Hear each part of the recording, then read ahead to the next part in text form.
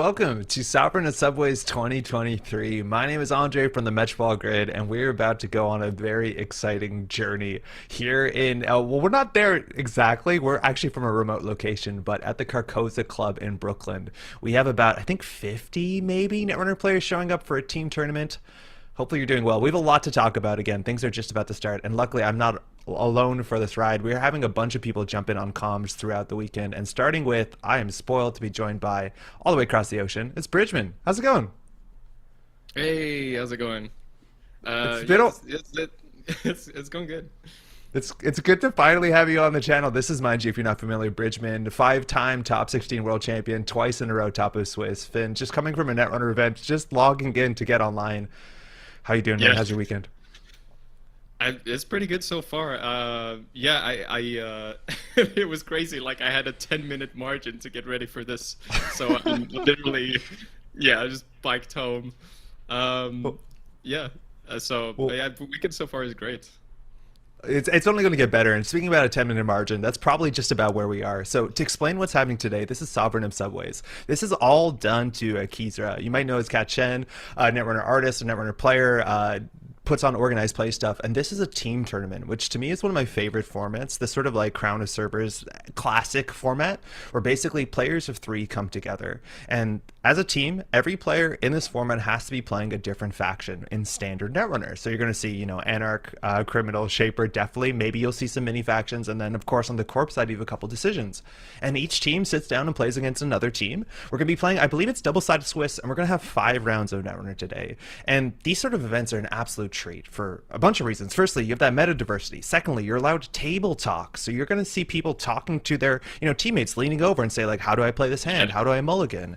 And on top of that, it's also like such an interesting tournament because it's a mixture of what is easily, we're going to see some of the most competitive Netrunner. We have some absolutely stacked teams out here, world champions, top 16 at worlds. Like, we have really great players, but then also this is such a nice venue, such a nice space for people to come around and just like do goofy team stuff where like people dress up and like have like ongoing restrictions that they all promise they have to play throughout their decks. Well, Finn, what do you think about team tournaments? I'm such a huge fan of these sort of interesting attacks that organized play. Oh, well, first of all, I have a question. Like, are there any restrictions, but like what you can bring in the team? Like, I don't do think you have to so. have different factions or anything like Yes. that? Or Yeah, like, that's the only restriction. Is everyone has to be okay, a different faction. It's so if you were tuning into the COS, which was the team tournament BCOM ran before Worlds, that one was different. That was standard startup eternal, but this is just standard all the time. It's just everyone has to be a different faction. So it's also really interesting if you're preparing for the tournament because inherently you have to prepare for what's going to be mathematically the most diverse meta, kind of by demand, unless you, I guess, roll Anarch on all your matchups, unluckily. But it's a really fun meta to build into.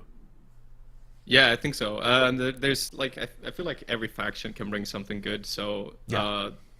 you're not really screwed over by by being faction restricted, which is Yeah. cool. And well, and about team events in general, I think it's really cool. I think I had my first one in, yeah, it was in Germany last year.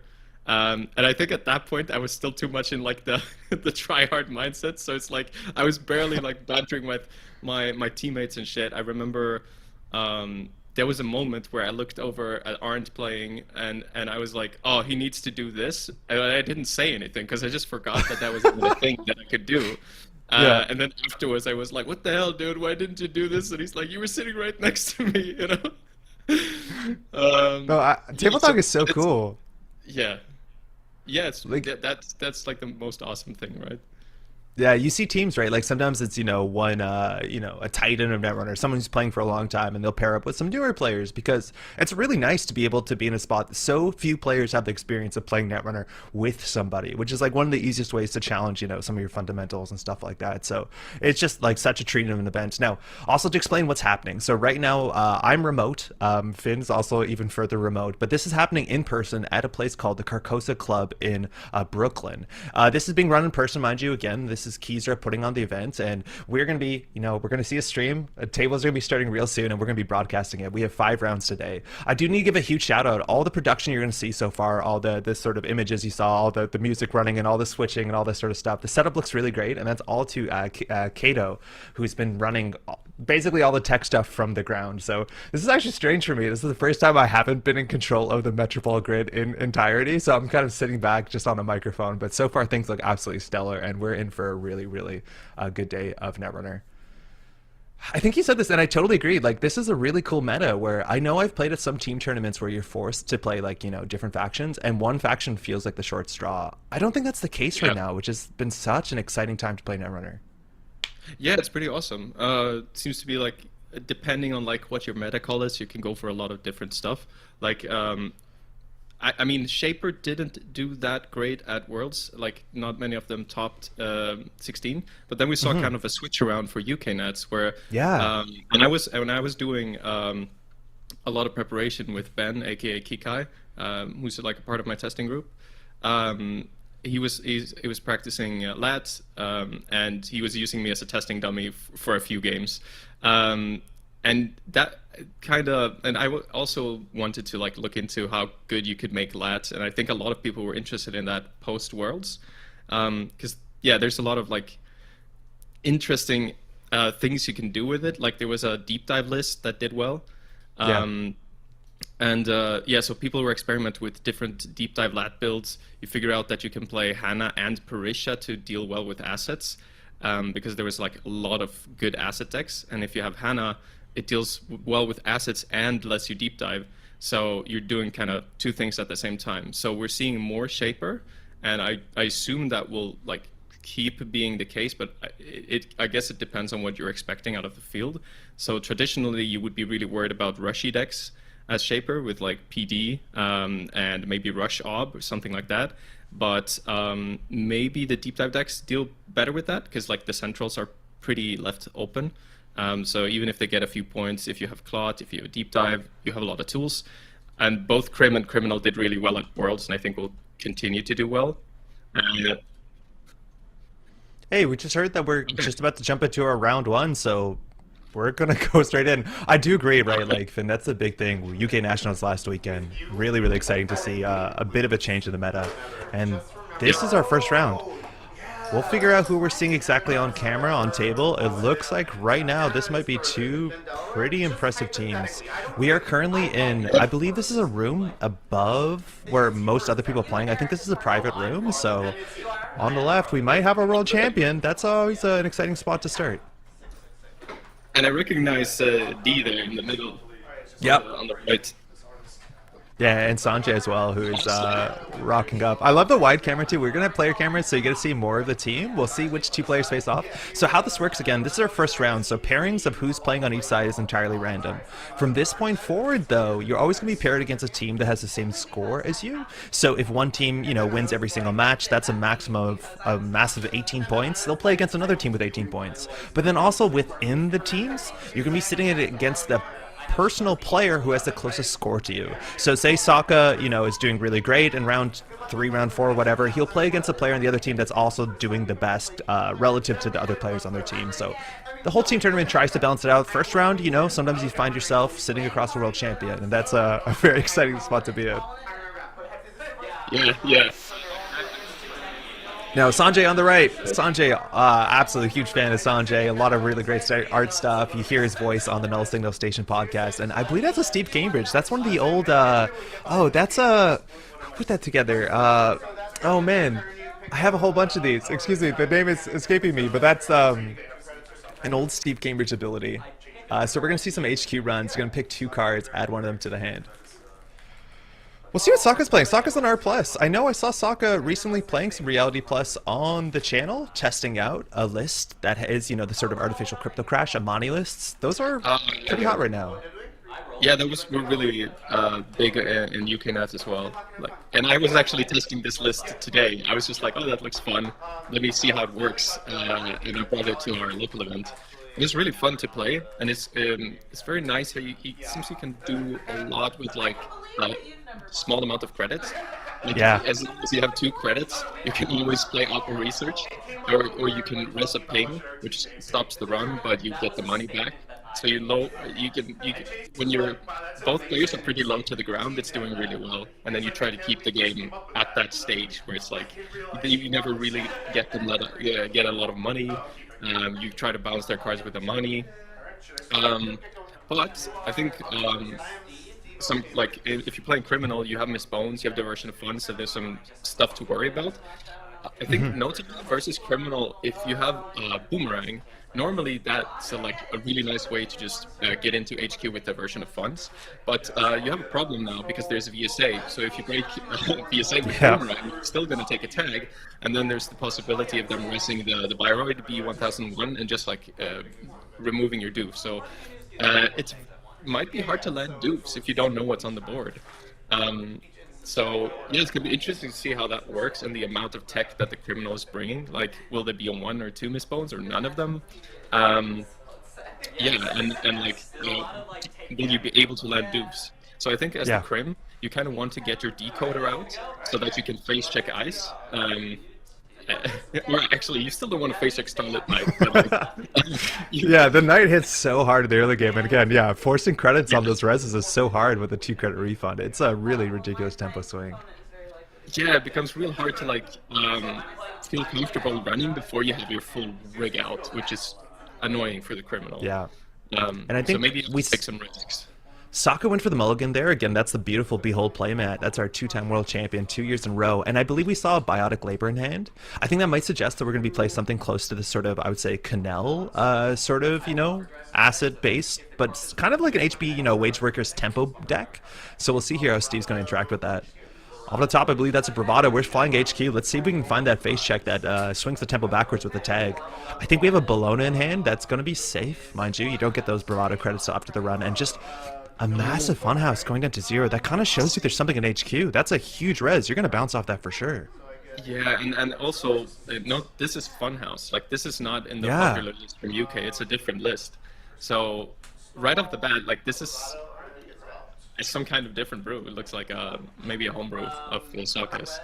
I wouldn't be surprised to see B1001s now. Like, Funhouse on HQ, it's really hard for Steve to get good value runs through that. Like, we're not generally playing Hush or any way through besides Inside Job. Off the top, it looked like a Federal Fundraising, perhaps, but Yeah, that's yeah, at least a 7 credit Bravado. And you do see there into Sokka's hand, I do think there is a Crypto Crash in there. That's the one card that he wants to hold. So Daily Cast coming down.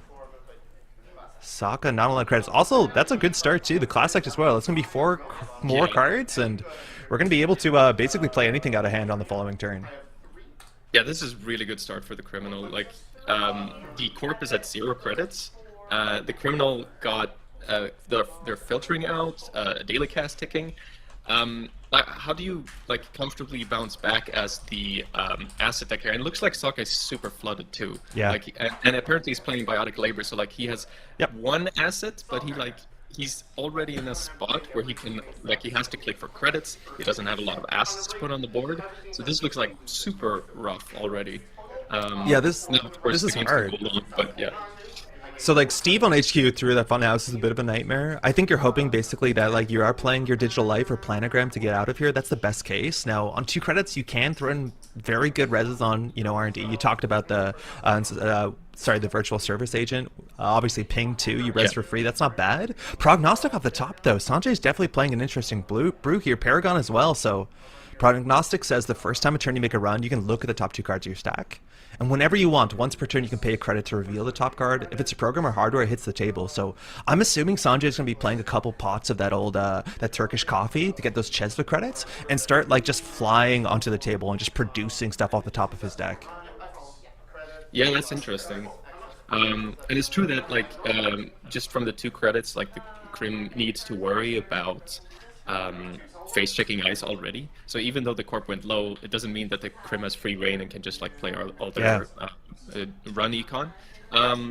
So probably you stop face checking stuff at this point for a little bit, and you just kind of set up as the criminal. Yeah, and that's good. Second daily cast. Yeah, really good. Super smooth setup so far. I mean, the loop isn't doing anything yet, but it might be great later.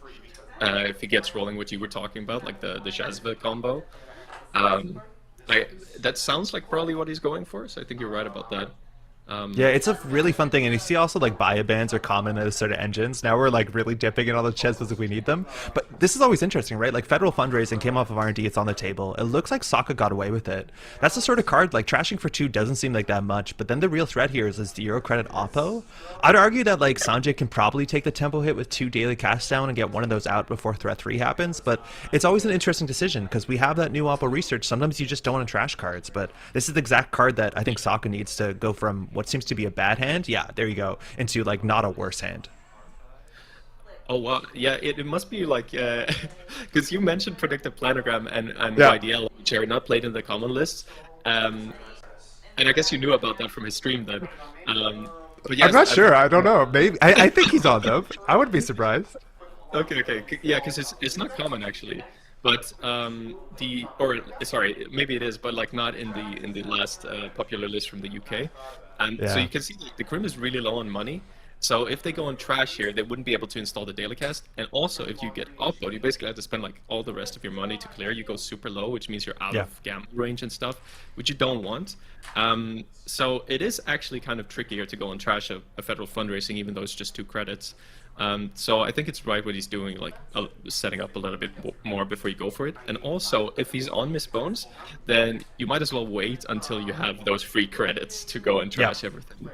Yeah, batch Um, trashing is a nice way to play around Oppo. And speaking around Oppo, I think Sokka might have made a goof there. I think he played an Oppo face up into archives. I'm not sure if he tried to play it, forgetting that's a trash clause instead of like a run clause, but it looks like he did play one in archives and then immediately took it back. It also looks like he considered icing up oh, archives, which is interesting. And I think he's also like planning the turnout. Again, it's the first round of the day. We've all been there, but like icing up archives is the big way that this is going to stop if he sees it coming. That sort of like Chesva prognostic Paragon engine. yeah, it would make kind of sense to make a read that he's trying to do something like that. I mean, I guess you could be scared of Sneak Door, but Yeah, because it's that tricky. in Steve, yeah, in Steve, like normally Crim they don't really play it, but in Steve maybe there's like an extra incentive to try to super get into HQ, you know. Um, but yeah, Yeah. I don't know. He has to get rid of all those agendas in his hand somehow. Um, There's also like the cool thing about Reality Plus is like, so the first time a turn you take a tag, it's either 2 cards or 2 credits. Now, if they take 2 credits, that means you actually can, incentivize awkward situations where if you do eventually want to boomerang through a funhouse, which is still kind of rough, you can get more money. But it looks like we're going to pay for it again off the top, pay a credit. That's going to be a leech, assuming we're going to see, I don't know, some Shaper, Boost Breakers, or just the power of Amakua could do enough. But this is really cool now. You can run. You see the top. You can bottom one on the successful run, so you get deeper through your deck. Like, there's a chance that this is enough, utility off of controlling what you're drawing with that sort of scry on the successful and the look at the 2 at the top. Checking well, archives, Bologna in there. oh Can't wow. afford to take it, and that looks like it's going to be in there for a minute. Again, Bologna is such a big card. 5 credits to steal, but if you do that, you're turning on threat 3, so that Oppo just... It's going to happen. It's going to be 4 tags for only 5 credits. Yeah, yeah. That's actually a good point. Maybe that's enough to warrant the Q loop, just the filtering with the Paragon. Um, oh, I think I figured it out. That's Kevin Thames, Steve Cambridge. Yes, yes. I'm feeling confident about that. Those are great. I have an old series of those. I Yeah. have no idea. I have no idea. So we Um, see up the top that big red card, mind you, if you're not familiar, that's a Crypto Crash alt art from Worlds last year in Toronto. And we see a ping and another fundraising here. And this, this federal fundraising is such a powerful card because not only does it protect HQ so you don't flood up, but it also protects the top of R&D. So Sanjay doesn't have any multi-access. As long as Sokka isn't drawing off the federal fundraising, which is an optional ability, the top of R&D is largely safe until we, enter that sort of bluffing kind of play. yeah, and Sokka, like he really needs to. So he's surviving, but Yeah. long term there's an issue here where if you don't accelerate your game, you're not really going anywhere with this. Like even if like if you're trying to score a crypto crash and you have to pre-advance it, you give the runner a chance to go and check. So you trying to get those wage workers and the Amanes on the board, and also something to get cash. Oh, he's even Yep. icing the fundraising. That's interesting. He double drew. I think he wants to keep that Paragon prognostic engine off, but also I don't know if you saw there, Crypto Crash is just on top of R&D, and like that's sometimes the issue with like federal fundraising. You just kind of punt the problem, you kick it down the road, and Sokka says like this turn, I'm gonna push it down. I need to see new cards. I can't afford not to draw to a turn. Yeah, it could be he's not expecting Sanjay to run on Yeah. R&D, or there's maybe a ping there. So like you could res it and draw with the R plus trigger, so they see something different. Yeah, one of those is the ping, and Bravado's gonna be a start. I just want to shout this out too at the top. These two playmats, they're about a foot apart. They're actually really far apart. This is a huge table, so the cameras are cropped in. Oh no, Starlight Knight off the top though, but this is a Crypto Crash. Prognostic is at the beginning of the run, so unfortunately, Sanjay is going to get that trigger still, as much as now he knows what the ice is, so he has a bit more information to work with. But Starlit Knight doesn't have the threat text relevant. Regardless, it's still just going to be 2 tags. And so we're going to be in for 7 credits. Sokka here, Reality Plus is going to fire for the first time, and now he can draw to get that Spin Doctor exactly. after. That's really 2 good cards. Yeah, yeah. And I mean, this is looking like such a different build. I don't even know if he's on like Wage Workers Amani or not. Yeah. It's gonna be interesting to see how he spent his slots, because we've seen predictive planogram, we saw the funhouse. We want to see like if it's all mostly like operation based economy, or if he actually is trying to put a lot of assets on the board beyond just the federal fundraising, because we haven't seen any other assets really. Yeah, he's been drawing really weird. Like, I think he drew about 7 points of agendas in the first couple cards. Now, that combination is so cool. We saw the prognostic get the Amakua down before successful run, before that breach step. So we're going to get the virus counter. And now we're 3 virus counters, which breaks nearly all the ice in the deck, as much as you said before, Virtual Service Agent is such a good tech card against Bypass, against AI, against Boomerang. So with Seether's respect, there's some run event happening on, I think, the remote server. He on the federal fundraising server, I believe, he played Biobands. So Cool. using this window where William, I think, is basically broke. I think that's 1 credit, so he can't rest any ice. I might be wrong, but no, I think that's right. And this Biobands is sick because, mind you, Sanjay has 2 tags, and getting rid of those on tempo, there's very few cards in the format that do that. So maybe draw 2 clear tag. Exactly. I saw him draw 2, so I think clearing the tag, or I guess maybe 3 with Class Act. I'm not sure, but yeah, that's great value for the Biobands. Like, yeah, the remove 1 tag is like one of the most valuable effects on it. I guess the most valuable is the 4 credits to trash, but he's not trying to get upload right now. We see the top. Sokka did draw a Spin Doctor, so he has 2 agendas in hand, maybe 3. We're looking at Rashida off the top, another Funhouse, and I think that might be a Maryland campaign. So here Sokka now has the opportunity to fix his hand, which has been pretty rough for the first couple of turns. As much as, like, as you said, like, these sort of decks generally want to tempo out. They want to go a bit faster. He had a Wage Workers on the table, threatened seamless launch into Crypto Crash, and unfortunately Sokka's just playing full defense, which, you know, if you can stop the criminal from snowballing all their run-based successful triggers, it does work, as much as this is not exactly what you'd hope this Reality Plus to start.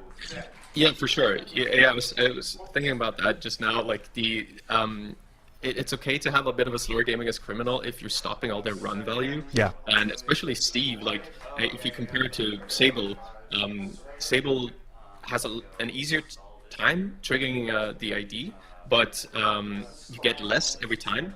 But if you're stopping Steve triggers, like each Steve trigger is more impactful. Or you could argue, like if you get good events back. But yeah, Steve really needs to try harder, I think, to get the ID triggers. Or It's just like, how do you get through a Funhouse? It's so hard. Yeah. Well, yeah, you would have to take the tag. So I think you basically don't run the Funhouse unless you're doofing them. Exactly. Yeah. You need a sneak door here for sure. We're charging archives. There's the VSA. So while you can break that with the Amakua, you're trading a credit for credit, and because you didn't break that with something that has the word Dakota written on it, you're going to end up taking a tag. So that is a free res again if Sokka wants to get the credits back, and this might probably pop a Spin Doctor remote server. I think we can technically threaten the Bologna steal, which has been in archives now for a couple turns, but I think there's a big chance Sokka also disbanded probably 1 of his Crypto Crash, probably not both of them. Yeah, it's good to see on my credits there. I think there's 11.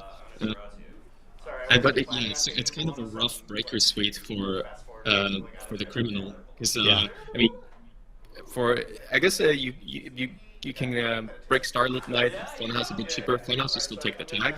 With Yeah. VSA, if you just have the Amakua, you're always going to take the tag. So you sort of forced to find your decoder eventually. Although he has a lot of money, so I guess he will get there. Um, Yeah, clearing tags again. Like this has been such a big change we saw from the last rotation. I don't know if we'd be the first to put Citadel Sanctuary in your Steve Cambridge deck, but there's like no amazing and permanent recursion, like a way to get rid of a lot of tags throughout a whole game. So those tags are like super relevant. Now we shuffled in two Bolognas. I believe that means that there's actually two Crypto Crashes in play. Well, if there's one on the table here, we don't have the money to biotic it out, let alone to res a lot of ice here. So there might just be two in hand, feeling kind of safe behind a Funhouse. yeah, yeah, and the yeah, like, and then now Sokka, I think, has an opportunity to start putting those assets on. He finally got Yeah, the yeah. the ability to shuffle back his agendas. Um, and now Running I and guess he can start bouncing. to get rolling. Yeah.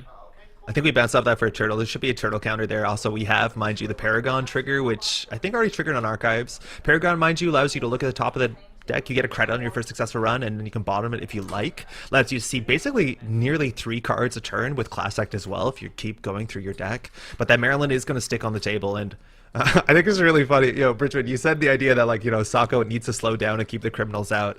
And if there was ever a player in this, like, standard meta right now that's good with slowing down and keeping the criminals out, like, Sokka is kind of the king of the late game play. So he might be in comfortable grounds as much as this is not the way this deck usually plays out.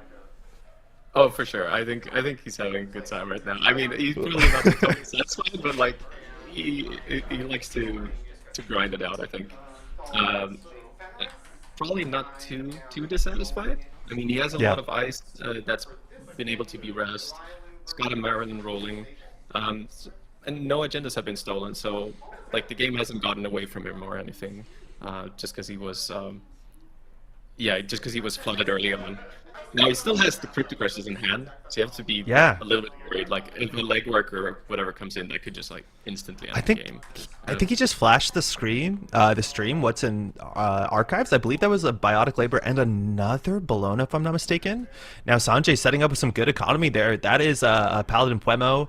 I'm not sure what that card is. It looks like someone's photocopying a baby. Yeah, I have no idea. It costs 3. Maybe it's a twinning. I'd assume it's a twinning coming down with the Paladin Puemo. But I believe that was a purge. Like, Sokka didn't push the Rashida. I think he just purged out and said, like, hey, you're going to have to work for those accesses. Oh, that's a funny alt. Yeah, right? Yeah, maybe it's getting twinned. Yeah. Uh, So Maryland now taking off. Saga's at the point where I think he wants to stick that Rashida, get a couple more cards and credits in hand. But that purge is actually super well timed. So if Sanjay can't produce, at least any decoder deals with the VSA relatively well, barring Unity is a bit ugly. But otherwise, you're in an okay spot here. You're just worried about boomerangs. You're worried about even just tanking a funhouse for a diversion. That might slow you down, but Rashida will fix that problem.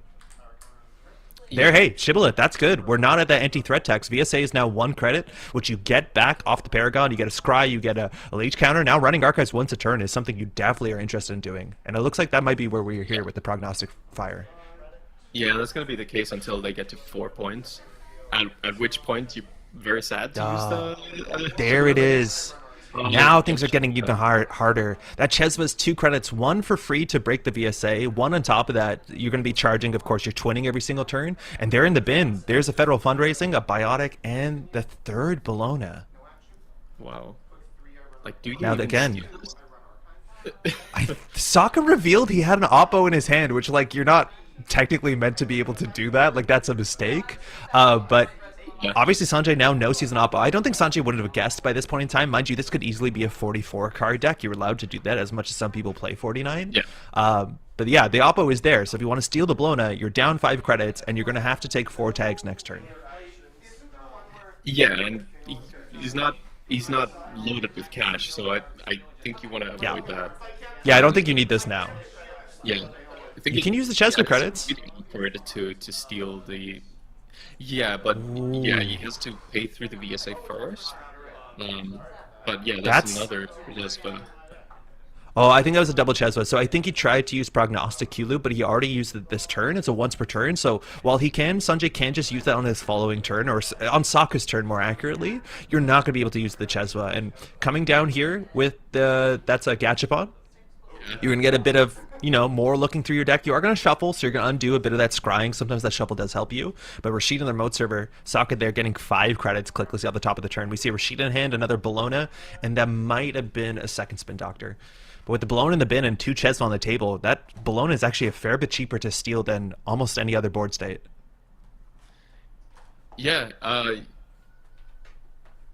this is interesting because now he has the choice of if he wants to get the Chesva out with the Q loop or if he just wants to Gachapon for it. But I assume you want a Q loop and then like see more of your deck, because he's still building his rig. The Chesva's so good, right? Like, because when you have Q loop, you can build anything. You can now go through Funhouse for just a tag because you can pay the 4 credits off the Chesva. BSA is free. You're charging the twinning. It's a really cool engine. This is the sort of thing that you more often saw in Az decks, but like just putting it into any other, value-based, run-based criminal seems reasonable enough. But there's one big question here, though.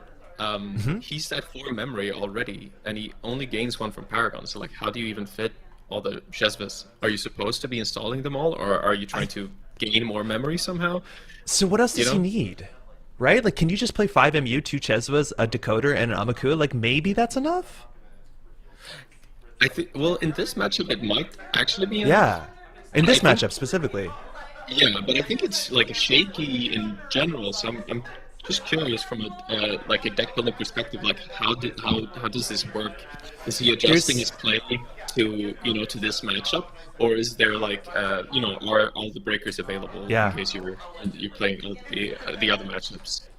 I think there's a chance because you are encouraged to play more program and hardware because of the prognostic Q loop. You might like play neutral MU. You might play a DZ MZ. Like there are some other things you could put onto the deck which are not common in most criminal lists. But it looks like Wage Workers on the table again, rezzed halfway through the turn. That's a triple install.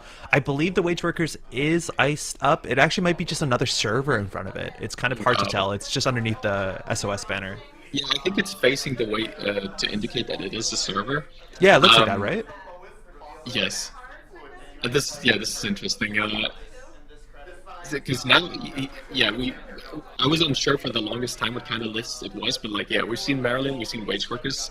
It's just like a twist on the UK list, I guess. It's interesting. So the coffee begets more coffee. I believe this is an archives run. The twinning should be charging up. I believe those are golden meeples on the twinning to use as charge counters. And you get so much value here on installing cards. On your central runs, Prognostic installs things for 4 credits cheaper. You have Paladin, she's getting credit once per turn.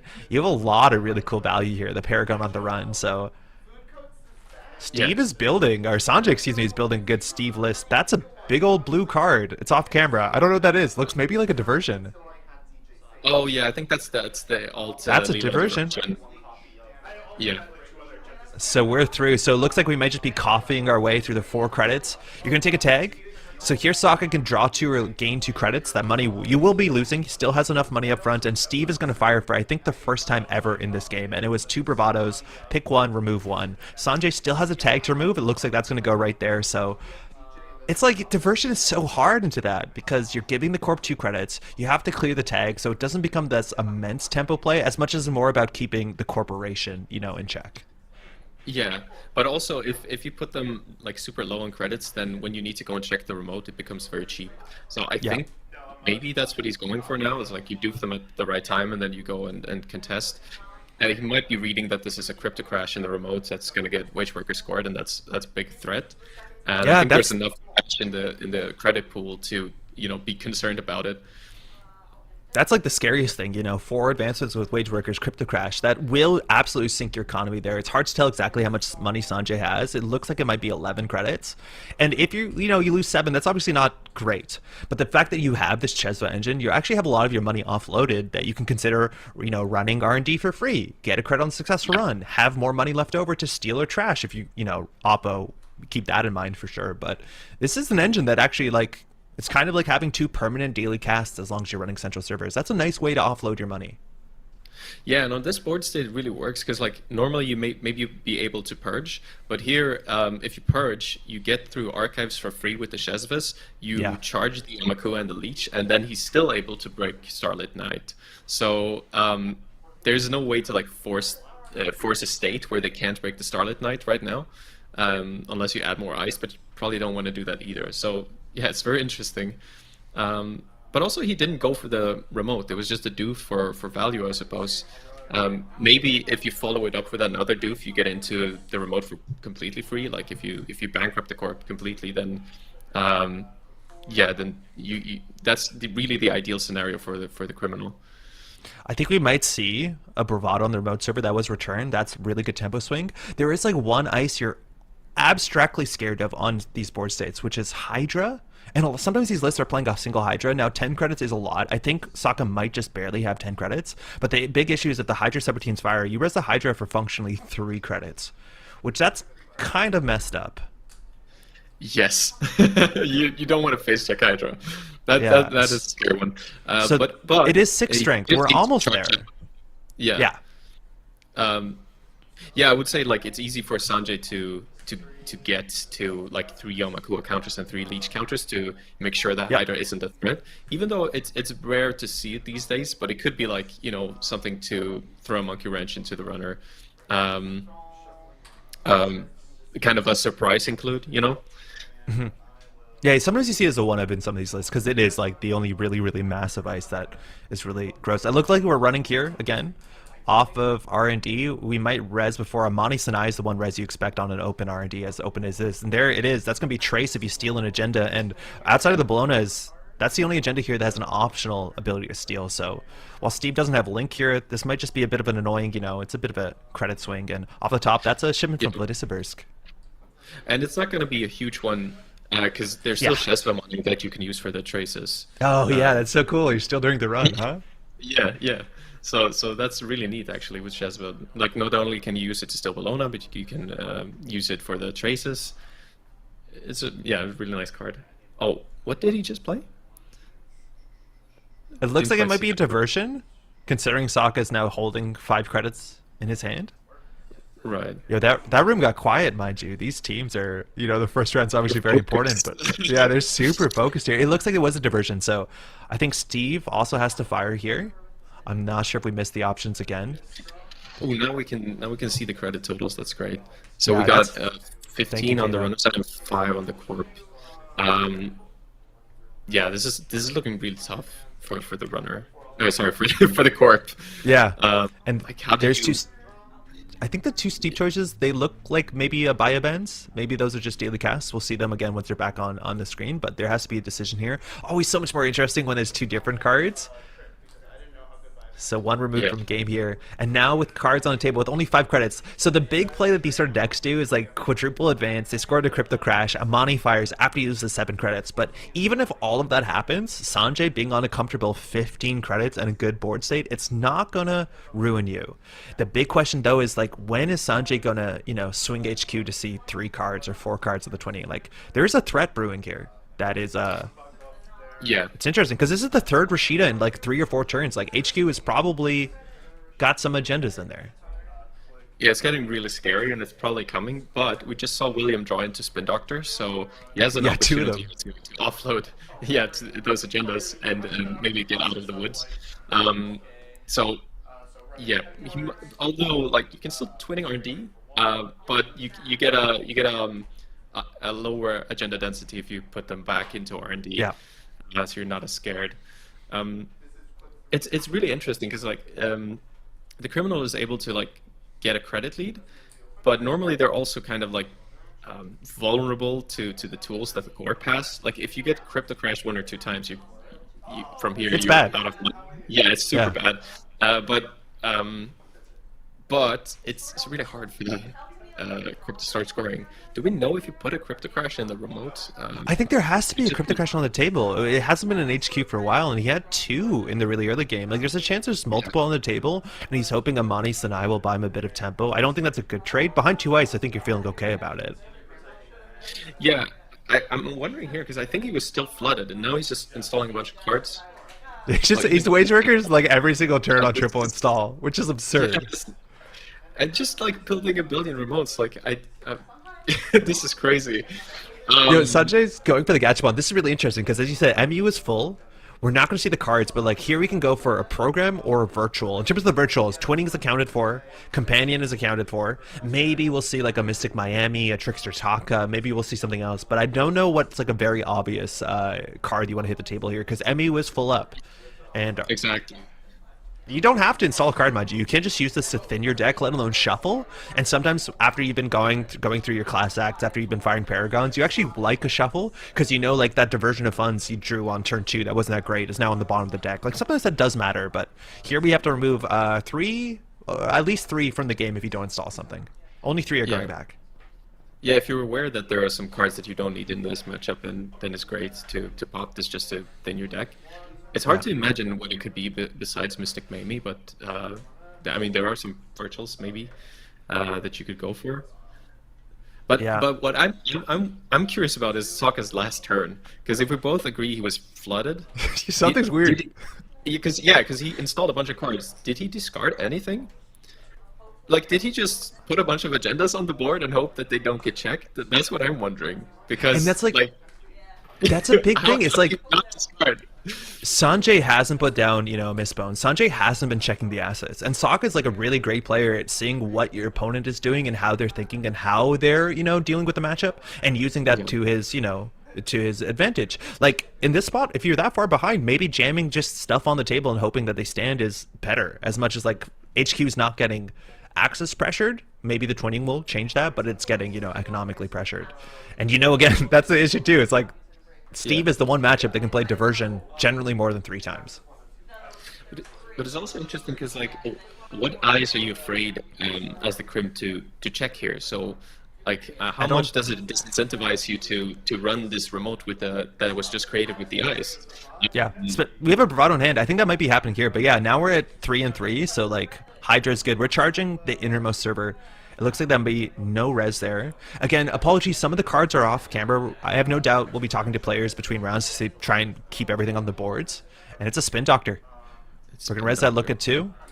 I think we drew another Amani, and it looked like a yellow operation, but here, Sokka doesn't have a huge reason to trash this thing. And I don't think that Sanjay wants to risk threat this turn to trash that unless he's also planning to steal some agendas and do a bit more damage. Yeah. Did we know if he had any agendas in archives?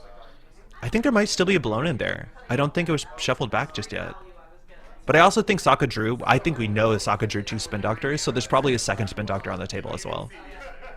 But if that's the case, then any agendas are still in the hand, I guess. Yeah. Or maybe one was just thrown onto the table. Because I think he did install 3 and then ice last turn. I wonder if we're going Yeah. to see a B1001. Like, that's the most fun, because if the remote server is, a well-placed funhouse into B1001, that forces Sanjay to kind of consider, trashing. I don't think he's actually trashed a card the whole game, right? Like, Oppo's been offline since turn 1.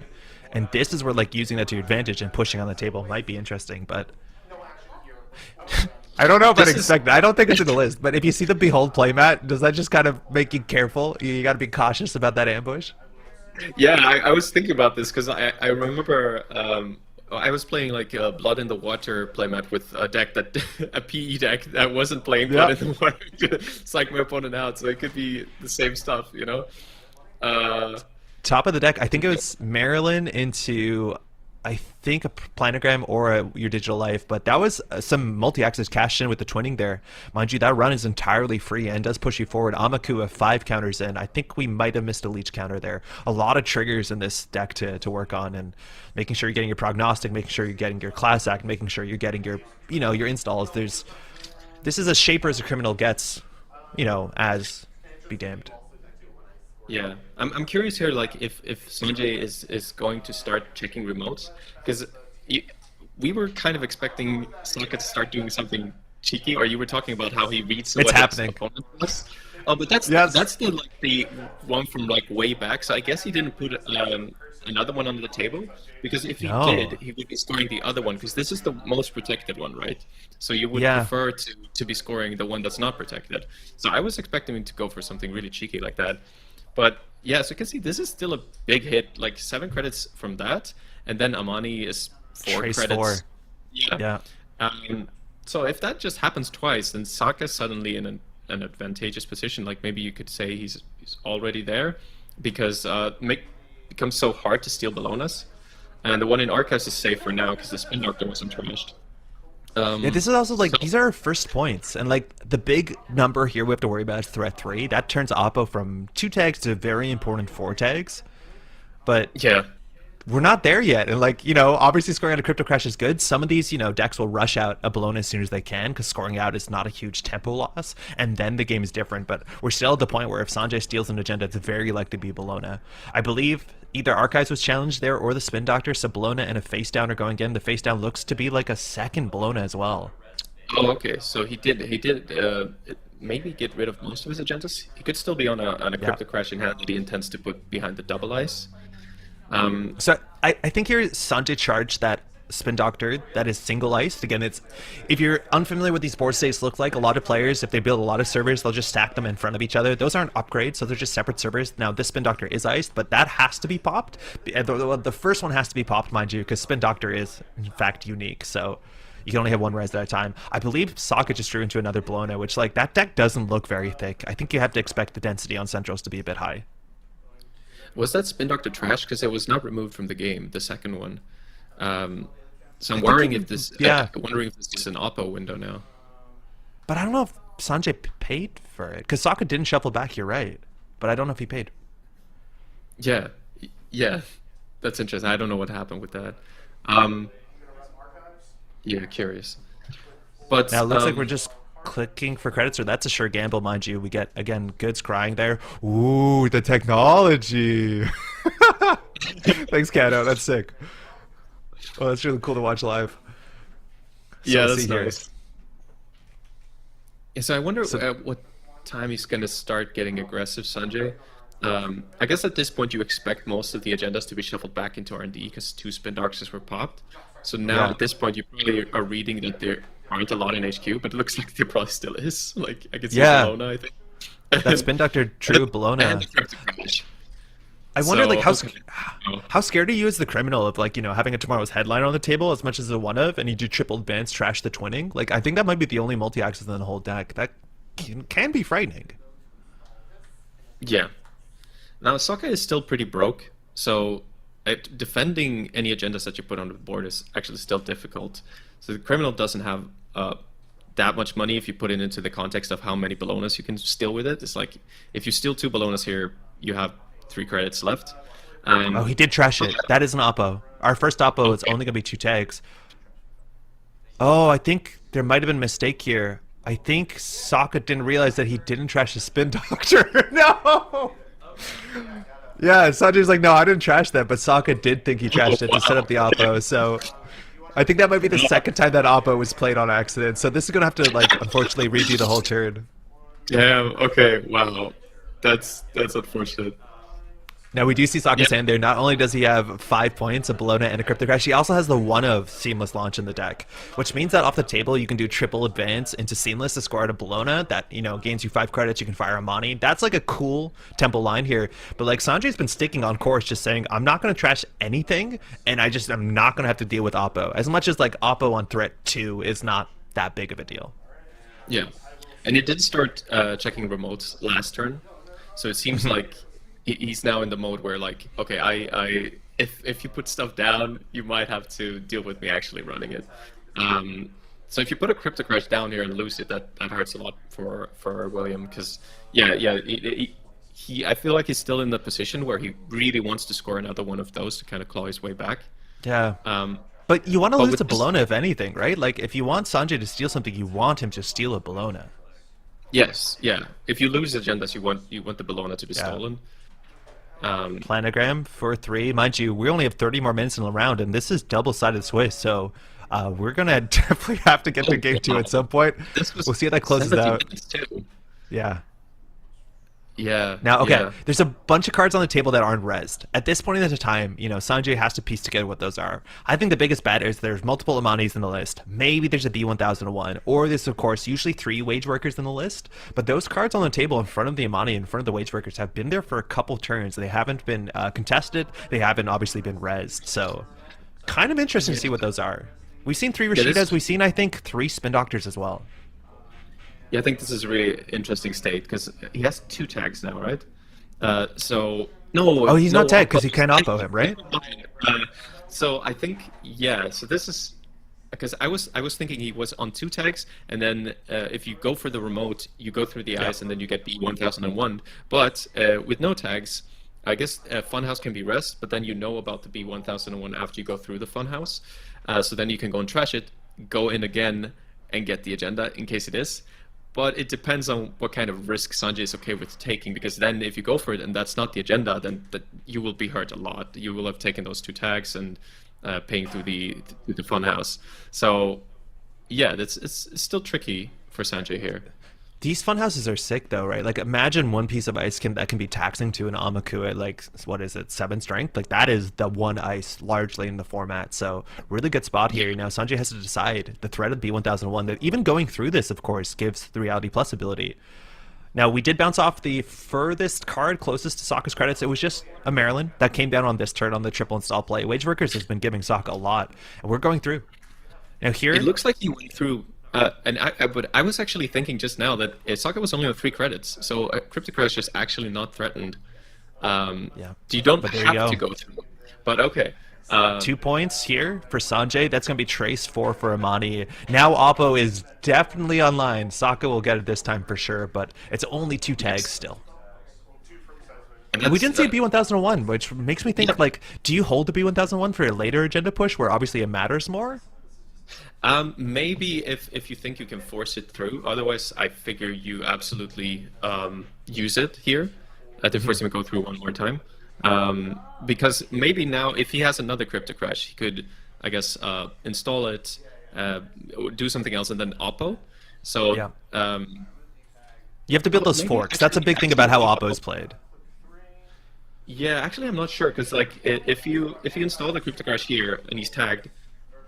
He can run through the ice. And you rest the B1001, but then he can go and trash the B1001 and go back in. Although at that point you have so many tags that you can get shipment from Vladislavik, so it is a bit of a fork. Yeah, exactly. That the runner needs to be aware of.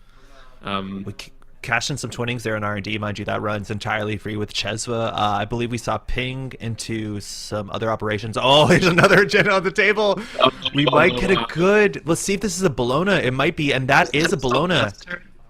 Oh, Yeah. that is so great for a win. And right now. Sokka just understanding if you're going to go through the funhouse, you have to clear the tag. There's so much you have to do. So that's going to be 5 credits gained, and now on 5 points. Not only is Sokka on game point, and we're threatening abstractly Biotic into, in theory, Crypto Crash, Biotic into, in theory, the One Tomorrow's headline to close the game off. That is going to be another Trace 5 to probably purge out an Amakua in some, even more powerfully functional way. Yeah, and this is really awkward now for Sanjay actually, because at this point, like even if you trash the wage workers, every single card that's put on the table could be game. Yeah. Like it could be a headline. But Crypto Crash, of course, is still a possibility. And I don't think you can afford to just literally check everything. Going through the funhouse actually hurts. Oh, he ran through the funhouse here, and Sokka drew 2. As soon as you see draw 2 there, that's like kind of telling. And you can sweep most of HQ here with the twinning, as long as you have 5 credits here. But like Yeah. that also, Sokka's really good at, misdirection and playing, the way to confuse the opponent. So we'll see if we see a multi-axis here again. This technically could be the last round of the game. Are we twinning? Oh, we can't see the axis. Oh, it's a Crypto Crash. Sanjay also Yeah. on game point. He has 5 credits here. If he finds a Bologna, there might be one in hand right here. Now, this is going to be interrupted by Trace 4 and Amani Sanai. We'll see if that bounces. That bounces a 20 to hand. You still are committed to see multiple cards. Off the top again, that is just a Wage Workers. And we'll see if we saw a 3rd card there. Oh wow. A ping. That came off the top of the deck. That was 1 card Sanjay knew there. But we are now on game point. Those Bolognas, you don't have to respect Oppo if you win the game. So we'll see here. Now the multi-axis on R&D is entirely cut off. That twinning was returned to hand. But Sokka now on relatively, like, we're going to get to those risky margins where you play Oppo, you maybe put an agenda on the table, or you made a bluff, and now Sanjay has to decide, do I take my whole turn off to clear tags? Do I have a buy bands? Or do I charge the table and hope I win the game before shipment from the disperse, ends the game the following turn? Yeah, and now the multi-axe is a bit limited because you can charge 21s per turn. Yeah. So I guess you can see yeah, getting it up to 3 again will be a bit difficult. We're going R&D different access now. I think we only have 4 credits. I think we used all the Chesva, so we can't throw in Bologna. That being said, if you see a Bologna, you can just come back. Buy a bands, though, to clear the tag. Off the top, I think we saw Carmen going on the bottom. And off the top, that's an access. Can't see what it is. Don't think it's an agenda. Well, that's interesting. There are other breakers, but yeah. I think at this point, so William was drawing, and I think makes sense to try to protect Crypto Crash. Now, I don't think he would draw unless he had agendas, because then yeah, he risks just drawing into agendas and then losing them all. It's super risky. He might know where most of the agendas are, but obviously there's some in R&D, but he also might be drawing for a Biotic, which is like the cheesy, easy way to close the game out here. He has enough credits next turn after the Maryland. Like, Biotic into a 4-2 works, as much as all the 4-2s are accounted for. That's a really good point. Maybe he didn't shuffle it back, but I think he's going to do that now with the Spin Doctor. Yeah, so I think this is an Archives run. Spin Doctor's going to get popped, so we're pretty sure there's Bolognas in there. So we see face down shuffled. That might give Sokka the safety to draw 2 even into a twinning here. But if we have Biotic into tomorrow's headline, the 1 per deck, if he has both of those pieces, that could be the final turn. Now Sanjay, 2 tags in, mind you. I think he's just letting guys fire. Oh, it's a headline on the table! Yeah, he just put it on the table. Wow. Did Sanjay check that, or is he just revealing that's game? I think he's just revealing that it's game. I think that's it. Seeing off the top, it's a shipment from the Disperse. His single access, good game. Whoa. He was revealing because he wanted to get it exciting for the Axis. Yeah, we were talking about that. He had a flooded hand. He just put stuff on the table. Sanjay wasn't checking them. And at the end of the day, you're starting to wonder, what are those? We've seen Wage Workers. We've seen 2 Amanis, I think, right? Like, might just be the points you're looking for. That's so wild with the win on the table. Yeah, as the runner, you're always trying to cut those corners, right? Like, what runs can I skip? Which ones can I skip? But like Sokka was picking up on like Sanjay being pretty greedy, I guess, with how he was checking remotes, leaving most of them untouched. And then when he finally started checking them, he was a bit unlucky in checking the wrong ones. So there was the 2 Spin Doctors that were checked, and then the agendas were still on the board. Yeah, really well played. Yo, like, well played, bro. round 1 sitting down against the 2-time world champion, like, that's not an easy start, but Sanjay showing off such a cool deck too. Like, that is a really cool Steve deck that I'd be very excited to play. Now, we're going to flip this over. That red shiny piece of acrylic, if I'm not mistaken, that should be the Atea that was part of the prize support for the Crown of Servers tournament, the team tournament, similar to this that was at World. So we're going to see that new Jinteki identity, mind you. First install a turn in a remote server, that's 2 installs. So it's hard to say, what does Atea do? Like, I've seen Glacier, you've seen full fast advance. In fact, Sokka's very familiar with the full fast advance lists. We see like timely public release, seamless launch decks. I don't know, it's kind of hard to figure out what exactly Atea is going to be doing. Yeah, you can do a lot of stuff. The stuff you mentioned, did you mention Glacier just like because there's people who just stack a big remote of surveyors and stuff like that, and that might be good too. I've seen like a lot of folks playing La Costa based decks in the last couple of weeks on JNet, right? Like, people are trying out that Jinteki Glacier, which, like, maybe it has an ice problem, maybe it has an econ problem, but at least with 20 minutes around, I think if Sanjay's playing full fast advance, that is an okay thing to be doing with 20 minutes left in the round. Yeah, you're gonna have to go really fast. I wonder who's more stressed out in this situation. Because yeah, typically if it's like a matchup where the runner can't get in early, then you're kind of nervous if you're low on time. Speaking of because getting in to have the time to catch up on points in those controlling games. But like, I think getting in early might not be the biggest issue. So Hoshiko incentivized to run centrals, whenever. The question is whether Yeah. Sanjay floats 8 credits, whether you have to respect, a big old Anansi. Even on 5 credits, if you're respecting Sai Santan, it's a different game. But one of the big things Yeah. that defines Sokka's world's winning Hoshiko list is the access to 2 boomerangs. And while that can be awkward into some of the bigger ice, things like Anansi, getting through 2 subroutines, just put that on HQ run, especially after a mulligan, like that can get you onto points, and that puts Sanjay on the clock when it comes to timed game. Mind you, a timed game in Netrunner, whoever has more points does just get a full win. So sometimes it might come down to like a 3-2 or, any number like that. Atea, though, 3 ice out. That's a lot of ice. So after a mulligan, you might expect some good density in HQ. And it Diesel does to look start. like his world's list because we see Diesel, which Yeah. is very like that's how you know it's a soccer list probably because not many other people were actually playing Diesel. He was playing it already in Euros, and you also have Raindrops. Banker as an item to get into servers. Raindrops R&D off the top. Oh, we're stealing. Oh, what is that? It's definitely an agenda, but that's a really good start to be. Now, we didn't mention Sanjay did put something in the remote server here. You're expecting a Rashida. That looks like a longevity. Wow. Oh, this is cool. This is that's like the Lago. perfect start. This might be closer to like a Oh. mulch type list. We're going to see some discards. Again, Sokka was playing some of that stuff on stream in the last week or so. Rashida, mind you, draw 3, gain 3 is a really good start for Sanjay to kind of speed up that economy. But that 1 of 3-2 is, not the most important agenda in a lot of these matchups, but it kind of hints that Sanjay might be closer to the fast advance lists than, some of those like off-world offices and bigger 4-2s. Yeah, and also just the fact that he's building 2 remotes makes me a bit curious, Yeah. like what he's trying to do with that. Because some people just use it to lower the install cost, and then you're really not trying to build ice onto remotes, which makes me wonder if he's if he's trying to like fully op or something like that.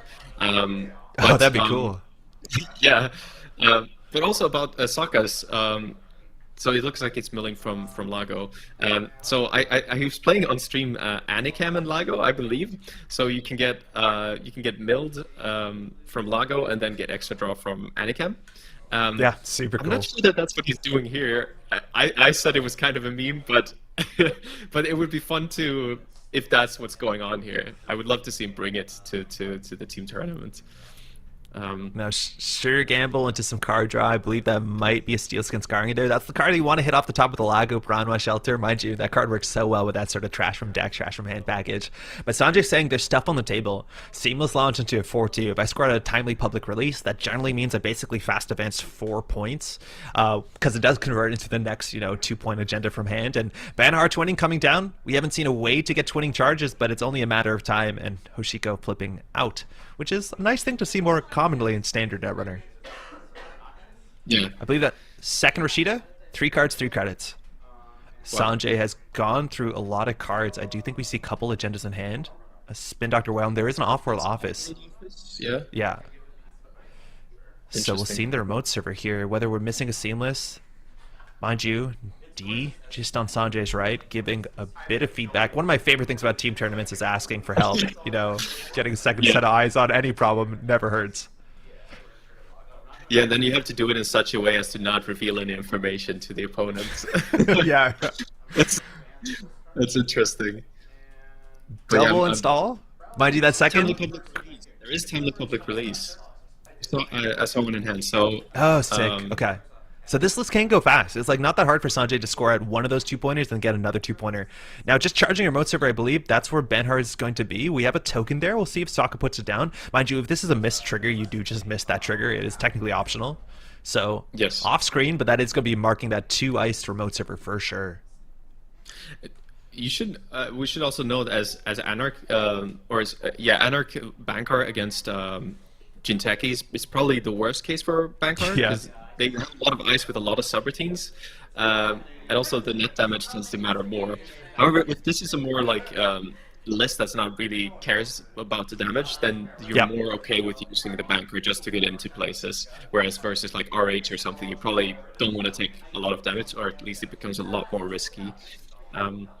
So Yeah. this might Well, be. sorry, sorry. I think that's like Oh, Carmen for 3 after the Dirty Laundry. But I think you're totally right there. Like, in this list, it's kind of interesting because you want those Vampirnasas and some of that bigger stuff on Centrals. The remote server might, sometimes just be an Enigma into Tattoo Bola, but Quad Advance, that's a timely public release. Original magnum opus printing of that. Sanjay was there, I'm pretty sure. So that 4-2 has a counter on it. Sanjay's going to need to get that. But that means that if you don't put a lot of pressure on HQ, last click after the runner, finishes the last click, you can use that ability as long as you can install a piece of ice from hand. You can get an agenda on the table. Actually, Ice from Archives also works, and then you can even seamless launch out that agenda, which means you can score out 4-2s or 3-2s. And this list also sometimes has Yagi Udas in it as well. Yeah, and well, you can score out 4-2s, but typically these decks play vulnerability audit, so you can actually get a 3-point no. seamless launch. Yeah. I detest that card. I can't believe people are playing it. It makes sense, but like cards should have text on it, not like that. Yeah, I get what you mean.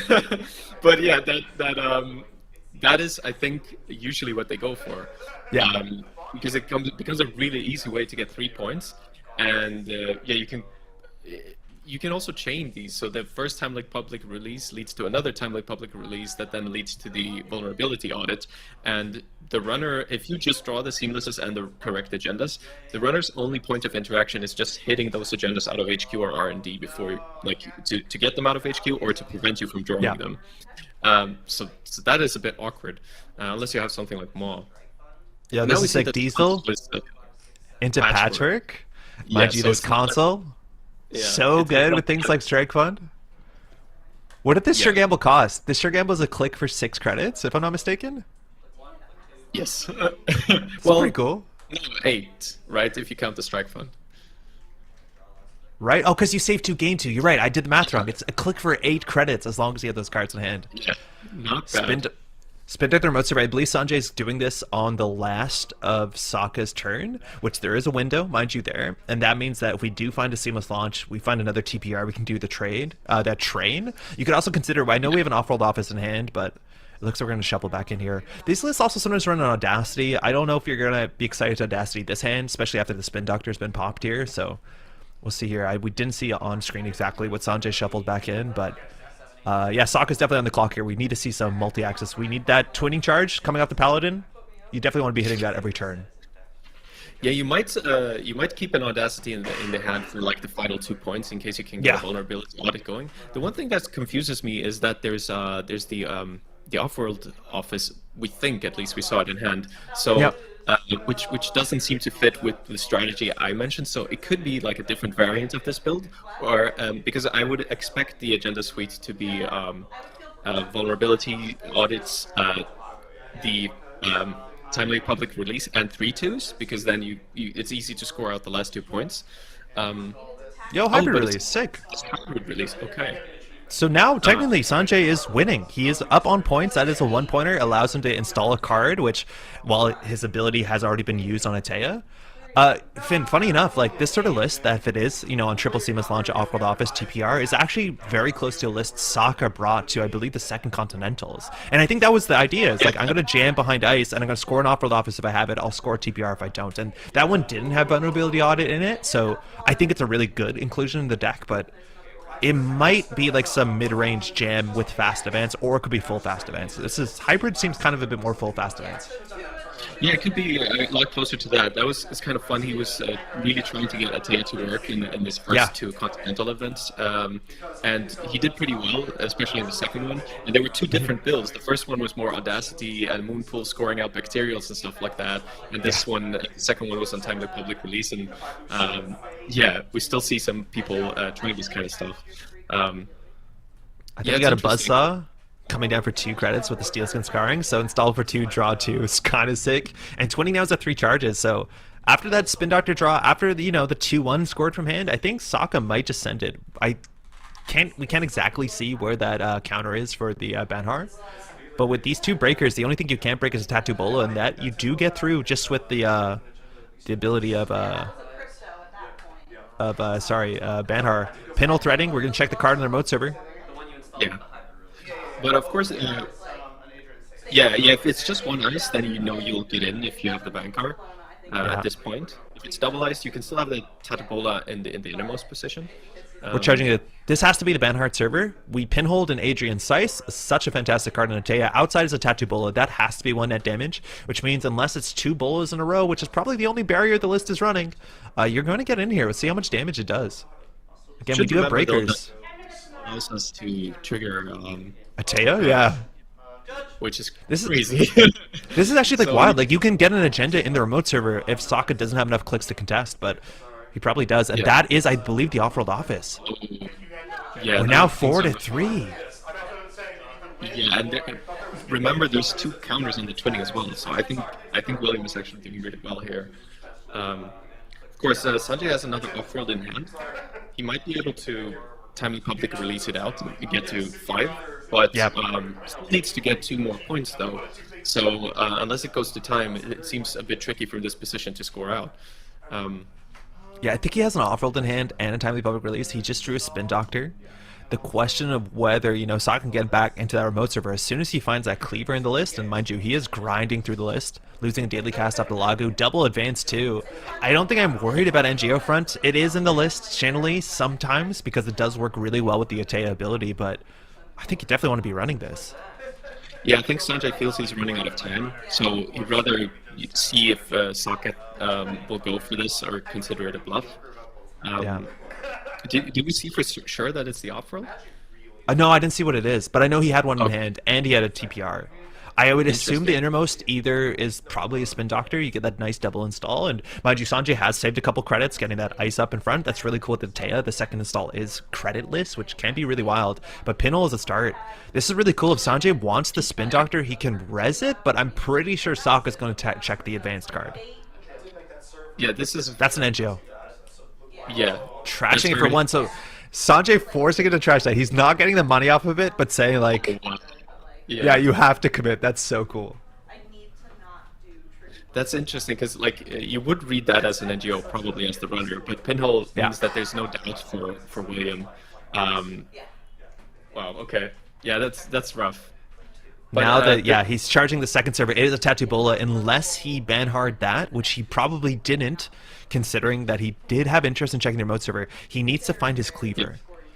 We mentioned mulch at the beginning. This is not exactly mulchy. This is more like, I don't know if we're going to see 3 simulchip. We're probably not going to see botchless. This is more like just Reg Anarch with that Patchwork and then Lagu combo. At the end of the deck, there is buffer drive for that sort of like really strong late game economy cycling, as much as I also don't know if we're on Audrey. I don't think we are.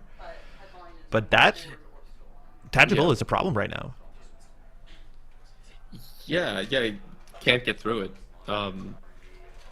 Do we know what's behind the tattoo? I think it's a Spin Doctor. Oh no, it's Spin Doctor's in hand. So this could be the off-world, actually. Yeah.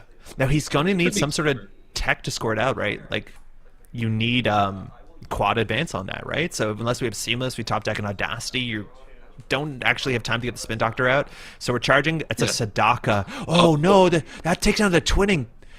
You can't use the counters here. Mind you, this isn't like Turning Wheel, but Sadaka is not typed. It's one of those, I'm not sure if it's Mythic, but it's definitely not a barrier. It's not a code gate. It's not a sentry.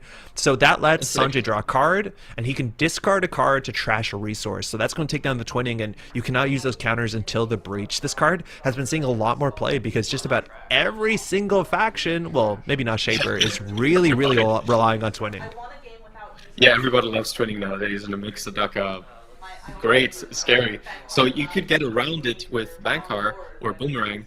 I guess there's no Boomerang on this list, but like 2 plays that Sanjay made here, like the card behind the Tattoo Bola, and this, probably counting on Bankar not being used on that particular server, or in the case on R&D, you just wait until it's not.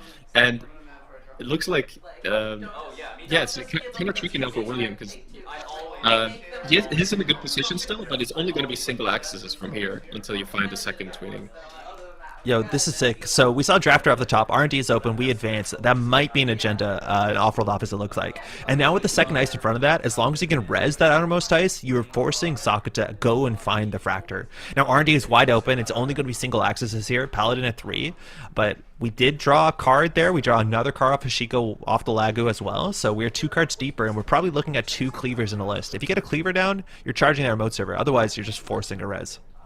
We actually see an Audrey in hand. Oh wow, yeah, okay, so it is one of those lists. Um, but yeah, Oh, this is really interesting. Oh wow, so yeah, now you're double just not bola. getting it. He So you he's having so actually, much trouble finding this cleaver. I know, and you can't Yeah, like bounce off the tattoo bullet. So Sanjay's going to get 4 credits if he has another piece of ice. It is optional. The yeah. two sentries is the two barriers is interesting, but for sure, I think actually there he might have jacked out. I think you need to fire the second. Oh, he did. Okay, so he got two He cards just off want of to that. watch him probably for this cleaver.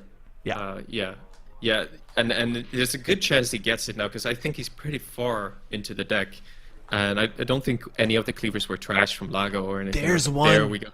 This completely changes the character of the game. As soon as this hits the board, Yes. you're just checking that advanced card, right? Now, Cleaver, Now, you have a click here to Dirty Laundry. You'll be on 6 points if you can get in a remote server. It's only going to be 2 credits, and you know that. I don't know if we need to use the patchwork so far this turn, but Sanjay not happy about that for sure.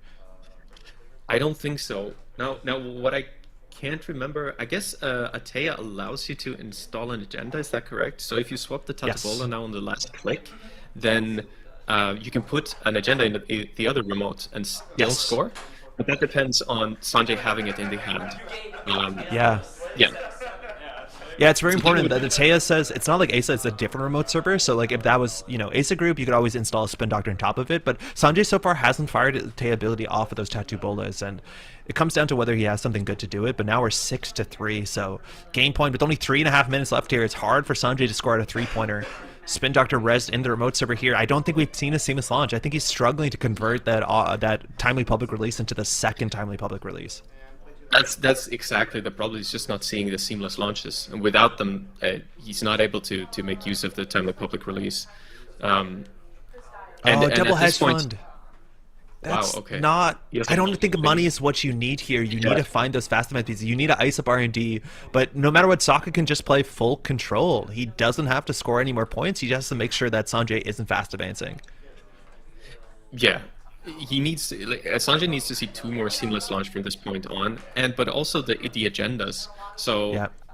and you need to have the pieces of ice to change the timely public releases as well. So at this point, the chances of Sanjay are looking really bad, and Sokka just needs to keep a calm head. Yep. Now, also, there's a time issue for Sanjay. Um, the game might not finish on someone getting to 7 points at this point. It's only 2.5 minutes. So he needs to play very fast if he's going to have a chance at scoring out. Audrey coming down top of the deck. Mind you, there were points in hand. That was potentially the last axis there. But top of the deck, that is Vampire Nasa. Audrey coming down, saving 4 credits, mind you, on that strike fund. But there are agendas in hand. There is a very colorful card in Sanjay's hand. I'm not sure if that's a snare. That would be pretty surprising if it was. But there definitely is Yeah, it kinda a looks 4-2 like it. hanging out in hand. It kind of looks like an altered snare from FFG land, right? It looks like this. It, Maybe it's it an NGO does, front. yeah. It does look like a snare. I honestly think it is, but maybe.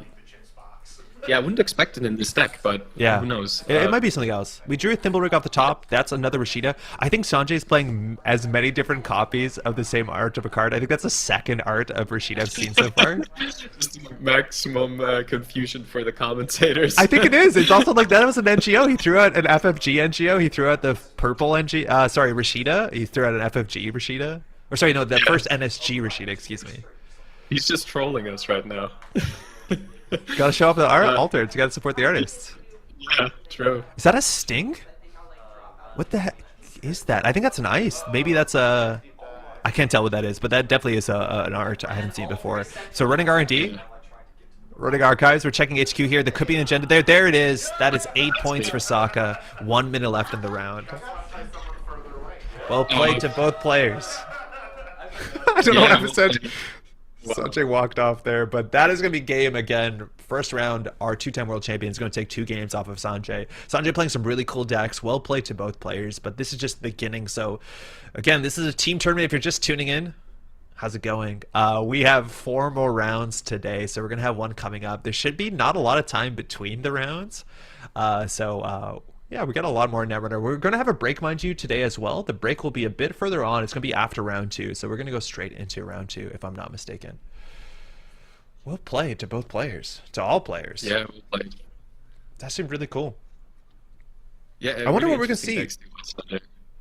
like it's interesting to see which teams we're going to see on the top tables, right? Whether there's going to be, whatever team's in first place, which after round one, there's a huge difference in the scores you can have. So Yeah. we'll see how it goes. Yeah, it can swing so fast with these, like when you can score anything between 0 and 18, then things can change very Yes. quickly.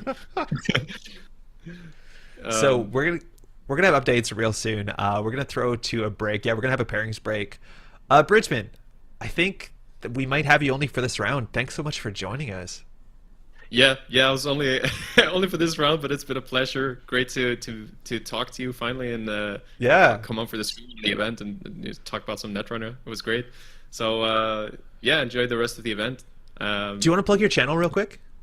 Oh yeah, yeah, sure. If you, I do, I have a channel called Kitchen Meta with Bridgman.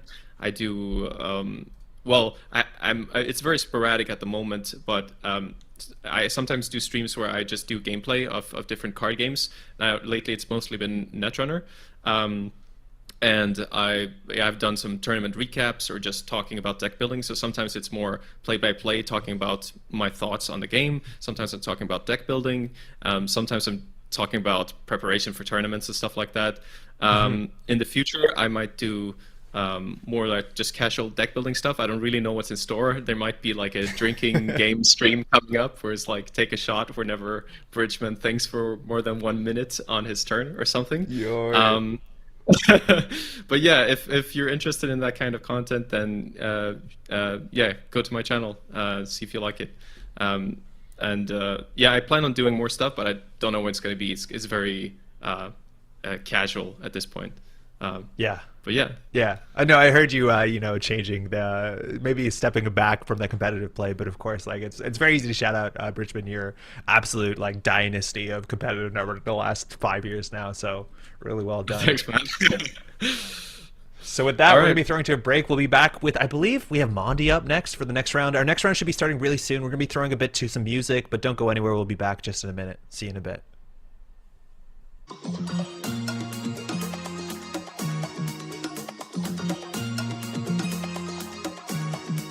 Get into it.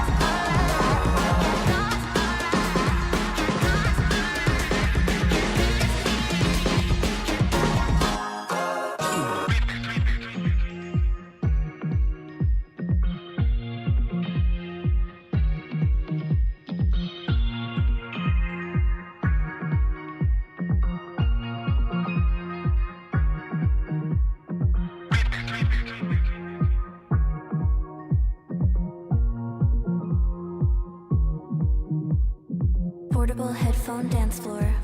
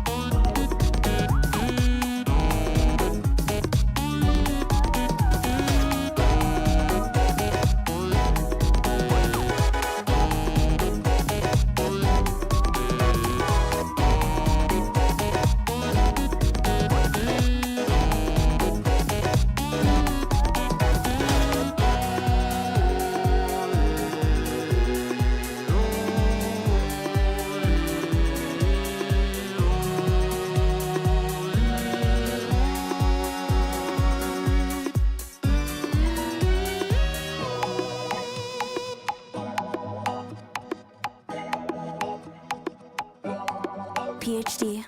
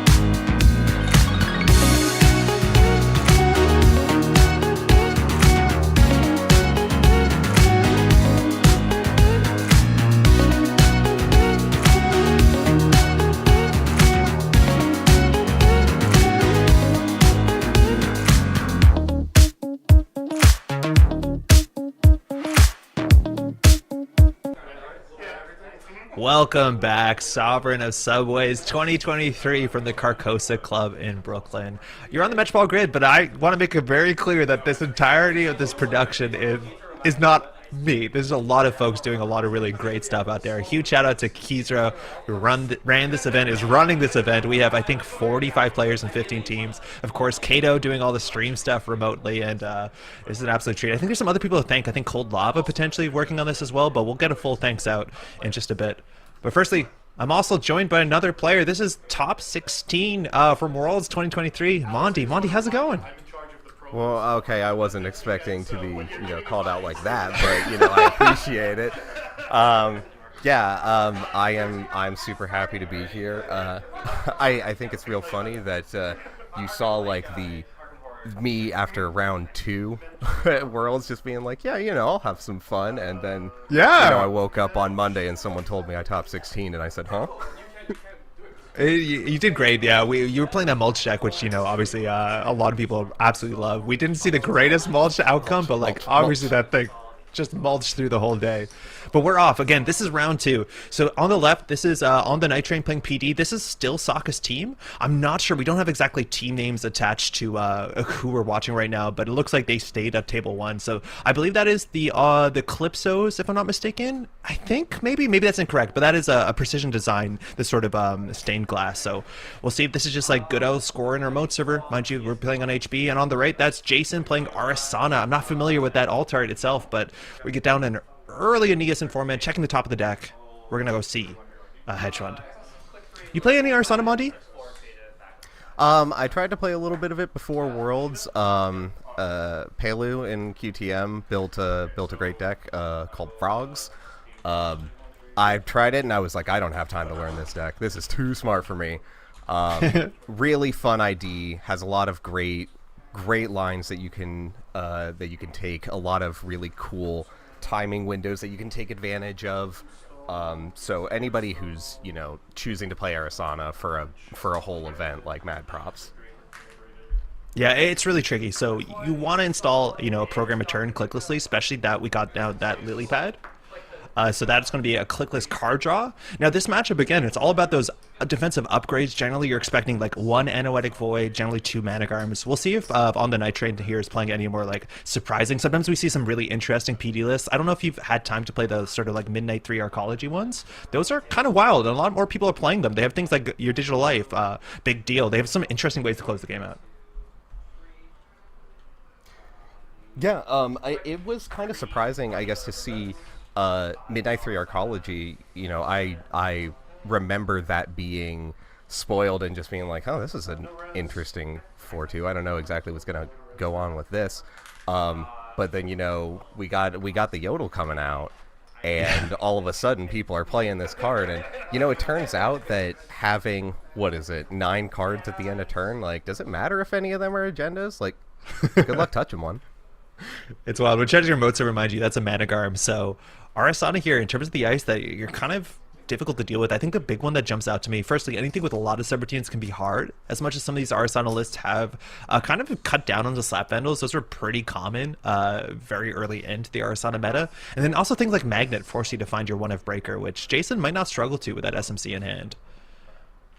We'll see here again. That Managarm is either 2 clicks or 5 credits. Charging the server, that's a drafter. You don't want to let that fire if you can. Rashida back on the table, top of the Managarm is pretty rough, but that's going to be Slap Vandal from hand, triggering the Lily Pad. You can break one of those subroutines, so you might see return a hedge fund to hand, but for sure we're definitely not going to get that Rashida back into the remote server. Yeah, drafter's one of those really brutal face checks for something that doesn't actually deal damage to you. Yeah. Getting 2 cards from archives, potentially, 1 to HQ, one installed, just that's so much value being compressed. And even just letting the archive memories fire because Slap Vandal can't stop it, Whew. That's a Rashid off the top. You have that really interesting decision, mind you. Aeneas Informant for 0 credits for 1 influence. That's the card that usually is tacked into these decks to deal with assets, but also to get those deep digs on Conduit to pay you out. It says when you access a card that has a trash cost, you can reveal it, and if you do, you gain a credit. So the choice there is, does Jason, do they want to get that credit, or do they want to trash the Rashida? And with an ice server with a Managarm, I don't think you want to let that Rashida go uncontested, so We're going to jam in their modes over No. 2 ice, something on the table. You're worried about seamless into a 4-2. That's generally how the precision design wants to kick off the game. No. Yeah, I mean, when it comes to an ESM format, like there are some cards that you just can't. You know, you might want to gain the credit, but Rashida is just you can't. Sorry, you're not allowed to draw that.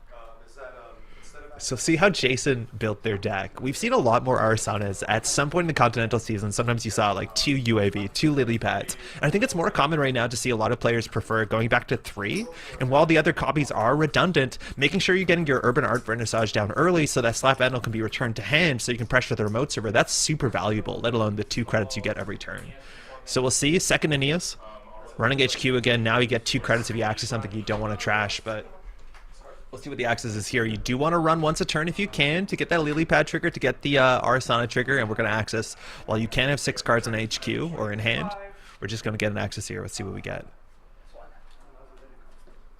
There's the Yodel. This might actually be the sort of Midnight 3 lists. It seems like it would be. I don't know necessarily if. I mean, you could just get good value out of PD. 6 card hand size. PD's Some just people a just play value identity, you might just play it. It's good econ. That's like a big thing with precision design, like different than Acer Group decks. Oh, seamless in the remote server. It looks like we're gonna get something out here. You're hoping for an off-world office. That's a 7 credit score. You return a seamless to hand. But yeah, as you're saying, like compared to Acer Group, you don't have that much economy. You're not generally playing Decos or Marylands that heavily, so having that operation economy is pretty nice for the deck. We're going to score out of 4-2. It is an off-world office, mind you. I believe that's a pouch serve for all targets, so that's 7 credits. Precision Design says whenever an agenda is scored, you may return a card from archives to hand. So we'll see if it's just a seamless back into hand. That's pretty common. If you had to click left there, you'd love to jam a second Rashida. But it looks like not a bad start, 2-0. But now, Arasana, once you're setting up, you do have a scary late game. Once a conduit comes down, if you can get down a breaker that challenges, the drafter for 2 credits, you get that Q bond. You can really, really hammer hard on R&D here. So there's always this balance between, remote server and R&D. You generally are not going to be icing up HQ too much. Yeah, you don't typically need to worry about that against Shaper, I don't think. I do want to call out Jason has this lily pad down, which is that's so key to get in the first couple turns as Arasana, because you are installing programs and you want to be able to just get rewarded for that, Yeah. Sure, Gamble? Yeah, money's tricky here, right? On 2 credits, if you don't have things like Dirty Laundry, if you don't have your creative commission, like at this point, it's still hard to get down something like environmental testing, which costs 3 credits, and then, from there pop up forward. So there's sometimes like some ugly sequencing, mind you. Lilypad is pretty expensive, but if you don't get that Q bond, you don't get a way to push yourself forward. We'll see what that is. Taking a turn off for that Sure Gamble. Now we got Hedge Fund 2 in the remote server. You're not expecting that to be Rashida, so maybe you're worried about seamless launch and another defensive upgrade. Buy bans though on HQ. Generally draw 2. Install for credit less is a good spot to be, as much as Arasana still is available, and getting down that Cleaver for only 2 credits drawing a card. Not too bad. I think that Cleaver was the second draw off the Baya, too. It's always fun when you play that. Ooh, Spin Doctor. Ooh. Gonna get 2 off that. That's a nice way to get your economy back up. We're not trashing the Spin Doctor.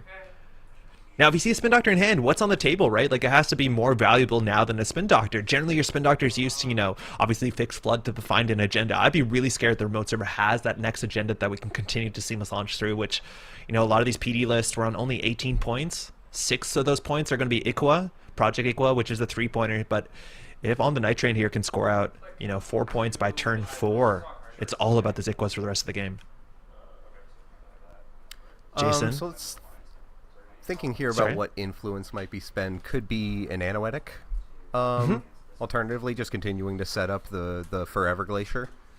Yep. Sometimes you see a border control too. That's always really fun if you see other ways to challenge a remote server. It's stronger against things like Pinhole, and I don't know if we're going to see that much Light the Fire today, as much as Essa might be the Anarch you see on most teams, as much as Oshiko's still quite fun. I think we see a legwork too. That's more influence for Jason. And right now in HQ, Dirty Laundry, nice way to get value here. Arasana's ability is still available. It's once per turn. We'll get an Axis here. If you hit the Spin Doctor, it's even more value. That Axis, unfortunately, is off camera. It looks like no steal, no trash. Could just be the Seamless, the one card we know in hand. So we'll see here again for the overlay. So these two playmats are actually like 1.5 feet apart. It's a huge table upstairs. So they are cropped in, which means there is this sort of, you know, no man's land in the middle, if you want to say it. Strange, like, you know, enter the void, like yeah, exactly. Dimensional rift. Going at when Sanjay and Sokka shook hands, like, you know, just reach in there and then both disappear. Yeah, so there's a space there. I think we're going to Seamless. It looks like we're going to score a double Seamless to 5-3. Oh, Cado, thanks so much. We'll see again. It's hard to get everything on screen here, but we're going to get it. I think there's a piece of paper saying, like, stay on the mat or something, but... Double more advanced. That is the Midnight 3 Arcology. So this card says you're forced to draw 3 cards, but you skip your discard phase. So now, if I'm not mistaken, if Jason is holding, maybe I was wrong. I think that might have been a dirty laundry and not a legwork. But here now, it's a bit scary. There's no Spin Doctor on the table. If he just drew up, you know, horribly 6 points of agendas, those are just going to be in hand, and Jason has a huge incentive to run every turn, and HQ is the one server that's really important to run this turn unless you have some good R&D pressure. Yeah, I mean, how many cards would Night Train have had before this? Like, I think 5 after Mando? 5. Okay, so we'd have to say like 7, 8 cards, I think, then, after the Midnight 3. Like, it's still...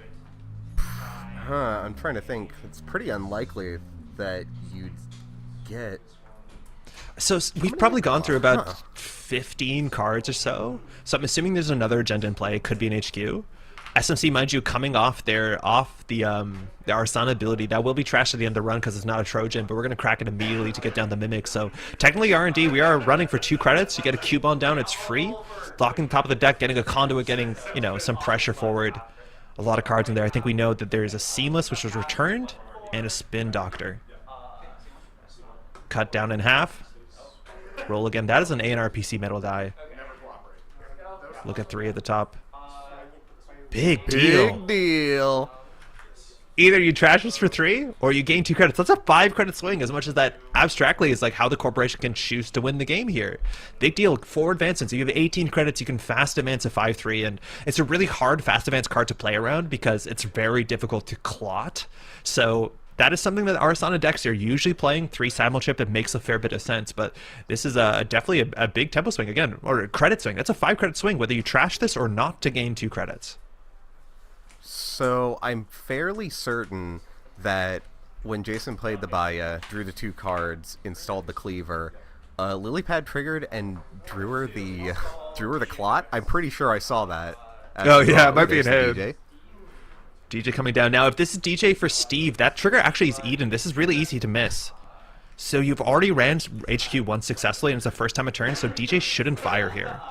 You can roll for like odds or evens, and then... So we'll see here. Again, we're going back for an Axis. Steve Cambridge's mark. Yeah, technically this doesn't fire. I think JNet has your back on this one, but it is first time a turn. But we're going to give 2 decisions here. Mind you, Steve says the first successful run on HQ each turn, you reveal 2 cards, return 1 to hand, while others removed from game. So that's a very valuable piece of HQ pressure. Usually the only HQ pressure card you see in a lot of Shaper decks. Yeah, you'll see it very frequently in Anarch decks as well. Yeah. The only place you won't see it is Criminal decks, because you can't play DJ Steve in Criminal. I also like, just from the overlay, just how much of the Steve we can see, and we're just, you know, that's Steve. That's Steve. What, is a Sable? Maybe. I don't know. That's Steve. Seeing an Enigma there, the full art. Yeah, sometimes like some of the Shaper decks are actually going Sable more often than not now. Those are usually the deep dive decks, and it's hard to tell. Okay, confirmed that it's deep for sure, but it's hard to tell whether this is going to have any deep dives in it, which is still a card that's worth playing for sure in Arsana with those Peach of Shans giving you the click back. Dirty Laundry, we're going back. Just hammering after that Midnight 3 Arcology, but right now on the Night Train, his hand is holding off. So we know, I think, 2 cards in here. We know the Seamless. We know the Enigma. The big deal's out. The big deal got trashed, so... Second card in. That's an MIC, a big code gate. The one thing that we definitely can't break now, let alone we can't break the Enigma, but 6 credits on the res here. We have a Spin Doctor also in hand too, so I'm not sure how many big deals the list is on. That is something you definitely want to consider getting back in the deck. And I'd argue at this point, like, on 6 credits, there's a chance against the runner 6 credits that if you have the Aquila here, you could just jam in the remote server with 2 defensive upgrades and 2 ice. It seems pretty good. Maybe you can open here with the Spin Doctor to get deeper into your deck, but even just scoring on another 4-2, almost all the 4-2s in this deck are tempo positive. But your digital life there. Yeah, might as We well have play the 6 cards in hand? 6, I think. Well, I think we're back up to 8 now, so Yeah, it would be that's a true. 6. I wonder there, like, Oh, if you're no. playing Spin Doctor, whether you can open Spin Doctor to get more cards in hand anyways, because you want to push, but icing up HQ to keep out that Steve is definitely going to be a next important line. So see if Night Train jams in the remote server. Any turn you don't jam, you know, Jason, she can just set up a bit more. Top of the deck is potentially a free check once you find a cube on it. There's usually 2 in these lists. Some players are cutting down from 3, but in the remote server, you're expecting that to be the Spin Doctor, if anything.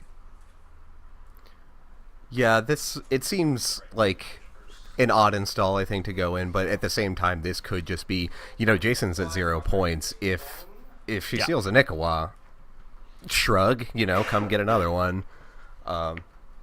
There are some times where you could just say, like, you know, I'm going to take this bet, see if I can take advantage of them not making the correct call. And, you know, if I lose it, now I have just information on how my opponent plays, and I can use that going forward.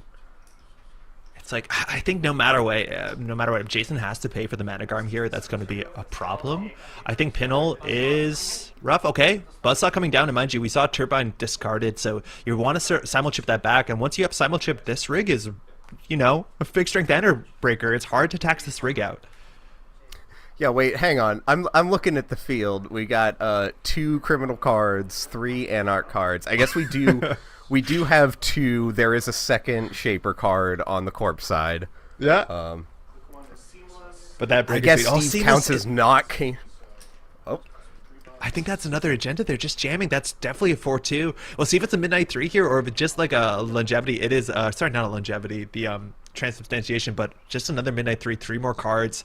Now that ice on HQ with the Steve target there, Jason definitely wants to go in, and with all the breakers, I think the worst case scenarios you hit, potentially like, I don't know, an on-sell or an MIC, and you have to boost once at least with the buzzsaw from one of those. It's not the worst. But drawing in the last click is always so frightening with HQ being somewhat accessible. 6-0 though. Jason has a lot of work to do. did you happen to see the card that the PD trigger got back? No, it's not the seamless. It was That's big the big deal.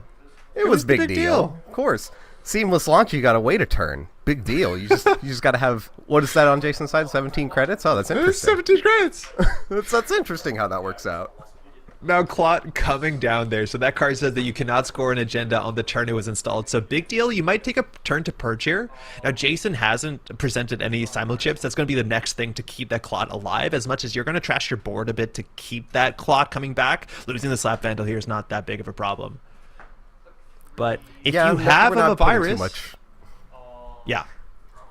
Oh no, I was just gonna say, like, you're not putting too much pressure on well, using the Slap Vandal at this point, especially when you have the Mimic down. But yeah, if Night Train just draws and says, "Okay, I purge," that's understandable. That's how you're going to win the game. Yeah, this is going to be hard, right? Like, on the Night Train, I think, with the 3 breakers up and the Clot, and yes, mind you, your Digital Life, we're going to start. That's a fair few cards on hand. You might be okay just to jam in a remote server. If you have an Anoetic Mana Garm, that's really tricky. Jason definitely is going to need a Pinhole Threading. Whether she has slots for it in the deck, we'll find out. Often you see that as a 2 of, maybe a 1 of sometimes in the list. A very powerful, you know, defensive upgrades are the one thing that the sort of Breaker Suite can struggle to deal with. But here, yeah. We're going to decide whether we want to go for the Purge line or whether we want to jam line. And obviously starting without your Digital Life, it looks more like we're going to try and play the table. Yeah, I'm wondering if you're playing a pseudo fast advance, you know, a deck that can fast advance, you have to assume that Mavirus in the list somewhere. It's only 1 influence. Yeah. And now that you're even past what is that, 24 credits, so you can install Agenda, install Mavirus, res it, pop the purge counters, and then still be able to play the big deal. So we'll see here. Oh, card on the remote server. Fascinating. Now we did see where 2 Rashidas are, so That lowers the possibilities here, and while a seamless launch wasn't returned to hand, you can still just big deal out the agenda if it is a 4-2 next turn if that wins you the game. So Jason has a really big turn in front of them. What do they need to contest the remote server? What do they want to swing HQ and try and trash the big deal? This remote server being an agenda is a hard call to make. We've seen 6 points out so far, out of what's probably only 18 in a 44 card deck. Yeah, so how many... I'm wondering about the agenda suite, because would it be 3 Ikawas? That'd be... Oh, there's a Usually simul chip. 2 That's only, important. right? Because as soon as you get to 3 yeah. Ikawas, you're on an odd amount of points, and then it's hard to hit 18 really elegantly. Mm-hmm. So simul chip here, Yeah. this is important. We're going to trash this lap vandal probably to go get a big old turbine. Gatekeeper Resonant Animos Gatekeeper? is 6 strength, which you're probably going to want the turbine for that. Otherwise, it's like 11 credits to break with Buzzsaw or something ridiculous. Now, a 5 strength Buzzsaw, you're still going to pay 4. You can afford that. Or we can just slap vandal that over if we want. Gonna So let move this up the... and I up. guess, do you really care about the first subroutine on Gatekeeper at this point in the game? Like... I don't know. It's tricky, right? Like, if there is just some virus in their mode server, drawing 3 and holding that 5-3, or any agenda, mind you, in hand on 6 points can be scary. But this allows you, as a corporation, to shuffle any agendas back if you want to, but definitely optional. We're going to continue in. Innermost, just a wraparound for 1 influence. That's 1 credit to break, so we'll see what is the defensive upgrades here. If it's an Anoetic, you need to res it before you force the runner to pay for the Manic Arm. There's no window after. So we're actually a new card. It is There's an Iqua. but we don't have any clicks. Is that Oh, the Enema virus? Virus. Yup. Wait, did they not have clicks left? No, they spent the clicks to get in. They've got 2 credits. They spent the clicks to get in past the Manigarm. Wait, so the order access here is really important, because if you bounce out the Manigarm first or something else, you can trash the Manigarm. So now the remote server, you can come back. But that is just big deal. Again, we got to purge down. No simul chip on the table. Big deal from hand. Iqua on the table. Not even fast advance, but the clot is now gone. Well played to just both a- players. Just consequently, the clock is also. Yeah, the clot's gone down there. So you can score from hand if you need to. Looks like we're going to get a judge call here. Achievement if it's actually 9.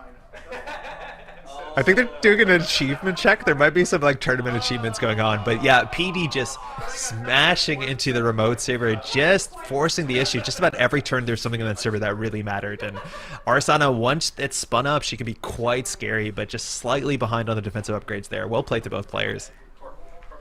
Yeah, and this is, I think, PD has so much value that you can get a really runaway amount of tempo, and especially from how many cards that like I said, you're able to see from the Midnight 3, and then you don't have to discard them, so you can still, have that many choices going into the next turn, and just a free 3 more credits probably on the Yodel. Who knows? Is that a tool?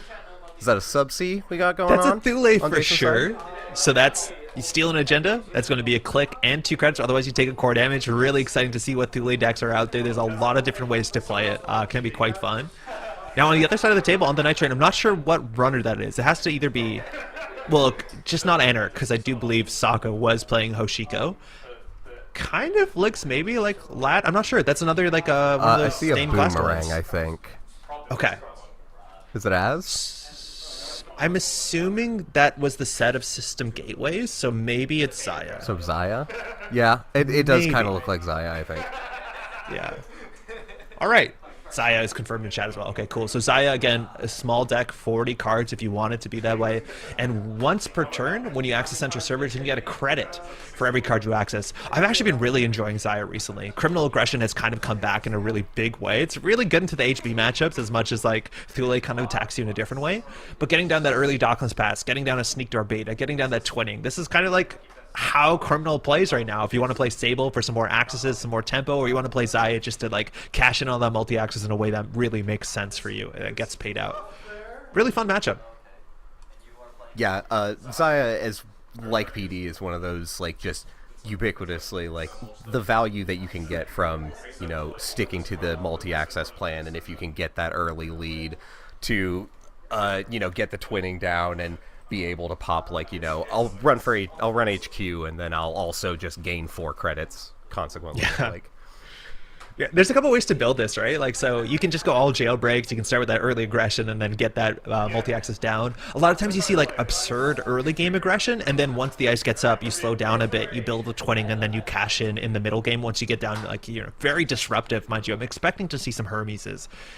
Now, Thule is really interesting because core damage on its own doesn't exactly matter unless you, of course, are playing the cards, which, of course, you are, that make that really matter. So ontological dependence, that's going to be, you know, a 2 to 0-2, depending if you take 2 core damage. That's a fast events card. So that can be scary. The first core damage you might be able to take, and just 3 cards on the table is going to be good fun. There was a deck being played at Worlds, or at the tournament, the team tournament at Worlds, that was no ice Thule. This might be that. ooh, Diversion of funds on the top. That's spicy. We're gonna talk open HQ. Yeah, the deck had no ice, and it's actually a deck that cares about tags in an interesting way because it wants to kill you with an end of line.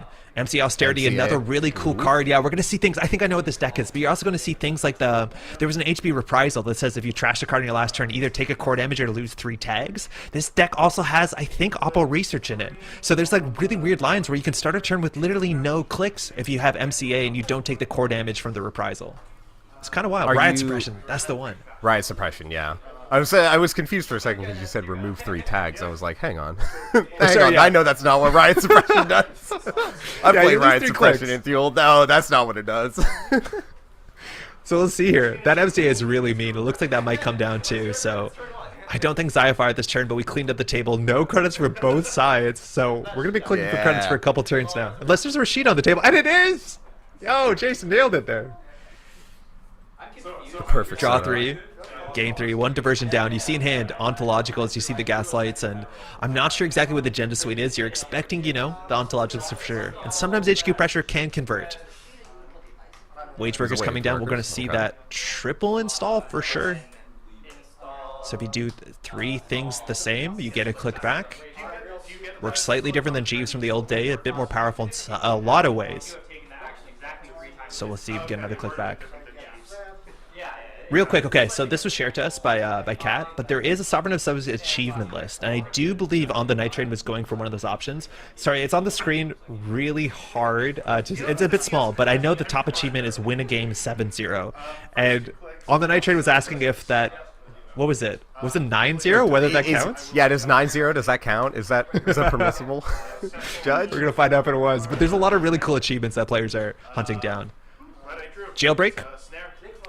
Mind you, those 2 credits I believe you get after the run. This is a snare. You have to reveal it. 4 credits is too much for Jason to fire, so you're happy to trash that. That's going to show you that damage obviously matters. Tags also matters. Okay, so it was credit into Hendrick as well. Jailbreak. Yeah, Hendrick for 2. That card is another one that's tricky to play around. You have to lose your whole turn if you don't want to take a core damage. So this is the sort of matchup where if on the Night Train, if he makes one big mistake that's easily game, if you float a tag too late in the turn to clear it, end of the line can come from hand. If you don't have enough cards in hand because you hit a snare, because you're taking core damage, there's a lot of weird lines for attack, and especially if you don't see some of the cards like distributed tracing, if you don't see the Oppo research as an influence splash, Jason has some really, really mean angles. As much as credits right now are the next thing they probably have to tackle. Yeah, especially if you're playing things like Snare and Hendrick, you know, you gotta have credits to float. So hopefully one of these things installed here is some econ, right? Yeah, you love a Regolith, I reckon. There's probably Nikos and we saw Maryland's. Those are going to be a bit slower. We drew into another big that was agenda a there. That's Nikawa? the Ikua, yeah. It's hard to steal, mind you. It's if you don't want to take the core damage, just a lot of clicks and a lot of credits. Spin Doctor to draw. We're going to be able to fix our hand here. Now, we did draw once. If you want to go for the wage workers, you're going to have to draw a lot more. That's a bit hard. So it looks like we're going to go... Oh, that was mandatory. So the triple install, if I'm not mistaken? I'm not sure exactly how the turn was structured. I believe it was mandatory into Yeah. the Ikawa, and then 3 installs. Which So is on the 4 table... installs? Yeah, one of those cards I think was from the turn before. So maybe. Top of the deck. That is ontological. You have to spend here 2 credits and a click, mind you. with Zaya, you can choose to get a credit after this, and you generally want to avoid the core damage. Distributed tracing is technically online. It's a double that gives the runner a tag if they stole the agenda on the last turn. And as long as you have enough money, distributed tracing to end the line can just get runners unawares. We got a credit back from Zaya there. Gonna click, and here on the Night Train is struggling to get the economy up. No daily cast, no dirty laundry. So far it's mostly been Zaya's text being the relevant econ. Yeah, it's really important in this or against Tool to find and take the ontologicals before they can be a problem. But I think that's what's so important about having, you know, the snare, the end of the line, just have, you know, that other alternative reason that the runner really should think before they take core damage. Like, the ontologicals are out of the game. Are you safe yet? Are you? Yo, if I'm not mistaken, that's triple click to score at a false lead, gain a credit back with wage workers. This card we saw at Worlds, this card is messed up. Specifically in this sort of deck, where if you interact with the snare on the wrong click, if you don't have enough clicks on your turn, like you can take a false lead so they're forced to take core damage. Like this deck is often not scoring to 7, so forfeiting a false lead is not a huge cost. There's the riot suppression.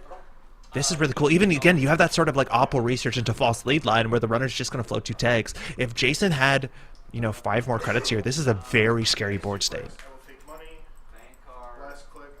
On the Night Train, credit, class act coming down. That's going to be a massive amount of cards in hand. Still in low credits. You're going to need a dirty laundry to get out of this. It's also really fun when you can dunk on the criminal deck by making their bravados entirely unplayable. I mean, if Jason's holding on to a lot of cards in HQ, like a legwork can just get you back up. That's a +2, and you see, well, yeah, +1 because we still don't have Docklands out, but you know. But then, like, how much core damage are you Docklands taking? Yeah, the Docklands pressure is good. You still have to hold 2 credits in a click when you access, right? Sometimes 4 credits in a click. Let alone if you're worried about snare. Like, it's close to PE, where like having multi-access is obviously how Zaya gets value, but it's kind of scary sometimes in this matchup. Yeah, I mean, if you got to have the click and the 2 credits, and you know, you got to be wondering, do we have the false lead scored? We do.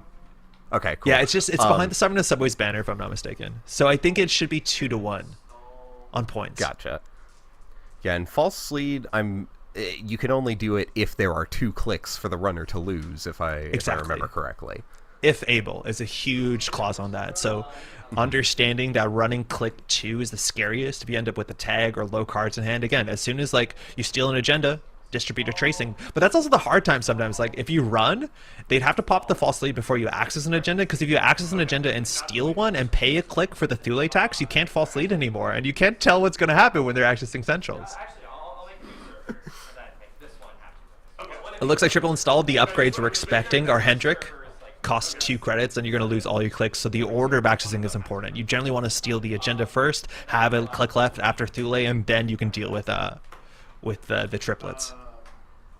First click, I'll run R&D. Checking R&D again. Single access off the top. Looks like it is a Malia? Zoloka? I believe Going to get credit? Right. So cards on the table here. We haven't checked a whole bunch of them. Snare credits, we don't exactly have it. That is influence. We've only seen a bit.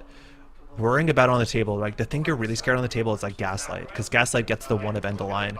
We're checking the remote server. The order here matters. The first card we saw is Hendrik. This is the bad ordering, the unlucky ordering. Because if she pays 2 for this, yeah, and they are, you pay 2. You either have to lose all of your clicks, or you're going to take the first core damage. So just paying for the clicks, which means that this is an agenda, you're going to be forced to take core damage, and that is going to be an ontological. On the Night Train's on 4 points, technically game point with the Ikawas, but he has now taken his first core damage. That's a 4-card hand size. Riot suppression is not online. I believe the Hendrik stayed. Oh, did he trash the Hendrik? He might have, yeah. No, the Hendrik's trashed, yeah. So here, in theory, you can put an agenda on the table, riot suppression. You just don't have money to threaten to score out.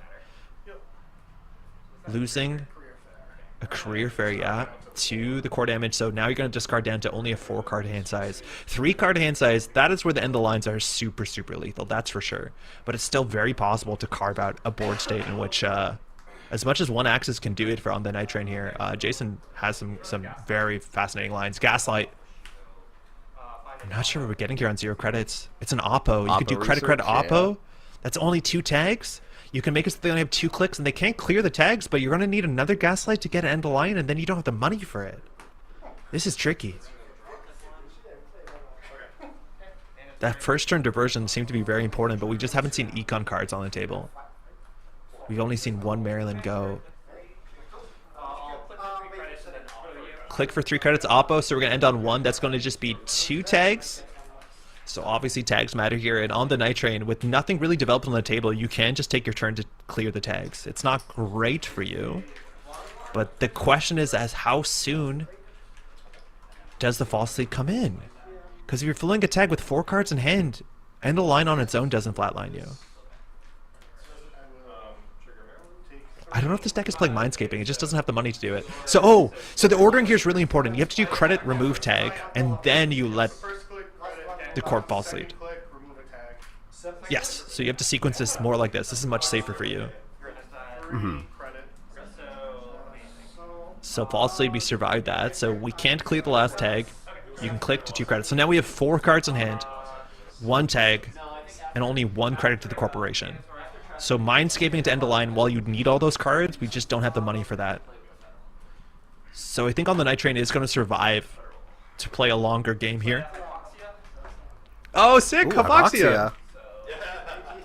That's a core damage, and you're going to lose a click on your following turn. So now you're only on 3 cards in hand, which means if you forget to clear the tag in the first 2 clicks, end the line off of Gaslight can just kill you. But Hypoxia, not a commonly seen card. Core damage, lose a click. Going to lose also a Carmen again. You don't need breakers in this matchup as much as on the night train. Second Hypoxia!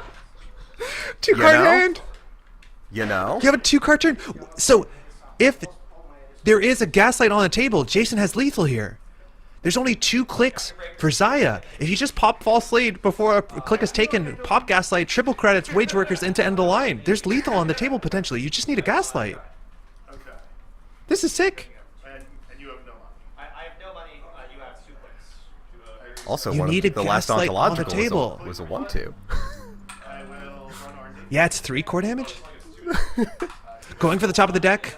Oh, Seemed like an asset. Clear tag, okay. Now here, in theory, that's the whole turn. So it looks like Jason doesn't have on the table a Gaslight.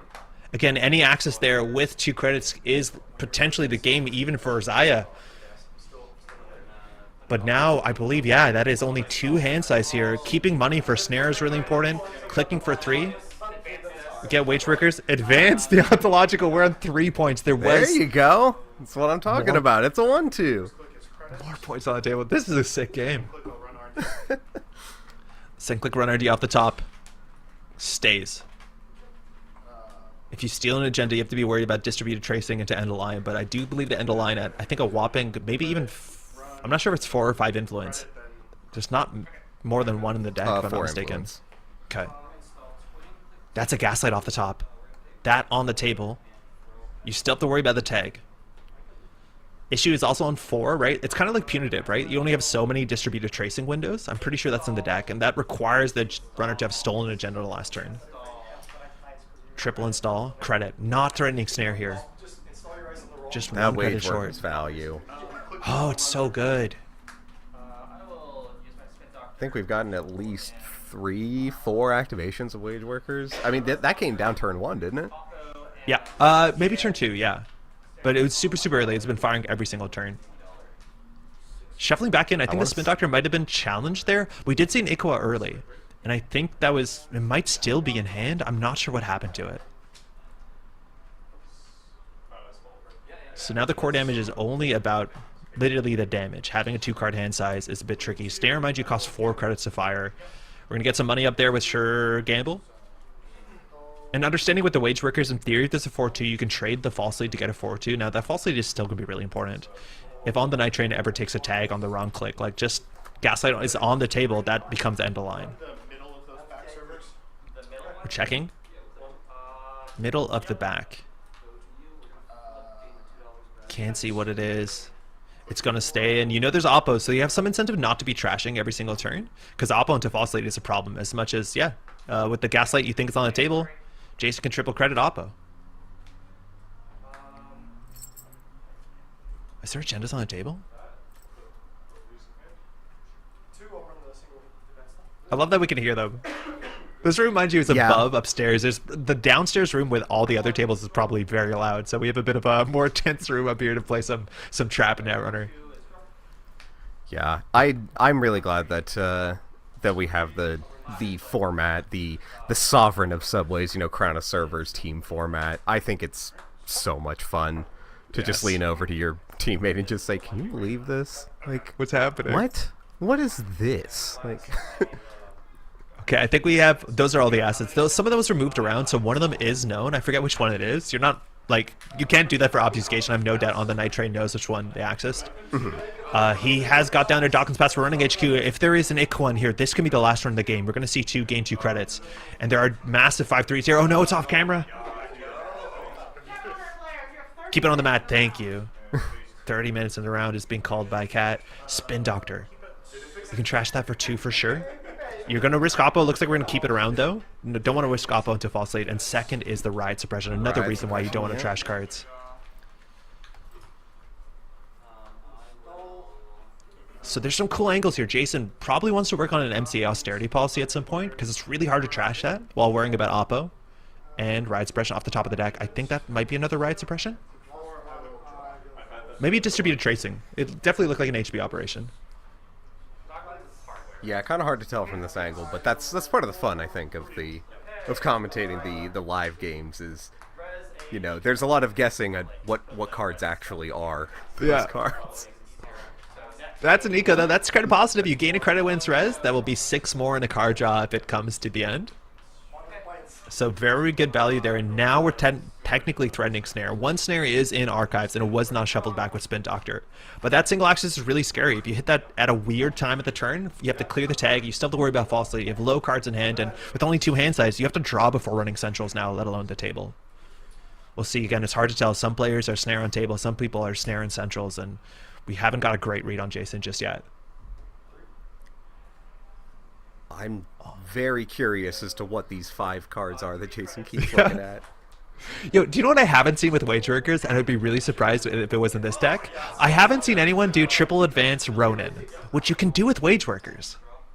You don't run that. That's just 3 net damage. I don't think that's in this deck, but like that's a line I haven't seen coming. I'd love to see it. Second click, I'll run headquarters. We're going HQ, mind you, 2 cards every turn. Ronin needs 4 counters. Oh, it's 4 counters. That's why. Okay, never mind. There's a Spin Doctor again. We're not trashing it. There's a Hypoxia again. The tag, I think we have much more bigger things to be afraid of. I do think that Night Train knows that there is definitely a Gaslight on the table, which means pop that for an operation starter turn. Shuffle the deck even on its own is interesting. Top of the deck, though, stays. Click 4, I'll run, not the outside one, but Yeah, this is the thrill of running Iceless, is just, you never know. Like, the top of R&D is never really yours. Yo, that was trash. The Gaslight's the one you want to trash. You see 2 in the heap here, but we might see a ride suppression. We might see an oppo. There's some really, really mean lines here, depending on what Jason has. But that was the first turn in a long time that a card was trashed, let alone or agenda was stolen clause on oppo. Ride suppression now going to give some pretty ugly choices. Do you want to lose almost all your turn, or do you want to take a 4th core damage? I'd argue you can take a 4th core damage. All the ontos are out. Ontologicals are out, yeah. I don't think anything else really punishes you that much, unless, like, I mean, it takes you down to such a low hand size that 2 tags is enough to mindscaping you. Yeah. And I don't know if there's mindscaping in the list as much as, like, yeah, that would be a problem. Like, you could actually get core damaged out, right? Like, you take another tag at some Ocropoid, Hypoxia is a flatline. So yeah, we'll see here. I mean, two of the Hypoxias are out now, at least.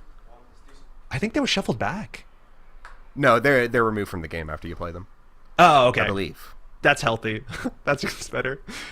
No, on the Night Train here, that's a really hard decision. This is not a card you've probably seen a lot. Oh, yeah, removed from the game. Okay, no, thanks so much.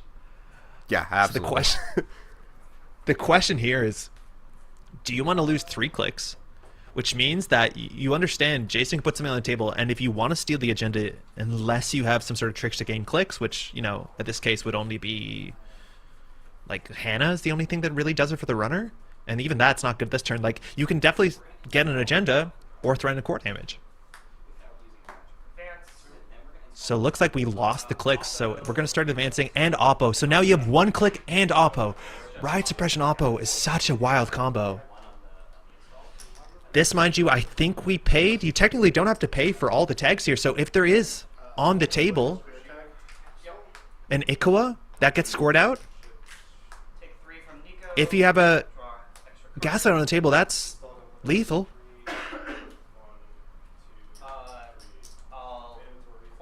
Jason can do the quad advance, mind you. That is going to be 6 points. I believe that's an Ikawa. We're both on game point here. Yeah, I was expecting the false lead to be popped way earlier than this.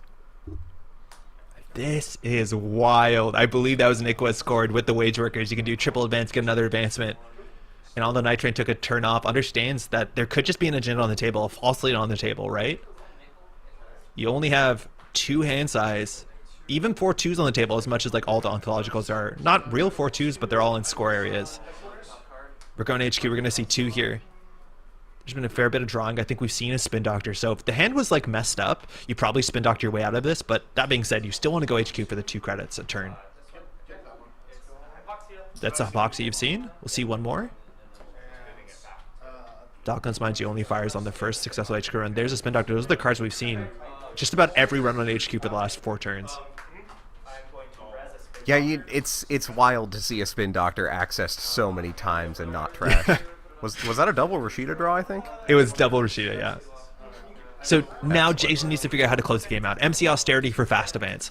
I don't know whether we're expecting the deck to be on Elevagao bifurcations, which sometimes you put just a bunch of 1-pointers into a Thule deck to be annoying, but you might not have the slots here. But Snare is going back in and Oppo. Love that threat there on central servers, or looks like it might be in... yeah, okay, Gaslight 2 gives you some options. You want to find your end of line to close the game out, or even distribute a tracing end of line. There's a bunch of lines that, if On the Night Train doesn't have in deck, like no free lunches, those tags can be guaranteed tags.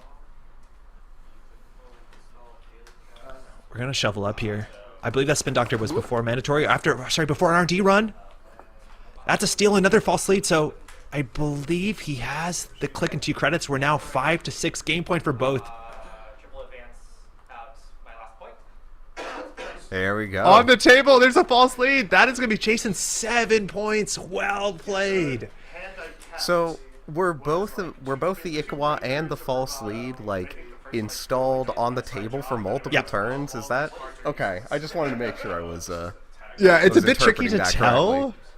Yeah, so like a couple of those cards were on the table for a long time. A couple of them were moved around, but I think, yeah, Jason just wants to get to that threat 3. Jason just wants you to, run into them, lose clicks and credits, like, so you can turn on distributed tracing. There's a lot of reasons why you just want to put like agenda chaff on the table. That's such a cool deck. And you also saw there's a Molly on the table, so even if the Night Train put down things like Stone Chip Chart Room, like no free lunch, ways to deal with the tags or the damage, you can just blank with Molly before it pops off, as long as you have the priority window and they don't beat you to priority. But that's cool. That's really cool. Well played to both players. That's a split. Mind you, I think these 2 teams are the top placing teams right now. I don't know exactly what teams they're on, but we saw standings going into this, and we didn't really talk about them before on stream. But we have one team that was called N, emoji for a B, N. They were the only undefeated team, and that, I believe, is a team with Nightride, Bushi, and Not Again. So I don't think we see them on the table right now. Maybe I'm incorrect about that, but there was one team going in with 18 points, and there's one team with 15 points, and then obviously the numbers change the lower you go, but both these teams are in a really cool spot going into our lunch break. Should be coming up in about 20 minutes. I mean, yeah, standings are one thing, but let's talk about the real important thing of any one of these. Some of these team names are pretty good. Shout out to Celebrity Grift, and I haven't seen Lost, but after Googling it, it seems like it could be my kind of movie. The names for always the team tournaments are so fun. I want to shout out the Montreal team, the Dep Dive. That takes a bit of like French culture to understand that one, but I'm a huge fan. There's a lot of really great names out there. Hopefully we'll see also more teams on camera. Shout outs to Izzy and Eli and his fiance, who I'm not entirely sure whether or not they actually are Chaos Theory and her gay dads, but that seems on brand. So yeah, that'll be pretty safe. If not, shout outs to that team too. Yeah. Chad is asking about those Jaguarundi playmats. I think this is so cool. So again, the major organizer event that is Katchen, that's Kysra, and Kysra, you probably have seen their name. Firstly, in the corner of cards that you have from NSG, Katchen's been doing art on a lot of NSG cards, and some of my favorite art for a long time now in Netrunner. Now, this is Jaguarundi, a card that came out in the Tomina initiative. It's an HB Sentry. Tags and core damage, we could have maybe saw it in this list as much as there's no ice in there, and this playmat is exclusive to the NYC SOS 2023.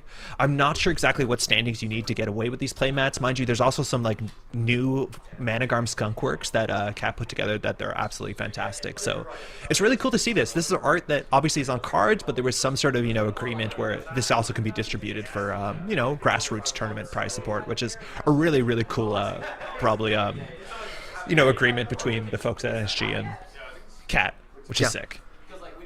Yeah, absolutely. And I think that the unique prize support is something that makes going to these tournaments so special. You have your check out this cool art. Yeah, good old Jaguar. It's a fantastic art. You It's want a to shame see that a cool card- cat? Yeah, the coolest of cats. Yeah, it's absolutely fantastic. So there are playmats. Again, the event today, it is, as you saw, double-sided Swiss. It's 5 rounds. So we will be shortly throwing it to a lunch break. We have about an hour. We'll let you know soon. It looks like round 3 is slated to start around 2:30, which is basically an hour from now. But I think production will let us know if we're still on track for that.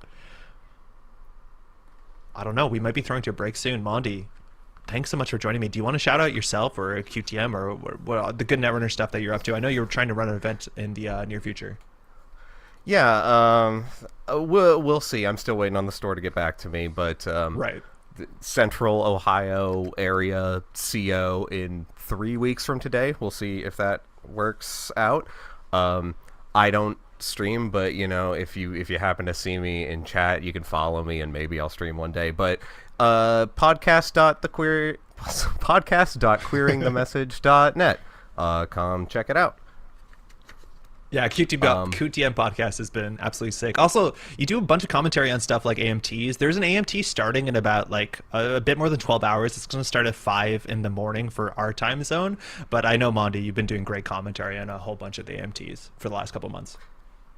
Yeah, I'm excited to not have to do it this month. I don't remember exactly who is running, but I think it's Aksu and Thrantar, perhaps. I'll have to double check, but it's in good hands, and it's always fun to commentate great play, and like I said, the team tournaments are one of my favorites. I went to a 2v2 for another card game like shortly after I got back from Europe, and I was like, oh, this format this rules. Yes. Team turns are sick. And again, huge shout out again. This is NYC Sovereign of Subways 2023, run by Kashan by Kysra. A lot of effort went into this. A lot of players traveled in. We have, I think, 15 teams, so about 45 players playing at the Carcosa Club in Brooklyn. Mondi, again, thanks so much for joining us. We'll be back again. We're on the Metropole Grid. My name is Andre, but all this production you're seeing so far is entirely Cado and the folks down in Brooklyn. So give them a huge shout out. So far, production has been absolutely fantastic. We're going to throw again to a lunch. Love to Cado. Everyone say thank you, Cado, for running the stream. Yes, and we have more of a stream coming up again. We're going to be throwing to a lunch. We should be back around 2:30. We're probably going to just throw up some beats, and we're going to chill looking at a sick Jaguar or maybe some animations. But don't go anywhere. We'll be back at a lunch. We have 3 more rounds to figure out who's going to come out on the top of Sovereign of Subways. We'll be back after the break. See you later.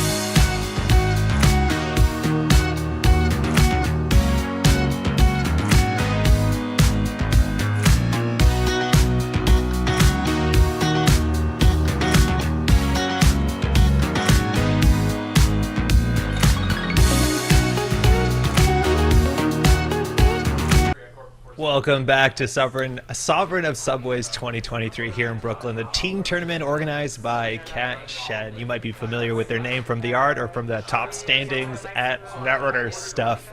My name is Andre from the Metropole Grid. We're super stoked to be hosting this event, and we just finished our lunch break. We have 3 more rounds here, and we're in for some really exciting rounds. Firstly, I'm not alone. I'm joined by Rongi Dodge, American Continental Champion this year, top 16 Worlds finalist. Ian, how's it going? Oh, it's great. How you doing, Andre?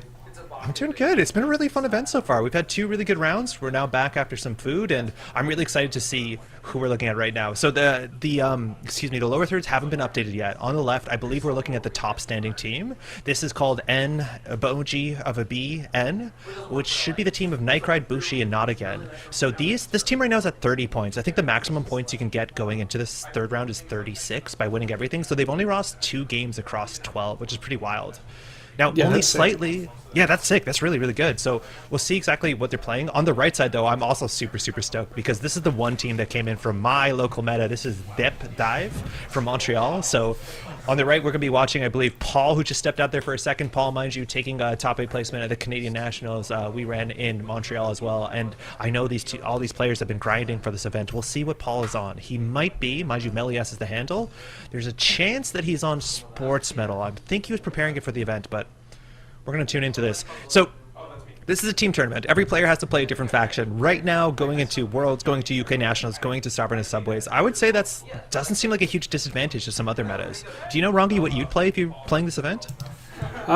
Just whatever my teammates let me play. Like whatever I'm comfortable on. I would probably demand to play NBN because I'm needy like that. And then probably I'd prefer Crim, but could play Anarch. Really just whatever whatever fit with the team. We can probably break one of the commentator base rules, the most important rules of commentating, because I'm definitely going to be rooting for NBN on the left. Not Again is in my home meta. We play on casual nights, and then I love Dan. Oh, nice. So we can have some rooting interest in this game. Do you want to make it sporting? You want to bet on the outcome? Yeah. I don't know what this first matchup is. What is that bird? Is that Sports Metal bird? I think it is. That's Bushi's. Bird. That's definitely Bushi's chicken alt, and I would bet Sports Metal. Yeah. This matchup is I'm rooting for Paul there on the right, but this is potentially a pretty cursed matchup. Sports Metal, mind you, is all about getting those agendas scored or stolen, that when the runner steals them, you get 2 credits, you get 2 card draw. You're setting up these combos, these fast advanced plays. The problem is this loot deck is probably on, Imp Nob Kari, which means we're trashing literally everything, and that's a huge pronoun. Sorry, a huge problem. Yeah, this is a redux of what was it, 2019 semifinals of Worlds, where it was that Spombo deck against Freedom with Infinite Imp, and that was a miserable matchup for the Spombo. Yeah, that's really not great. And now I know I've been doing some replay reviews of some of Melias's lists, and this could be super, super combo heavy, the sort of Fire Wage Workers every turn with subliminal messaging and Greasing the Palm as a new card from the Tomet Initiative. So we'll see how this goes, because Luke getting down some aggression, trashing those Wage Workers for functionally 3 credits is not so bad. Yeah, or if you got the Imp, just tempo credit and money. Yeah, just never steal the what's it called, that 3-1. I never remember the name of that gives you 3 credits when stolen or scored. That the one, Hyperloop, yeah. Get rid of that one for sure. You just imp it all. I mean, it's interesting. I haven't really thought about Sports Metal in this meta. There's so much other powerful stuff to do. But I think if I'm thinking about it, the biggest weakness of the deck is the agenda suite, probably. You either have to play in a million agendas, or you have to play real 3-pointers, and both of those are really tough for the deck. Yeah, it's tricky. It's so Sports Metal used to be the big comfort pick for so many Netrunner players across many metas. And then obviously Hermes is a problem. When that card came out, we saw that just about everywhere. So a lot of agendas means a lot of Hermes bounces. And modernly, with mulch decks, with imp decks, with loot decks, all these sort of things also might be a problem. As much as it's weird going into this meta, you're going to face up against so many Anarchs on the what average distribution of everybody has to be on a different faction. But Melias, he's off. Double install on a remote server. I don't know where we're sticking that, but Imp click 1, that's exactly what you don't want to see. That card allows you to trash a card. You can access Consume as well. This looks like a classic, again, 2019 sort of virus finals, where we can trash stuff and get paid for it at the same time. And single access, we got to keep those on the table if we can, but you're going to imp just about everything. Actually, we're stealing that one. That is the Hyperloop, so that's going to be potentially 5 credits. So That's interesting. Yeah, we definitely want to go back for the imp. This is like different, right? Mind you, like if I'm not mistaken, in the 2019 Worlds, we used to have Game Changer back then. So like stealing agendas was a real downside. There's not too many cards in the modern meta that punish you for that. Like we've lost stock buyback. I think it's just like what is it, fast break maybe, and if you expect to see a Giordano. Yeah, I think that's exactly right. Yeah, I think the big reason to play sports like that just came out is got to be wage workers. Yeah. Because the HB like or this archetype, I don't feel like got anything else that's like really compelling, except for wage workers, which like makes the whole archetype. So I get it. I am surprised also that didn't get imped, mostly because you just see a lot of tempo, but at the same time, I'd probably imp that, I think. Especially with like threat. Like threat interacting with Spombo in an interesting way because like you're getting more powerful on two axes, right? Like either your fast break is getting better or some of your cards are getting better. Like I don't know if it's playing Ablative. What's that tagging? Ablative Sorry? is a big one. Yeah, and what's the tagging sentry when it's like threat 3 or 4 and you encounter Oh, it, you have to lose a Jaguarundi? click? Oh, right, the mat. Yeah. Yeah, I'm not sure we're going to see it. It's really interesting, Probably though. not. Like, Greasing the Palm, there's some incentive to play tag-based stuff, but yeah, we'll see here. We got their sheet in their mode server, mind you. Spin Doctor on the table for recursion. I think the best thing here, mind you, their Wage Workers Res is going to get that quad install maybe on this turn, is that this list is likely playing 2 copies at minimum of Mavirus. And if Nottingham can't get the Knob Kree down, you can actually stop the Econ engine in its tracks, which is a nice spot. There's some like really good Mavirus purges where they're forced to then steal the agenda they expected they'd imp. Yeah, I think the thing that breaks that lock is then getting a Friday chip on the table because that's how you get your drip back onto your programs in a way that you can't purge. So let's see what the console is. We still have, again, that Consume is a 5 influence card, finding in your opening hand that every time something is trashed, you get a power counter. You can click that card to remove, or sorry, not a power counter, a virus counter. You can click that to get each virus counter becomes 2 credits. So now we're definitely going to see a central slam. We're definitely going to see an imp. In fact, off the top there, that's the second red level clearance we're going to imp, just moving the counter over. Lou, mind you, gets a card and a credit the first time a turn. You trash a card you are accessing. Hard to let these remotes go. Yeah. Yeah, Makes now the imp sense is to check. gone. The access Rashida for a credit, you definitely trash that. It does give you even more money on the Consume. Now, if there's a Hyperloop on the table, Melias is not too upset about that. That would push you forward a bit. I can't imagine what these are. Maybe Or we'll see Mega Prey. something. Oh, another Rashido. Wow, that's all 3.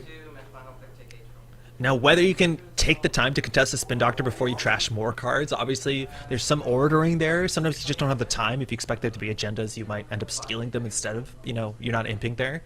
But the Spin Doctor there, we have a bunch of Rashidas and a whole bunch of red level clearances. There is a chance here that Paul can actually score it from hand this turn. I think This it is was the take sort of 8 deck- off Consume, which makes sense. Yes, yeah. So like the combos here that we have with Wage Workers, we haven't seen a lot of them explored over the last competitive season, but the idea is that it's relatively easy to play in some ways 3 operations. Red level clearance is clickless, subliminal messaging gets played, greasing the palm is basically a free click on an install as well, and so we might see a combo out as soon as this turn. Red level clearance a draw 2. I think we're just doing that for Yeah. tempo. Unless we have something really good to install here, I'd be surprised to see any other card, maybe Basture Boga. Still tricky. Yeah, maybe just looking for other pieces of the combo. Like if you gain a click, Yeah. you can play subliminal. You can you can basically play a free biotic if you can chain those operations as you said. So that's the text of Wage Workers. If you do the same 3 things in a row, you get a click back. It doesn't care how many times you do it. You can actually fire multiple Wage Workers. Getting some ice there on a central server, that's going to force a breaker out. And it's not very obvious what the breaker suite's going to be in this list. Whether we're just going to play like a one-stop solution like Ngolo, Lamb, that's the sort of thing you saw in a lot of the Freedom lists back in the day. But for Lou, maybe Audrey makes a lot of sense as much as it shouldn't be that hard to get counters on this board. This is just pure tempo. So it's RLC to draw 2 clicklessly, then triple install, and then you get an extra thing. That's a lot of clicks that you get on your turn. So it was 4 installs and draw 2 plus the mandatory. That's a pretty good turn. Price. Speaking of breakers, we see Botulus, 2 Fermenters, all viruses, and the Solidarity Badge, mind you. You can install for free as well. It's going to give you a free card a turn just about, 2 with Lou as well. But the question here, I'm not too excited to get Botuluses down. You're expecting some amount of magnets in the list, and it's never great to get that immediately blanked. It looks like we're going to push that across the table and going to rely on the money from consume. Yeah, it's hard. I think you do want the draw. Yeah. And that does feel like a magnet on HE. Like maybe a drafter. I don't know. Either way, Botulus like it doesn't feel great. And Yeah, like the ice you're having expecting. Go ahead. I was just saying like having a wild side on the table is very good. Off the top, that's a Mavirus. That's a Purge. Yeah. Unfortunately, That's the honestly, force like, is the not best going to time to change see too it, much. Yeah, that's sick. Because you do get the consume counter, because it's after you trashed. You are going to get your Lou ability too. You do have a fair few credits to trash stuff. I do think that's a 5 credit piece that's like slightly behind the timer. We're going That's back right, up the yeah. top. That is the Mega Pre. An agenda you're definitely Yes. happy that they're stealing and not imping. One of the good imp targets. That is a 3-1. But now that there's one in any score area, it's a 3-2 for Paul on the right. So we're going to draw 2 cards there. It looks like has enough money. He wants to get those combo pieces up. He needs to go fast. I wonder if this sports is playing any of the core damage package, like to turn on ontologicals, because that's another way you can like turn on fast advanced pieces, kind of like medical breakthrough used to be in Jinteki. Yeah, I think I know Paul's list because I think we did some deck revisions, mind you, from my local meta this team. So I'd be surprised to see it. I think we're probably not even on Ikoas. I think it's all just like a lot of, obviously 2-pointers and then a pretty healthy pack of 1-pointers. Makes sense. Mandatory off the top. We have a lot of cards in hand. Still 8 credits. No clot threat. Not drawing heavily through his deck. Definitely has a pressure there. Sometimes, again, it's like you're probably expecting 3 imps, whether you're going to get the Contaminate, whether you're going to get a Knob Curry. There's definitely just one piece short here of getting that imp to be that the infinite imp, which is like absolutely terrifying for sports. Yeah, you need, because it's so critical with the engine. Not only does it provide you with the ability to interact, but it provides you the draw, and like that's really the critical piece, because you need to be able to accelerate through your deck if you're going to keep pace. I'm pretty sure. Okay, almost. In almost every single corp game we've seen so far, Wage Workers has been like the most important card on the table. I think it just wasn't in the Atea deck we saw, but like this card being one of the most powerful cards with the new set, and like every faction has good ways to use it. It's definitely a key card in this sort of combo deck, and you see it being iced up. We'll see what it takes to challenge that, because once that is down, the sort of lines you have to combo out just close in so hard on you. I think of like this iteration of Netrunner, or like the most recently since rotation, is being all about the absence of the bin breakers on the runner side, because it removes like it. You used to get like 3-ish extra clicks a game plus a ton of money. This looks like a score out. That's a Mega Pre. Yep. So that's going to be 2 2 points, points. mind you. Threat 3 might be an important threshold if we're worried about ablative and recursion. Now, there's 2 triggers here. Firstly, Sports Metal is 2 credits. It looks like that's what we're taking. And we still have a click left because of Wage Workers, which is a really nice way to get that sort of like, I don't know, ace of group type efficiency where you can score something out and do something at the same time. That's a bit of a stretch, but you're definitely appreciating it. Totally. And I guess what I'm trying to say is like the runners are slowed down by like maybe a full turn or like almost a full turn with the absence of like having to click to install breakers and also find them. And so like, is that a Simmel chip? Yeah. So like I think so. having a Wage Worker on the corp side kind of exploits that difference. It makes it like enhances it where you're pulling even further ahead as corp because your tempo is that much faster from what the runners lost. So it makes sense. I just wish that Not Again had like a draw piece on the board, something to help him draw through his deck. Yep. It's going to be the Lou ability until he finds, I don't know, if we're playing Lagu, Piranha Shelter. That Simulchip, mind you, came down, and if you haven't trashed a program, you're required to trash one. So Not Again's going to flicker that imp. So we have good credits, charging a Spin Doctor. So probably Paul's going to pop that to deny the Lou trigger, deny the imp trigger. Not that it's not going to fire on whatever the other card in the remote server is, but going through the I'm sure he trigger. also wants to shuffle back the Spindo that's in the bin right now. You see Bushi standing, right? That is like a power gamer move to stand to play Netrunner. I've not done it. And then on the other side, Eric is also matching him with a stand too, which like if your opponent stands, I think you have to stand. I think so. Otherwise, the power, it's just too great of a power. The imbalance. dynamic This is like yeah. they're conducting their side. They're playing like 3 games at once. It's a really wide table, mind you. This we mentioned before, but the fact that there's that sort of like, void in the middle of the screen is because two parts of the screen are kind of stitched together. That's where the hand disappears. It's a pretty wide table there in the quiet streaming room. Spin might Doctor be playing shuffling like back a- there. Yeah. Did we see what they shuffle back? Not yet. Spin Doctor went in for sure. I'm not sure what the other card that went back as well is. It's like weird. There's like a bunch of cards. We're challenging HQ. Excuse me, draft a res. Only one subroutine you can break here. Both of those subroutines are relatively good. One allows you to return a card to the hand. The other one allows you to install a card from hand or table. So looking at the bin first, decide which one you break. I'm more worried about the card on the table, I assume. Getting him a virus on top of the wage workers is like a pretty hard target sometimes, as expensive as that can be to res. Yeah, you just don't have the click to go deal with an additional thing. Or you Yeah. don't want to have the click. But that drafter now can be run for free every 2 turns. Something was returned to hand, so it looks like Looked like RLC. break the virus counter. And we're going to get an Axis here now. Imp is still alive this turn. It was simul-chipped. We ran what turned to be the Spin Doctor. And this Axis here, we're going to Imp almost no matter what it is. You just want to get that consume value. You need that Loo trigger. You need that free card draw. There's that RLC. We've imped, I think, 3 RLCs now, just moving the virus counter over, getting that card draw. Still like 7 cards in hand, some wacky number. With Simulchips and this Lou is an Anarch, I wonder if it's playing Clot. It's kind of a free include. Yeah. Yeah, we've seen it a fair bit, right? Like, you are playing simul chips, why not?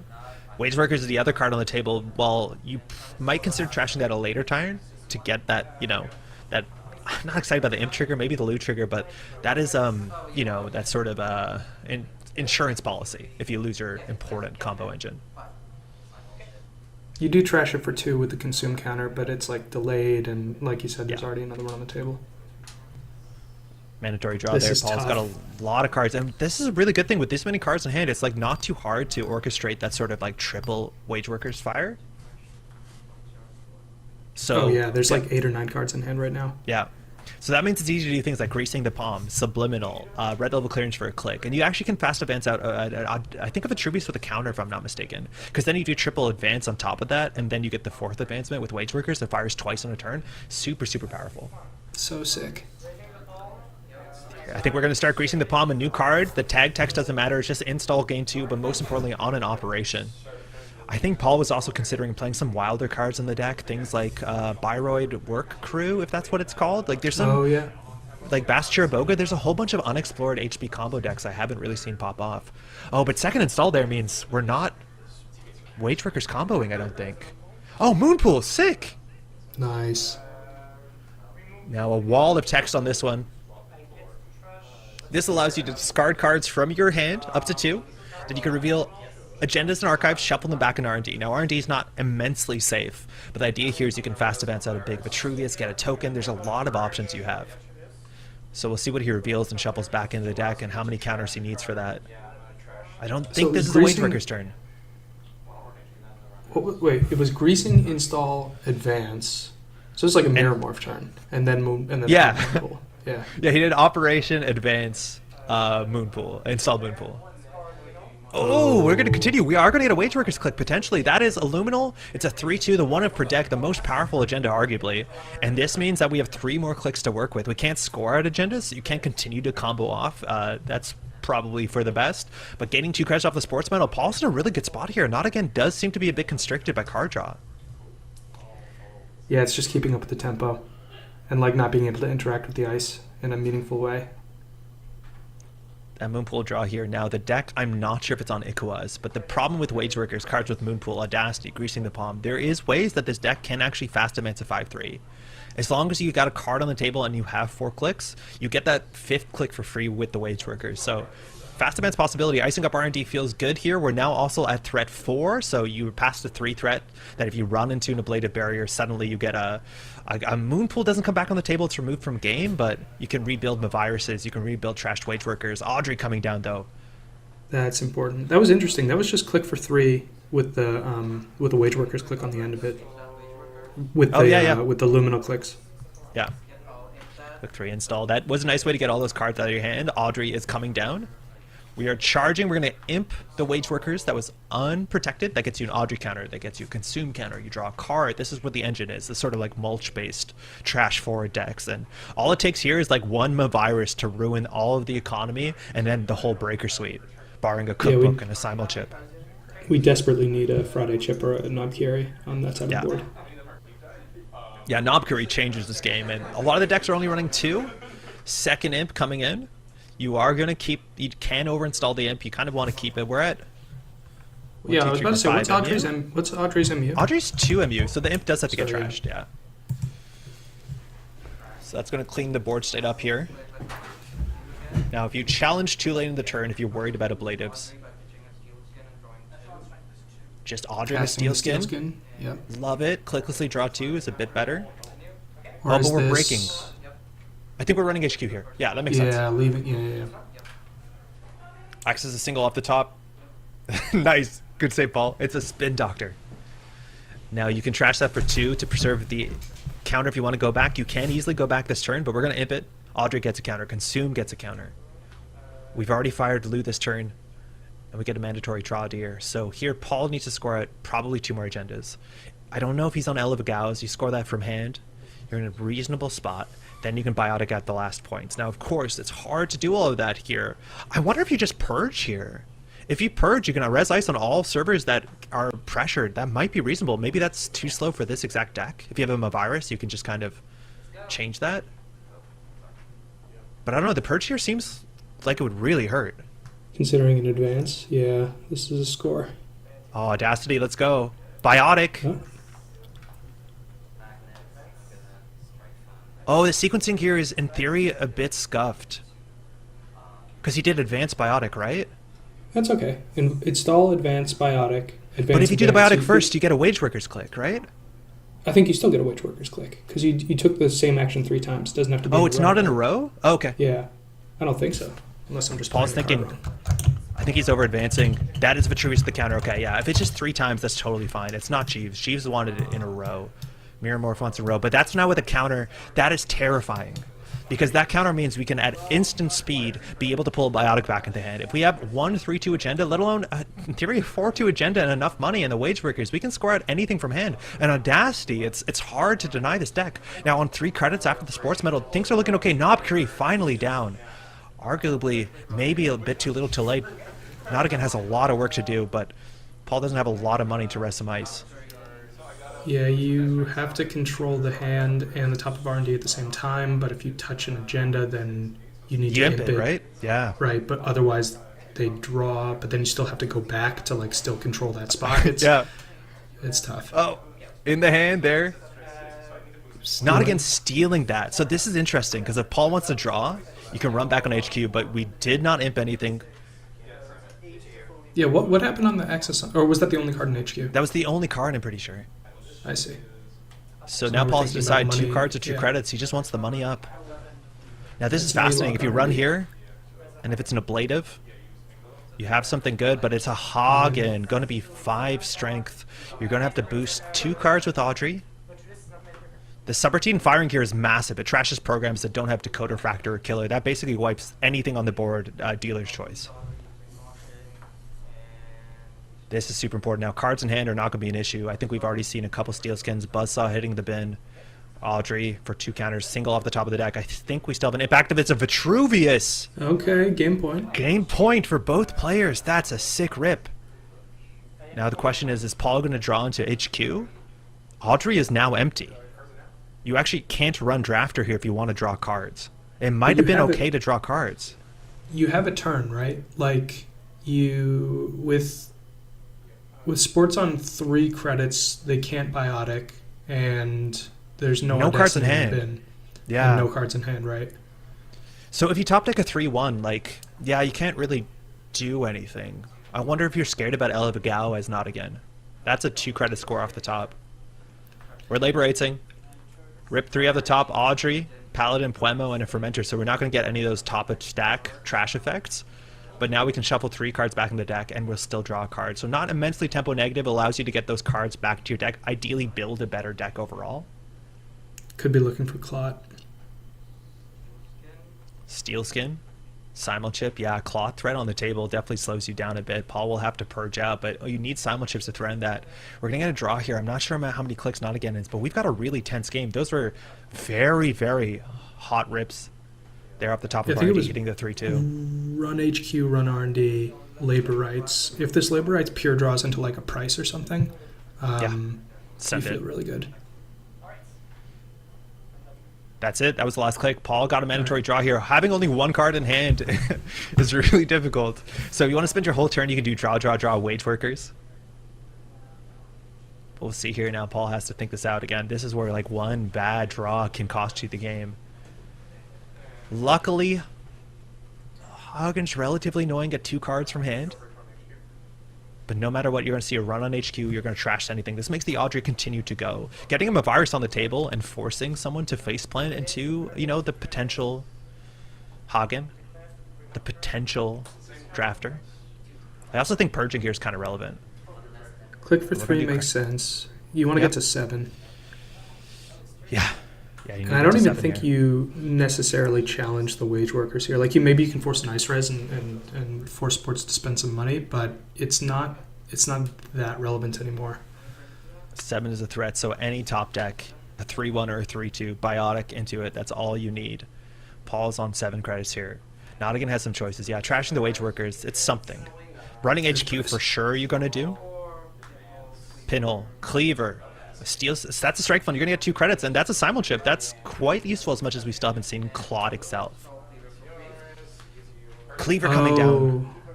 That stops you from being purged out, but Hagen now at 4 strength. You're still going to have to break it for 3 credits, but it does get you in. Not valuing the simul chip there. Yeah, I think if Clot's in the bin, it's a different story, right? Yeah.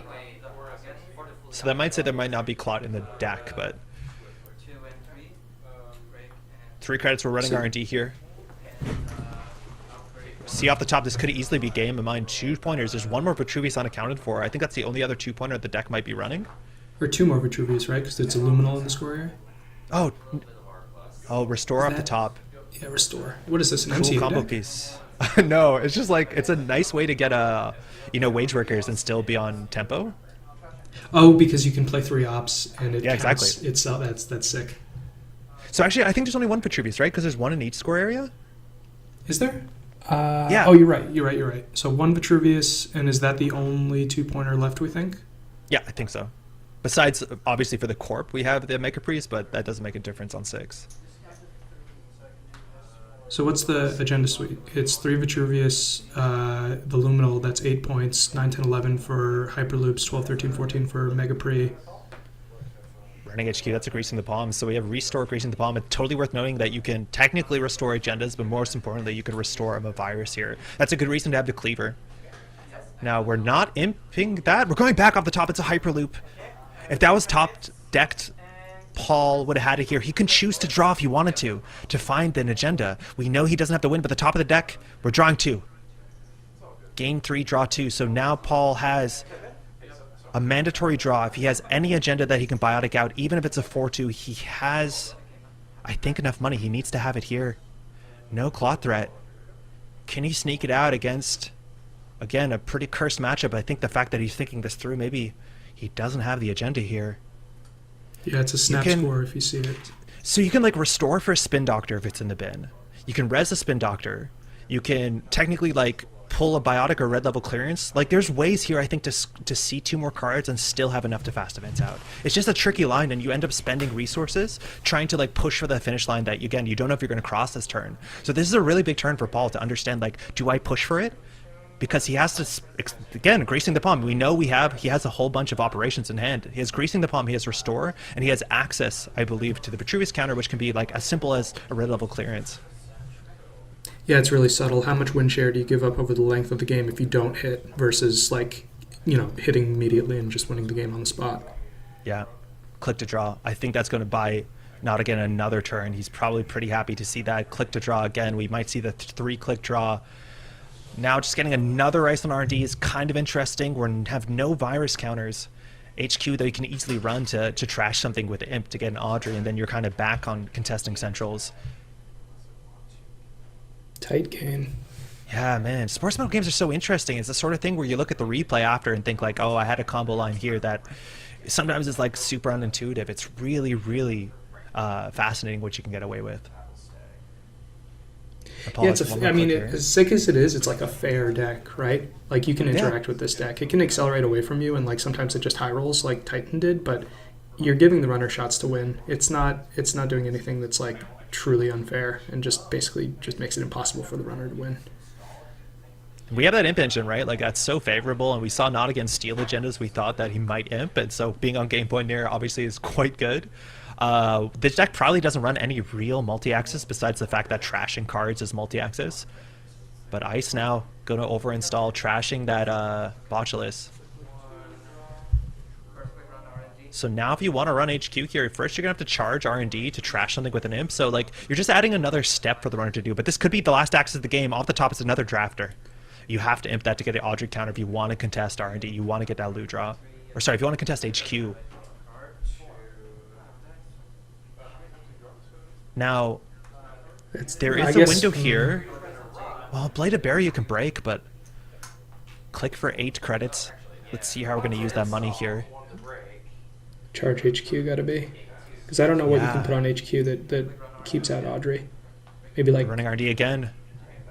3 more credits for a single. Another piece of ice. Couldn't tell exactly what it is, but that's definitely ice. Now, if you run HQ, you can't imp combo pieces, but there's a fair bit of drawing on Paul's side. I'm not sure if he did triple draw wage workers or double draw and click for credit, which is like kind of telling either way it goes. But HQ ice now, if you run last click, potentially a res on a Blade of Barrier while you can break it for 1 credit could be a huge problem. You can't stall an agenda with it, but a Gatekeeper 6 strength. That's 2 cards. You can do it. Yeah.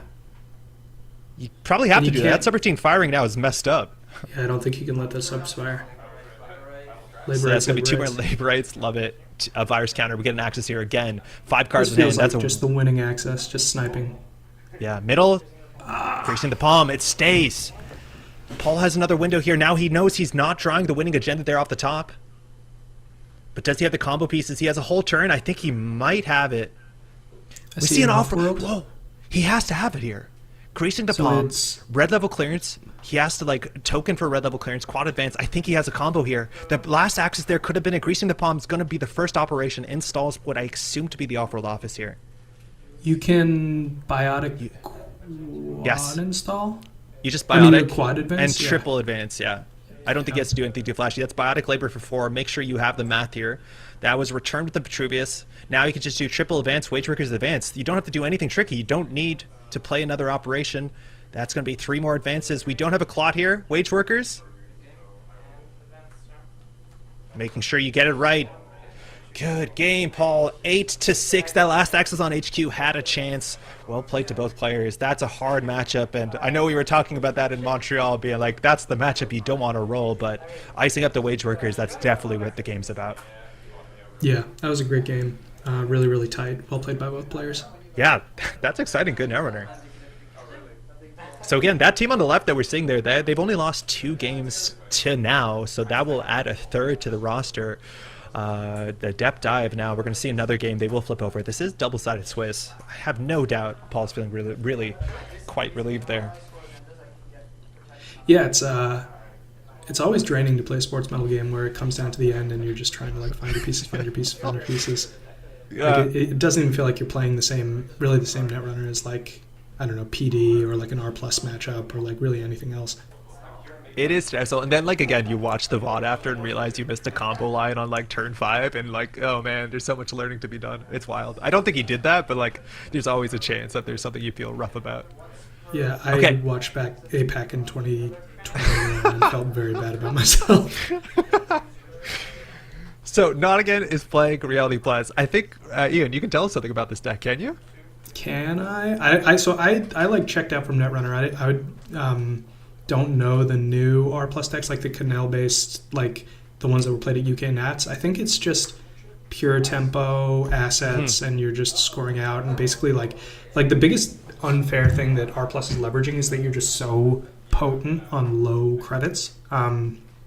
Like Yeah. you can even from 0 just click oppo and end on 2 and give the runner 2 tags. So like you're dragging both players down into this morass, and like you are much better positioned to like play out of it than the runner is a lot of the time, because the runner has to be clicking up and like installing chunky things like breakers, and like all of your ice is tempo positive. Yeah. Sorry, production's having fun. I think we saw 2 reality pluses there. Yes. Now, on the other side, we have Sable. And I do think, from my understanding, tell me if I'm incorrect, but this sort of matchup of playing aggressive, like run-based criminal into NEH, I think is a bit more favorable. I think a reality plus is a bit more difficult on the basis that like forcing ice reses is never great for you and never feels like that tempo swing you want it to be. What do you think about this matchup? Because I think there's a lot of matchups modernly I'm playing that I'm really scared to play into Sable. I think so. It like assumes like not perfect play, but like very good play on both sides. I think the Sable's favored. We saw that at UK Nats with Patrick playing the Sable and like Yeah. basically just locking the game. It felt like it depends on what tech is in the Sable. If you can like build up your economy clicklessly with bankrolls or with like your info bounty money, and you're like basically consistently keeping yourself above like a big like a 10ish credit threshold, you're going to feel pretty good, because you like R plus wants to drag you closer to 0, and if it can't do that, then you can relatively stay like in control of the game. Because the other thing about the R plus is like the ice is not taxing particularly. Yeah. Once you have your breakers down. Right, you have pings, you have VSAs, Starlit Lane. Even if once you have like if you're playing Carmen, it's just 2 to break.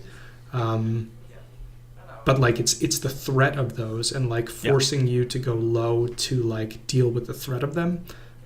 So if you can avoid that on the runner side, you can like stay relatively in control of the game. I just want to correct this a bit earlier, I think we said today. So firstly, if you want to check out UK Nationals, just last weekend, we were meant to have Rotom also on comms. Unfortunately, we had some tech issues, so we're not going to be hearing from Patrick. But yeah, first place at UK Nationals, you can watch that. That was entirely streamed on Neo, Red, and Grid on Twitch. It's a fantastic event and really well produced too. Also want to shout out, I think we said for the AMT that's on tomorrow that it's actually going to be commentated by Jai and Thrantar. And I also want to shout out Axu. It was only 4 hours ago that Singapore Nationals just finished, and that was also streamed on Axu's YouTube channel, so do check that out. There's a lot of really good Netrunner going on in the last, like, obviously months. It's been great. Now R&D is the mark here. That's going to be the die roll. I like this too. Like that's Eric and Paul are discussing mulligans, how to open here. R&D mark here, like, yeah, there's some face checks that are disgusting. Like, I don't know if you're excited to res. It's only 3 credits to res that Starlit Knight, but 2 tags on this early turn, like, it can be a problem. Yeah, it would knock the runner down to like that where you just don't want to be economically. You just can't, like, recovering from an early start, like face checking an early start night is really difficult. It has to be like you need some sort of tech to bounce back from that, whether that's NFL or biobands or something that's going to do it, you do it tempo positive, or you need the corp to not take advantage of the window that you created. Because if you go low and then the corp can like punish you for going low, all of the punishment from this R plus makes you go low even further, whether it's crypto crash, whether it's tomorrow's headline. It just keeps pushing you down. Kind of like the Drago decks used to, where it just like kept like kind of holding the runner's head underwater. But obviously with that, I think one of my favorite things from like watching Worlds is that criminal lists, classically criminal economies are inherent on interaction. If you're not making those successful runs, if you can't face check that ice, it's hard to get value off of a lot of your cards. And so like a bunch of the lists, like we saw Cable Carnage, other Snare Bears playing as well, yourself as well, is that they have that sort of sit back economy built in, generally on an influence splash. So like obviously daily cast, but things like companions and ways to get value even if you can't make that sweet mark run. And I think that's great. That's kind of where you want to be here for a minute. Dirty Laundry on Archives. Turtle's going to get counter and 3 credits. Now, Turtle does work relatively well if you're worrying about pings. It's just that virtual service agent's going to be a bit obnoxious. You're going to be forced to find a decoder sooner than later. Turtle's such an important card in this matchup because the 2 things you're really afraid of, that like either you're going to get bounced out by ping, or you're going to get like badly tagged by Starlit Knight. Yeah. And like VSA is annoying, but if you can find your decoder, generally you're feeling great. But like Turtle plus decoder is a totally legitimate breaker suite for this matchup. I think I just noticed that the NBN team, they're all wearing the sort of the NSG faction beanies for all the factions they're playing. Nice. Yeah, I'm pretty sure. I think I can't tell if the third player is wearing that blue one. Maybe they're not. Now, Mark here's on HQ. We got two things in remote server and ice up. I've seen, like, I'm not sure what you're expecting here. An Amaze Amusement is so hard to deal with. We've also seen Anoetic in some of the Reality Plus decks at top tables. Managarm. There's a lot of strange upgrades, as much as, like, NBN inherently isn't the most expected upgrade faction. But in a remote server, like, Seamless Launch, potentially, into, I guess that's the worst case scenario, into a Crypto Crash. That's, like, messed up bad. Yeah, this is hard to challenge. Yeah, this is really, really difficult to challenge. No other assets on the board, though. Sometimes you see like Amani's, you see Maryland's. Wage workers for sure. So see here, Paul also, has to think through this. The way that the way that the servers are positioned can give you a tell about what kind of deck this is. Like the servers are all in the middle of the mat, right? Like we're not like putting R&D way over on the left to like have more space for remotes. So maybe we're talking about a single remote R+. Now, sure gamble. We ran archives with that second counter. We'll see how Paul, what he wants with that. Again, that allows you to play around Starlit Knight coming at 2 strength. Serevna, I'm not sure if she's 2 or she's 3. I think we're going to get an Axis here. HQ is the mark. We get the click back. There's no res. So it looks like Not Again is valuing to have money for the remote server. Now, I think Not Again took the mulligan. Apologies if he didn't, but we're going to flip one card here on the left. That's a Behold!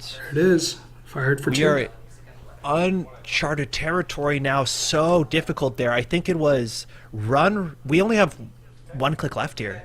Fired for 2. You're also like sometimes not encouraged to trash this because it turns on Oppo research. Exactly. It's such a sick fork. It's really ugly. So let's see how many tags we can clear. It looks like we might have been able to... Yeah, we got to click back, so we are able to clear all of them as much as we're now on 5 credits. And I do think we trashed it. So there's a chance here that Not Again can just pay 0 credits to give 2 tags to the runner and say, buckle up. It's going to be a ride. And then, like, you look at the board state, right? Like, a laundry's been played, a gamble's been played. The runner should be, like, should have a bunch of money. But because of the Behold tags, and then with this Oppo, all of a sudden you have 2 more tags, and you're only on 5 credits, and you don't have anything that's dripping. You don't have anything that's, like, there's no casts running. There's no, like, info bounty that you can take money off of. It's really just, like, this is where the runner gets kind of stuck in a tar pit, where they can't like, continue forward tempo and also clear tags and also develop their board. And that's where the corp is forcing open the scoring window, and then everything they score is bad for you. It's a tough spot as a runner.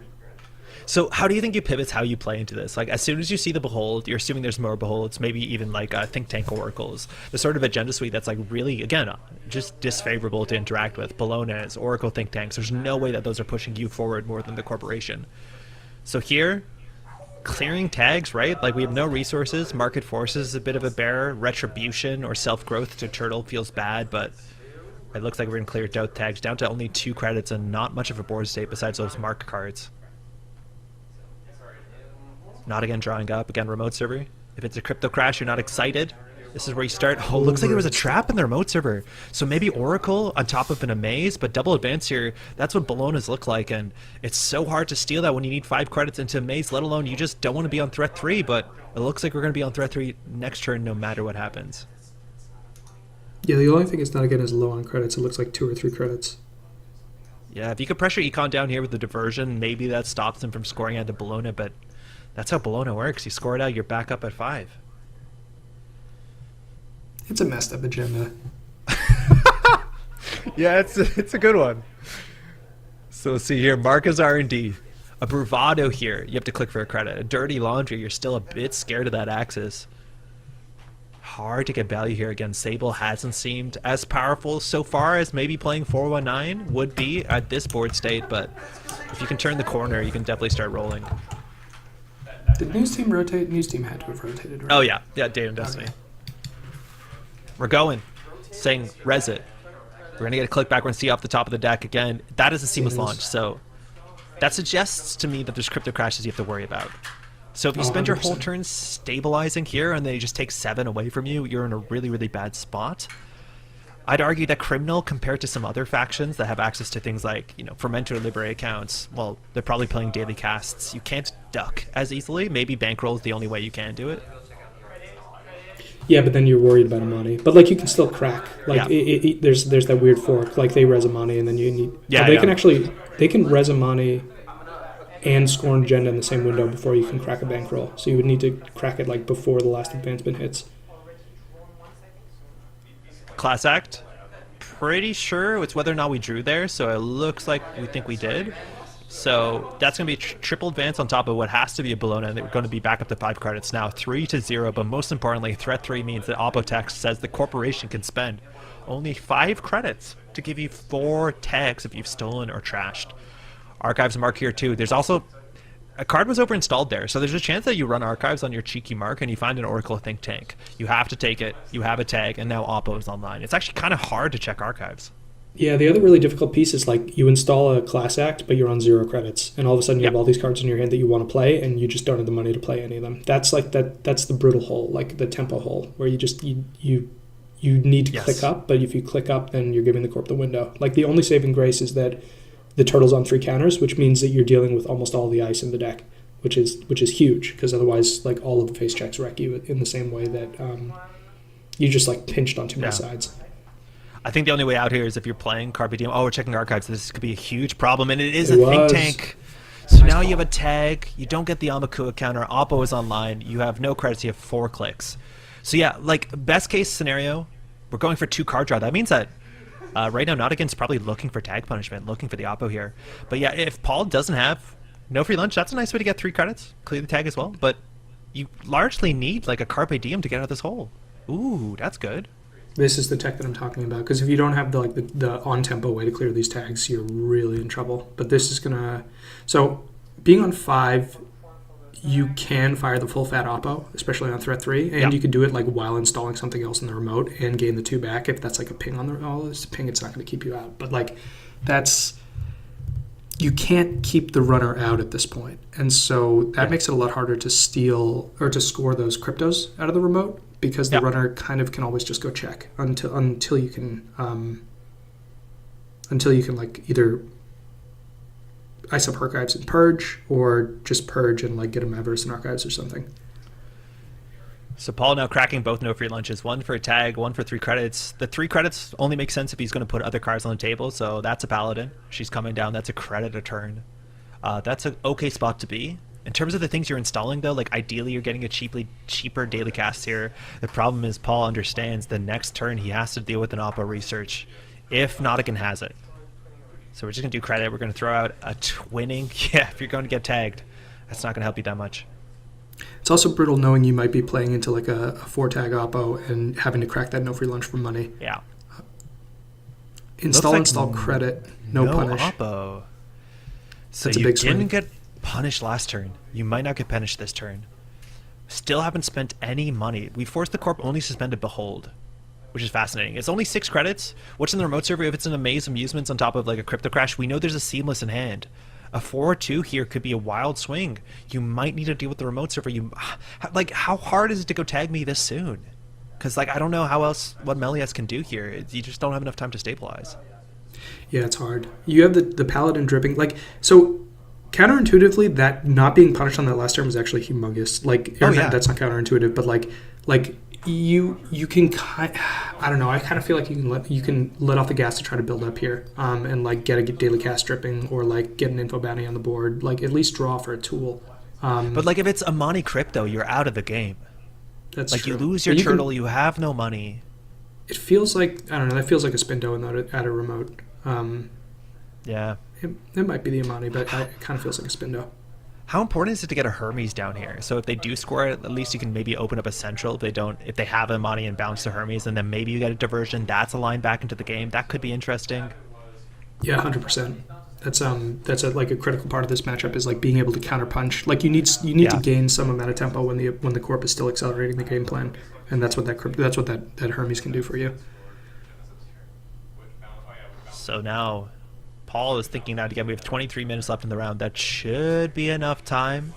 Again, here, I don't envy to be in his position, trying to get successful run triggers, understanding that so many of the axes are a bit messed up with things like Oracle Think Tank, Beholds. There's probably more of those waiting in the wings somewhere. And still that upgrade on the remote server, I don't know. I think it's an Amaze Amusements.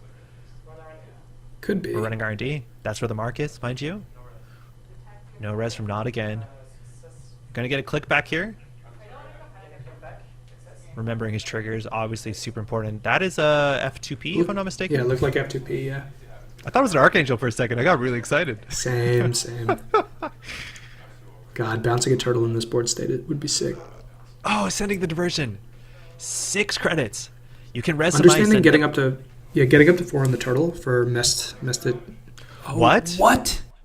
Wait, you can't res that? For 5, right? Oh, he's taking the And bad pup. then- Sorry. Okay. Yeah. Bad pup here is huge. Okay, such a cool card. This has tag text on it. I forgot you could just take a bad publicity, but Valen Chow there is a massive 6 strength code gate. It's going to be res for full 5. You're going to get to 2 back. The runner's going to lose 2. Now, it doesn't give a tag, so this diversion of funds is going to be a bit of a weird axis, but the bad publicity into Reality Plus is kind of fascinating, especially if, your ice itself is broken cheaply. The more of the tax is going to be with the clicks to clear the tags, and bad publicity doesn't help there. What a cool res. That's going to end the run. It does end the run. I had no idea this had tag text on it. Yeah, me too. And I forgot. I was like, I thought you need to remove a tag, but no, you could just take the bad publicity. Super cool. That blows my mind. I literally have never read those words in my life. I Yeah, just like, see how do take you one bad depend on publicity. that- I'm like, okay, it's outfit ice. How do you depend on that text? That's so difficult. The tag text? I mean, one bad pub is bad, obviously, but that's such a blowout because you're not expecting any ice above 4 strength out of this R plus. I wouldn't be. So the diversion was successfully ducked. 3 credits still. Again, that's only functionally res for 3 credits of Valen Chow. That's a steal for 6 cost dice. That's obviously, or 6 strength dice. The bad publicity is going to matter. Now down to 3 credits, you can still threaten seamless launch into an off-world office, into a crypto crash, and whoa! It's a roughneck. Roughneck Repair Squad, spend your whole turn to gain 6 credits, and that bad publicity lasted for 1 click. I mean, I hate it. I hate I it. know. I get it, and it's sick, and like this is like the high point of this play pattern. But God, I hate this card. Yeah, I know. I don't like a card that can remove bad publicity on, I would say, relatively still on tempo for this board state. So yeah, that click for is 6 seems rough. good. So now understanding that you probably, if the corporation just sitting there clicking for 6 means that you cannot contest. Not a lot of cards were drawn. You weren't oppo to turn a go, 1 card draw go. You could maybe deal with that thing before an AR enhanced security or they draw into the oppo. Melius has some options here, but this board state is it's definitely slipping away, and it's kind of confusing to try and figure out what this corporation is up to. Because once I see those 2 cards, like, who knows how far it goes. So let's see what works in the runner's favor here. Like you can Rango the Valentine really easily. That's like one avenue of attack. You still have a big turtle. There are open servers, so you're always going to have a big turtle. And there's not like, well, what do we think is in the remote? That's, I guess, the big question. I think it has to be in a maze and then a Bologna. That is safer there than maybe anywhere else. Well, if you res the maze, they can bounce off of it. Like, it probably is an agenda. I would assume there you probably are relatively comfortable with the remote server anyways, that you might not have to seamless launch out immediately. I wonder depends also on what's too, sitting on top of it. like maybe you seamless launch tomorrow's headline and then do something messed up with the tag. That's not a consistent line considering it's a 1F per deck, but you'd have to be a bit worried about it. It's interesting because like it really what's in the remote or what you think is in the remote is going to control this turn. Yeah. And like what tools you have to get in, because like I, before this I would be like you can get into that remote any time, you just run it, and like maybe you're going to take a VSA tag worst case scenario or like a ping tag. Now I have no idea. Like after seeing Valentine and Roughneck, it's I don't know what's in this deck. Now, I think Melius obviously credits. We're at 1. We have 2 on the Paladin Fuemo. Whether she can help you pay for a daily cast right now, that'd be reasonable. It's totally worth knowing in the criminal card pool without engendering interaction. There is, I want to say, 0 econ cards, barring, I think, rogue trading, as much as that's very difficult to play that into the Reality Plus matchup.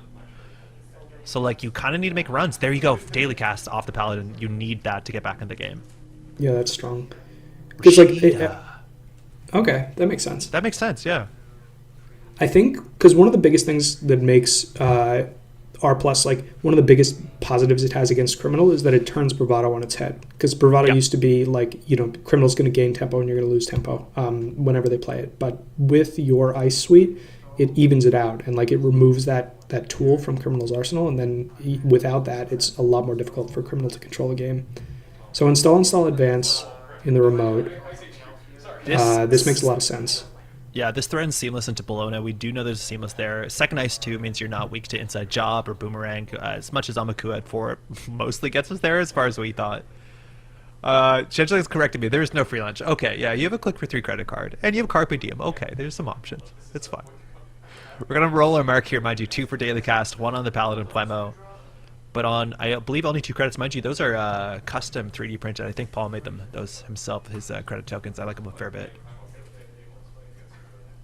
So now he's deciding, he's giving a laugh here. Things look bad. He doesn't know how to explain this to Eric, what the board state is. But HQ at least is the mark there. It's worth noting Valen Chow. You don't have to break the subroutines if you have more money, and the bad publicity does count. We don't see the bad publicity tracked, obviously, on the credits. I do hope that... Oh, because it's gone, right? Because we got rid of it. Yep. Yeah, right. That lasted a turn.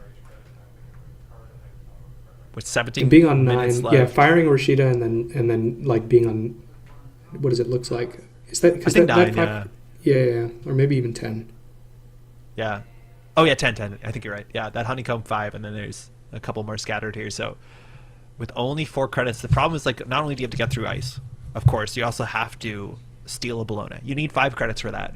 In the criminal card pool, there's not a lot of tricks. Again, most people are just paying for that. Sometimes you see it imped. You're not going to see that in this deck. Technically, there's a whistleblower, but I don't even know what the text on the card is. Out of centrals, you can use Chesby, but Yeah, that's the best still, interaction you got. right? Because nobody's playing Fueno. Draw. We're going to look at 2 there. Bit hard to see. He's holding them close to his chest. What are you looking for here? Like, the only way that you can deal with... Okay, say it's an Amaze Amusements or even like a Mana Garment defensive upgrade. The only way that you can get through this is like Pinhole and then Charge. You do know which one's an upgrade for sure, but that's still not doing enough for you. I'm pretty sure that there's a card that gives either the runner a tag or removes a bad publicity that came out on Ashes. I could not tell you if it was an upgrade. Increased drop rates. Rate? I don't know if it's an upgrade or an asset, but like that kind of makes sense in what we've seen so far, and maybe we're just going to see a bunch of like bad publicity ice. It's an upgrade. I was upgrade. thinking about it in the NEH, and I was like, "This is going to be so sick." And then people told me that you can just remove a bad pub when there is no bad pub. You're not forcing them to take the tag, and I got really sad. Wait, really? Yeah, you can. Even if there's no bad pub, like you don't have to take the tag. That's counterintuitive. Wild. Okay. Because otherwise, it's Chekist that works out of centrals. Yeah, out of archives. That's wild. Yeah. Oh right. So yeah. Yeah, it parts from archives forever. It's pretty good. Yeah. No. Sheds is coming down. If there was a card that just tagged you, out of archives forever, like that, we'd be seeing it in decks. We're going to draw up again. We got a bit deeper. That coffee on the table maybe as a way to play around Crypto Crash. That's, you want to offshore some of your money. Now, in theory, 1 cup of coffee or 1 Chesla and 1 Amaku is enough to challenge most centrals for free for the rest of the game, at least once a turn. The problem is the stuff in the centrals and having the money for the Bolognas.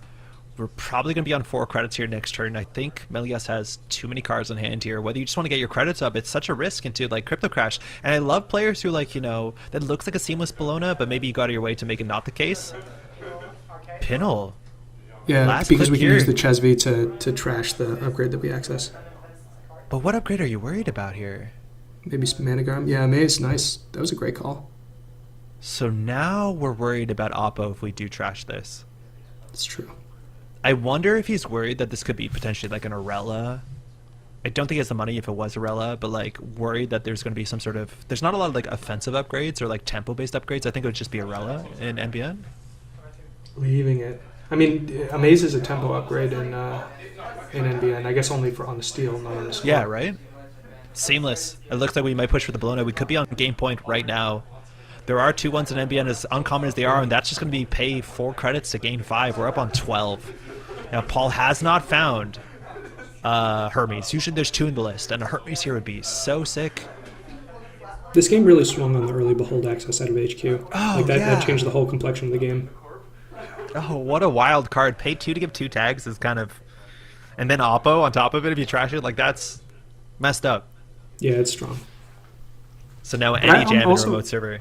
Sorry? I'm just relieved. It's so refreshing to watch a game and like neither player has been above like 12 or 15 credits over the course of the entire game. Like everybody's scrapping on reasonable amount of credits. Like it wasn't that long ago that we were watching games where it's like, okay, runner has 25 and they're thinking about challenging the remote. Like it's just a math game of what's going down the remote. Like this is like the decisions become so much more meaningful when the credit totals are lower.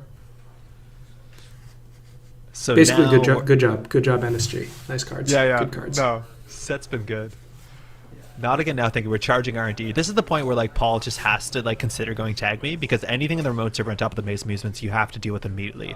The saving grace here is that 2 Bolognas are out. So even if you get market forced into the dirt, like you can still steal some agendas. That's a Rashida off the top. God, Pay you don't 2 even to trash go. it. The problem is if you don't trash it, it goes in the remote server, and no matter what's in the remote server, you have to consider checking it. But if you do trash it, you probably want to run back, because whatever is next could probably go in the remote server. But Now then you you're are risking turning Oppo, Yeah. but like I think, barring now the Starlit Night, which is technically relevant for Oppo, is like you are going to get Oppo'd before the game is over, and you're not going to be able to fix it. Because there's some Maze Amusements. Not Again's happy to put any agenda into the remote server, and forcing you to deal with it, and forcing you to deal with the Oppo the following turn. It really depends on how potent the tag punishment is. If it's like, I mean, shipment is game winning, but that's basically the only thing Yeah. you're scared of, because end of the line is tough if you're playing Valen Chows in your list. Like, it's hard to fit an end of the line. Self-growth program into like trashing the turtle, that's going to be a problem. Yeah. That's for sure. Yeah. Market forces. Yeah, that's why, yeah, with 2 Bolognas out, market forces is at least like somewhat manageable. So no trash on okay. Rashida, that makes sense. This kind of feels like almost a deep dive-y turn, or like thinking this about a might- deep dive. It kind of also looks like a turtle farm. Like maybe we're just trying to Yeah. crack that 6 on the Valenchow. Yeah, and get a doof off. Because if we can doof, install it. I guess you have the 2 paladins. That makes sense. But if you can get a doof off, you're feeling really good. Especially because you can let the gain 2 fire. If not again is under 5 credits, and just like, and that's how you hold the corp underwater. But still 6 to 1. You're in a really. It's hard to come back. So now Twinning gets installed with the Paladin. Even if you didn't do that, you wouldn't get a counter because you already used the Chesva.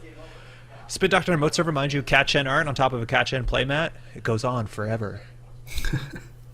Now that Twinning is really scary, right? Like if you get tagged, you're going to lose that. And just card on the remote server, card on the table. You in theory have to check all of these, and there's like a non-zero chance that one of this could be a B1001. Probably outside of the server. Or a trap. Archives is the mark. Not the best roll on this turn, I'd imagine. The face down's been in there for a minute, and you're scared to like interact with the think tanks. And whatever's in the remote server, you have to consider running at 4 credits. Chesva's only works for central servers. We probably have seen a Bravado by now. I think you were You'd happy to expect Bravado it. into the Starlit Night. Pay 2 with the coffee, get an access, get 7 credits. You paid for 3 of them at least. Yeah, it seems like best case scenario. You can get 2 accesses with the Twinning. Yo, he threw out air blades. He was ready for that Funhouse meta. I'm surprised at throwing away an Airblades. Yeah, that's super useful. We haven't seen funhouses. It doesn't work with ping. It doesn't work with VSA though. It's only funhouses, and they're not as common. 10-minute warning makes in the sense. round. Mind you, we see the timer there. Paul understands any card on the table could easily be it, and at this point, it's only a 44 card deck. Usually, some folks do play 49 Reality Plus, but the chance of them finding that Oppo, the second and third, not that I wouldn't bet against it. Yeah, the card is so good that you want your best chance at it all the time. Like maybe if you have a weird agenda suite idea, but I can't really see a 49 card R plus. So I think you're right. I think best case scenario for the runner is Bravado R&D. We're drawing. Look, 2 off the top, mind you. That's a big thing too. Is we haven't seen a mutual favor or boomerang. So any of the cards that Melius has put to the bottom of the deck are going to be probably at the bottom of the deck for until the game's over, unless we see one of those limited shuffle effects. We do see in hand, I believe, a Mystic Mamie is popping out there. This looks pretty close to Cable Carnage's list. We'll see again. We did see the Airblade, so there's probably some little changes. Yeah, all your cards are just value over time. Like Mamie's going to help you, but not when you're down 6-1. Checking the uniced server. Looks like a Rashida. The full face. I think that's a Scott art. Really like that one. Not Getting turtle trashing. counter. HQ's open. Diversion drops, not again down to 2 credits. That's kind of fascinating. But then you No. can fire the Rashida and go back up to 5. Oh, yeah, and then you don't have the HQ mark here. It's cool, too, that he has the archives mark, but he doesn't want to check it. I think he was like, once burnt, twice scared or whatever. But we're charging the remote server for the first time. No bravado. We're just going in. Let's force charging some the ice reses. On click 3, Ping. okay, you're coming out of this tagged. Yeah. You can't steal the last Bologna, but the last Bologna requires a whole lot of seamlesses. You're coming out of this very tagged. Yeah. Paper sure. Res for 1, it's an agenda, and if it doesn't have an additional cost to steal, you definitely need to steal it. If it's an Oracle Think Tank, we might be... Ooh, Crypto Crash. That was the game in the remote server, assuming Not Again has a Seamless in hand. So luckily here, at least when you force the Maze Res, that's the third and second tag of the turn, so Reality Plus is only first time, so take that, I guess. But we're now 3 to 6, 3 tags in. It could be as simple as shuffle with Spin Doctor, draw a bit, install, shipment from Burst, heaven forbid even, and I don't expect it. I think what's it called? Freedom of Information is an agenda that goes pretty quick. Freedom of Information, yeah, that's the 4-2 that loses advancements based on your tags. Post-Truth is your 2-1. Which 15 both of minutes those work. is still your 2-1. No, that rotated data, right? It rotated? Oh, God. Yeah. It's weird let's that see we here. don't want to play 2-1s. Like so many factions It's play 2-1s. strange. Yeah. They don't really fit. They don't fit in the agenda suites. You got too much Hermes going on. It's hard out there. It's true. Yeah, when every criminal is Leela, it's hard to play a 2-1. So now Paul can go R&D if he wants. He hasn't cracked into the coffee yet. Oh, we got some counters here. Paladin gets one off the steal, mind you. We haven't charged a 20. Like, you can run R&D here in C2. It doesn't necessarily lock the deck because you can do Spin Doctor Shuffle into Rashida, and that can be a huge issue if the Corp here, if not against just drawing into, like, shipment from Vladisibirsk. But It's really hard to run R&D because the Starlet has text on it. oh, now. yeah, So, 5. Yeah, right, 5 subroutines. 3 in the runs. Mystic coming down too, saying, hey, I'm tagged, but I don't think you have the time to trash my board. You don't got that sick sync flip. So Rashida, and there's exactly the line. We're going to Spin Doctor first. So we'll see what face downs go back to the deck first, or what face ups. Maybe you're looking for an Oppo here. You're assuming there's 3, but Rashida's going to be drawing a whole lot of cards here.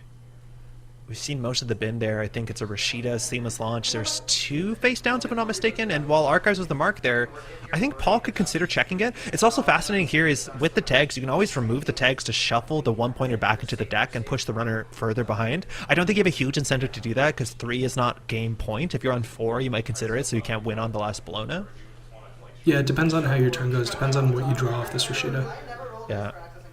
But yeah, Oracle Think Tank has some pretty gross text that stops you from going tag me. It's not exactly a quantum predictive model, but it's the closest we have. Draw 3, game 3, and a mandatory is going to put Not Again comfortably 5 minutes in a round. Might just have it here. 9 credits. I think he still might have a mandatory. I'm not sure. No, I think he drew 4. Very good shot at just winning right here, though. Although it doesn't look like he has it. So he's thinking through again. Tag punishment, market forces in the remote server saying, come back, come and get it. B1001 could be alive and well, but there's the Oppo. I don't know if it's probably only for 2 tags here, right? No, he paid I 5. think he just paid the full 5, yeah. That's interesting. Yeah, I don't know if Paul had the time to clear the tags before the game is over. I don't know if you have to do more than 2 tags there, even if you want. Like, if you want. So, if I'm not mistaken, we're 7 tags. So yeah, 3 plus that 4, yeah. that actually does help with if you think the game's in R&D, right? Because the Starlit Knight scales. Right. It just depends. Because you haven't really controlled what's coming into HQ. You've like thrown away a couple of discards, but it's a little scary when you can break Valenchow for. I guess you really don't want to give the money either. It's kind of cursed to get in. I guess you have coffee to help you out. Yeah, but like you can break it for free if you really need to. Now, Mark, I think, is still in Archives. You could still check. It's really wild if, say Paul scores the last Bologna and then time is called and Not Again just shuffles away an Oracle Think Tank to win the game on time. Like, that's kind of messed up. But card in the remote server means you have to check it. I just don't think on 4 credits the outermost ice probably matters. You're 1 credit short of the Starlit Knight, so like maybe you're worried that there's a B1001 and you have to deal with that first, but B does not protect itself. So double Seamless Bologna in the remote server, that's the hardest thing that you'd have to worry about this turn. Yeah. Being on 5, you need to at least take some money before you charge it, but you're kind of forked on that. I guess you have to check to make sure it's not B1001. Pinhole Okay, for so free? this is like is a good. scuffed falsified. Yeah. So we get the mark back. I love it. So it's a clickless run. We can access the topmost card. You can see what it is. If it's a B1001, you could just res it here, but that kind of betrays the information. I can't see what that is. I think it might be an agenda. It didn't get trashed. So deciding here what to do. Again, we got to use that Mystic credit. We got the free run back. So we still have a full turn. We have 2 on Chesla still. We have 3 multi-access coming in from the twinning if you want it, and we know it's in the remote server. I don't think it looked like a blown. It kind of looked like a full art. I'm not sure what that lowers the possibility pool down to. I have no idea. Does not again have 1 Nationals full art Bologna? That would be cursed. Credit. We're charging HQ here. So there's 3 So that separate says the game teams. is not in the remote because you can get into this Yeah. remote. So we're deciding what to do here. Although Mind what you, we have- goes in the remote that you don't trash off the pinhole? Maybe Well, like, I think like no matter what, not again jams in their server like another roughneck. Like you just want to force a run. no, I mean what would Sable not trash with the pinhole? Like I guess maybe a roughneck? roughneck. Yeah, Wage workers? I don't know. seeing 3. But yeah, again, we see a seamless in there. We're going to see full 3 cards here. We have the Bologna credits. Now, if you had an agenda, would you jam the remote server? Sometimes you just hold it and wait until you get that shipment for Ludiciverse. There's only 2 minutes left in the game. Mind you, when time is called, the active player finishes their turn, their opponent has 1 turn. Valen Chow, another Valen 3 Chow. influence. That's so cool. Second most is seamless. You're expecting and kind of fearing if you're worried Bologna is on the remote server, but we do know what all the cards on tape. We don't actually know what the uniced card is. Second 2 seamless. seamless. That is scary if you did see a Bologna in the remote server. Because you might not have worried about it. Be like, oh, what are you going to do? Advance it and shipment or subliminal, or sorry, seamless, excuse me. Both get you there. Amaku on a counter. Checking the remote Yeah, server checking. last click. 1 minute 30. Spin Doctor getting rezzed. So now we have even more cards there. The ordering there, unfortunate. If you run the Spin Doctor first, you might have got a better access on HQ after the, like, you know, mid-turn draw is sometimes pretty scary. Whether you want to threaten This to is a- trash this, Yeah, allowing access rather than shuffling anything back. I think the most important thing here for Melias is he just needs to end his turn. Right. He needs to have another turn here. You can't have time called on his turn. It was a Rashida. Wow, I'm surprised at no trash. Yeah, Especially you when gotta you're trash that trying with to call. Chesva, yeah. Because if you draw a shipment, it's over. Yeah. Yeah, I'm surprised you didn't trash that. Install, it looks like we might There it have is. it. There you Yeah. go. Just getting a 4-2. So just seeing 5 cards there, 6 with the mandatory draw. That's going to get Nottingham. That is a split. Well played, Nottingham. What a cool list. Balanchow face check for 3 credits, remove the bad pulp instantly. And just playing that tempo NBN, it's all about the tags. It's all about some pretty rude dice. Well done. Yeah, 2 good games. Well played on both Yeah. sides.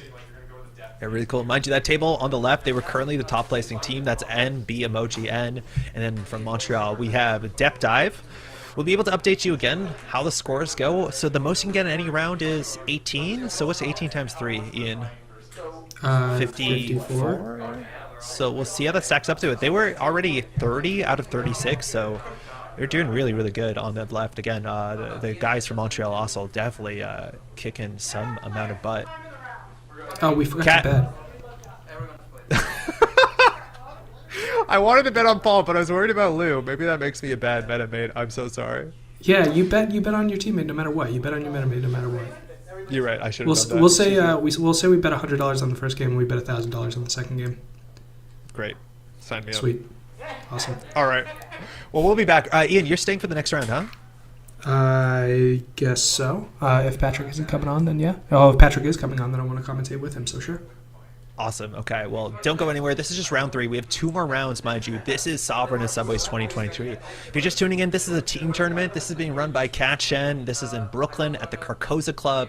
A huge shout out again. This is an event that myself, Andre for the Metropole Grid, I'm not doing anything of this. This is all the effort comes in from the folks down in New York City, and they've been absolutely killing it. This event looks fantastic. There's 15 teams, 45 players coming in from all over, different countries, different states, different provinces, coming down to Brooklyn is absolutely fantastic. We'll be back in just a bit again. Rongi, hopefully we'll still hear from you. If not, it's been an absolute pleasure, but I'm pretty sure we'll see you next round in round 4. Been great to be here. Don't go anywhere. We'll be right back with round 4 just after a short break.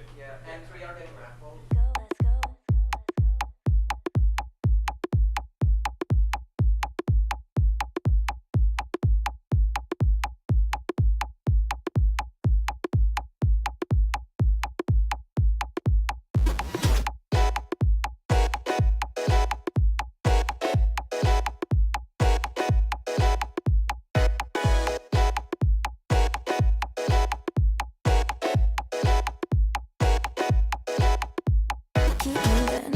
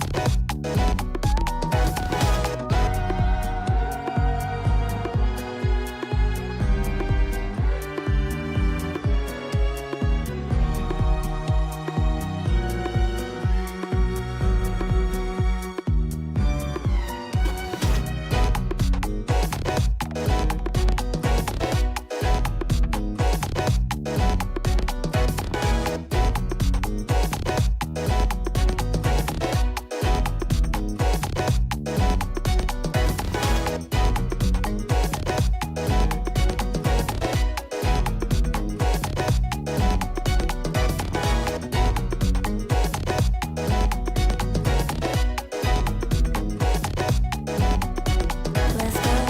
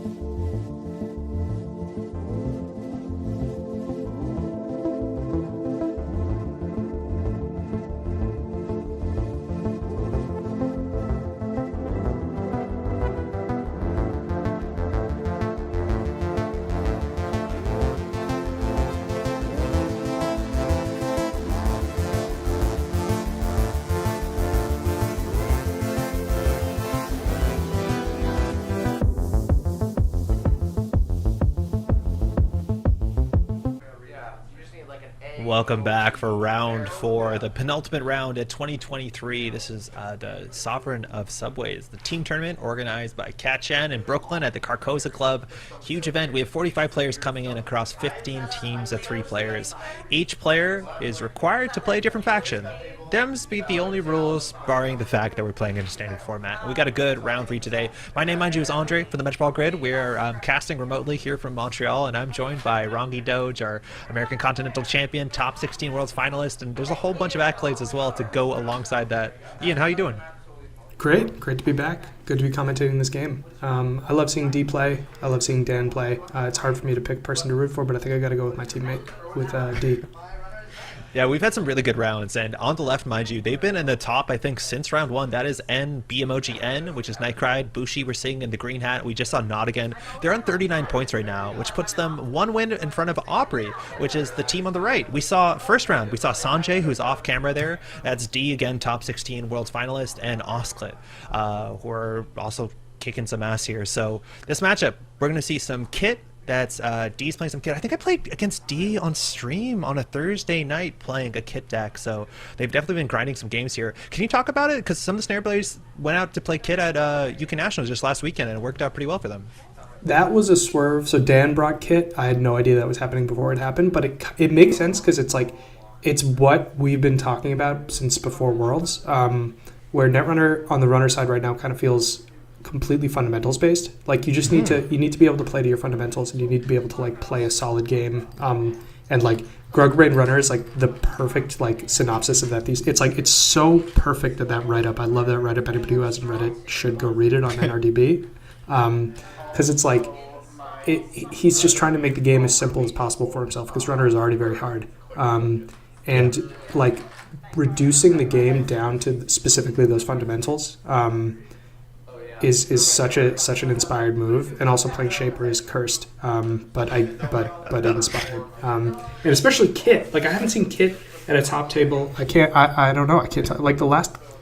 No, I'm thinking of Chaos Theory. Yeah, I can't think of the last time I saw Kit anywhere near top table.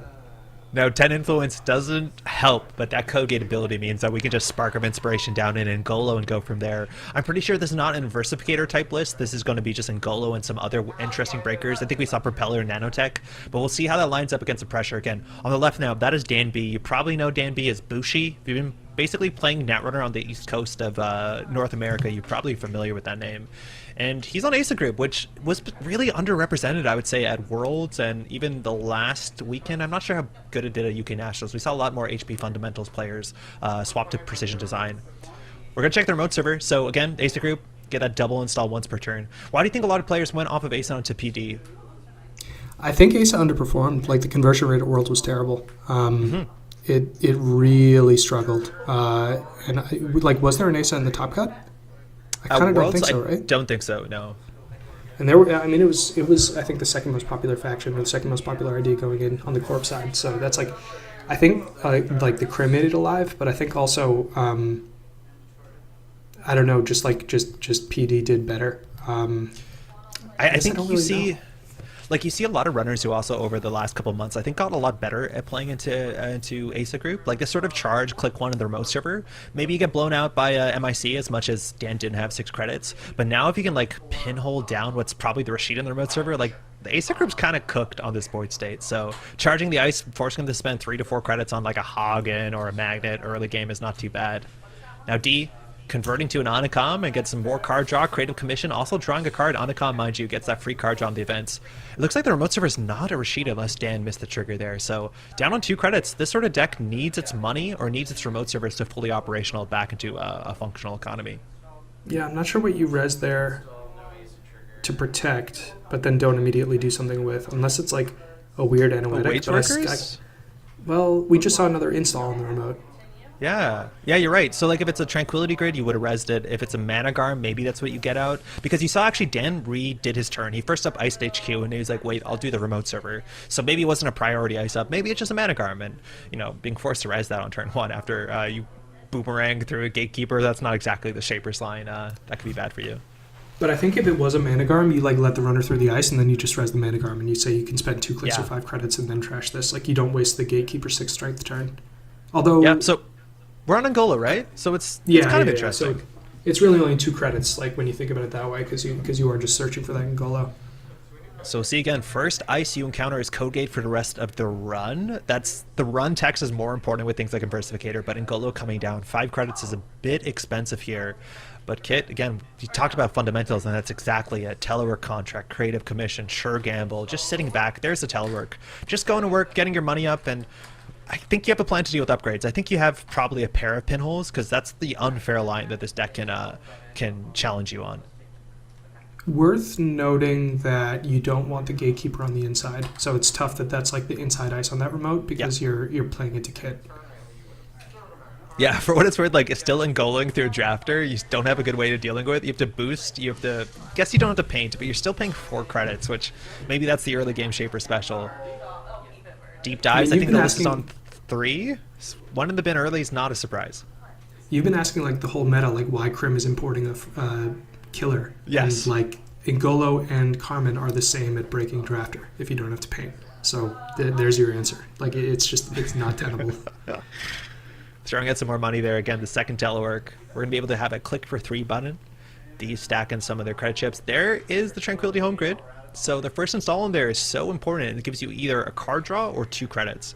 And while that's 4 to trash, that's definitely a lot. That card is like I would say, you know, obviously fully operational does something pretty meaningful, but that's a relatively big backbone to the economy of these sorts of decks. That other upgrade, oh, wow, was trash. That what makes the heck is no that? sense. That makes no sense to me. Unless... What is that? Wait, I mean, RLC it has to too. Be a 3-2? Like, it has to be a 3-2, I guess? This might be with red level clearance. I think there's a chance that this is like a Wage Workers, like fast events from hand, single remote ASA. Because things here look a bit different than what you might expect from like fundamentalist. Why would you do Asa that grid. out of Asa? Like, why would you ever do single remote out of Asa? Like, you could play that out of PD. That would make sense. But like No, with that's Asa, true. like the reason to play Asa is fully op, and if you're giving up fully op, then there's just like there's no reason to be on that ID. Hold on, I'm trying to see the hand. Is there a ganked in there? Oh no. Maybe I'm just looking for something. I hope that's going to happen. But yeah, no, this definitely looks strange. We see a bunch of Tranks in hand. There is an agenda. I think there might be more than one of them. That's a fully operational. So now that's going to be either a 3-card econ card or 4-card draw, some combination thereof. You can crack that. But it's just going to be that sort of easy mark, that Beanstalk royalties, as much as the upper end gets a bit higher later on in the game. Diesel I'm so for 3. confused as to what got trashed out of that remote. Yeah, I don't know. That was installed. It wasn't scored. Maybe we're looking for seamless and we didn't have it, and we're hoping to draw one. If that was a 4-2, but no idea what that possibly could have been. We'll see if there's traps in this list. HB, mind you, doesn't have a lot of traps. I think it's only Cerebral Overwriter, and you need to advance that thing. We see the hand there. Again, whether you want to pay 5 for the Ngolo, or you just want to harder the cards and get one with a Spark of Inspiration for 3 and a card draw. So we'll see. Maybe the yellow card was a Spin Doctor. That would make much more sense, and you can kind of like fix the remote server. While building another, yeah, it makes sense. Of D deciding So we're again. on- Something is jammed in there. We know technically you can always overinstall with an upgrade to like really goof the runner and zig when they think you're going to zag. I don't know if you want to do that play, but it's worth noting you can always over and trash when installing anything in a remote server, even if you don't hit that sort of like dual asset clause. It's so awkward on JNet where you're like trying to pretend that it was overinstalling the right way. Like No, JNet Jada doesn't trashing help it. you. Yeah. No. Looks like it's a run event. Hannah's coming down. We have a creative commission, so good value. Hannah, I would say that we've kind of reached peak Hannah in the meta. Oh, that's and Ngolo's Ngolo's down. Okay. Thanks, D. Pulling in on screen. So it was a Spin Doctor. So it looks like it was an early agenda that didn't make a lot of sense. And it looks like this is a run on that remote, so it was like Hannah and Ngolo, Hannah Yeah. run the remote. Really good. That red chip is probably a 5. I think with the Yep. telework you can consider trashing. Oh, Oh, we're no, not it wasn't a even run. running. This is just a Mind you, res. Spin Doctor Draw, making a second remote server, mind you, fully operational, cares about how many servers you have with things in them and ice in front of them. I think we might see the Luminal Transubstantiation in hand. I think I've heard the sort of meme joke that why play Asa, you just draw all your agendas and you get them stolen from hand. And like this is kind of looking like that board state. Because single ice, you know you can deal with. You have to force the narrative into the remote server. And for what it's worth, this kit deck, barring Deep Dive, doesn't get a lot of good value off of central runs. I think you probably, even a lot of times in this deck, if you are going to play that DJ Fenris, you end up pulling Sable as opposed to pulling Steve. Yeah, if you're trying to get those deep dives. And then I think like, I mean, it's an interesting point that you just brought up about Asa, and I think it makes sense because you think about, I mean, the major comparison for Asa is PD, right? And so it's, you control your draw so much more in PD because you're not having Nikos strip down and giving you an extra draw. You're not having like your spindos are like maybe you like don't put them out on the board more because you're trying to build a board. You're like using them more deliberately. So it does feel right that like HQ is going to be riskier out of Asa because you're just going to be, and especially with flops, like you're overdrawing a lot because you're looking for your pieces. The charging server, Telework came in. I do think this is a run event. It's in that sort of void between the decks or between the playmats. I'm not sure if it's a Baya Bands or a Dirty Laundry. You have an issue if it's either of those, if it's a defensive upgrade that ends the run, and you know it's just a pile of upgrades from Spin Doctor. No Outermost I Res think means it's overclock kicking if in. we're like replacing credits Oh on yeah, it. yeah, that tracks, and that lets you deal with all the upgrades cheaply. So we'll see a Managarm here. You can double click. If it's an Anoetic, that's a bit harder. Thanks, Kato. Looks like it's a Managarm. Full art Managarm. Those I think are just Yeah. NSG promos. Those are very, very rare. I was about to say I don't recognize that promo. Yeah, I think it's an NSG Oh. staff thing. Oh, So Spin Doctor getting cracked here. NSG blatant. So D, laughing, whether you want to spend 2 clicks or 5 credits, you do have that overclock credits. That being said, you definitely have 7 credits worth of very reasonable trashables you want to work on. So I think you might spend the 2 clicks here. to me, the math is, can I make more than 5 credits in 2 clicks, or do I have anything else to do on this turn? And Hannah does definitely help. I'm pretty sure that was a Hannah run. Yeah. So well, now Dan put in a really awkward spot, just a code gate, and then the outermost is also fundamentally a code gate. No defensive upgrades. The second remote server, though, is where things get interesting, because if you do res a drafter, that's an expensive problem.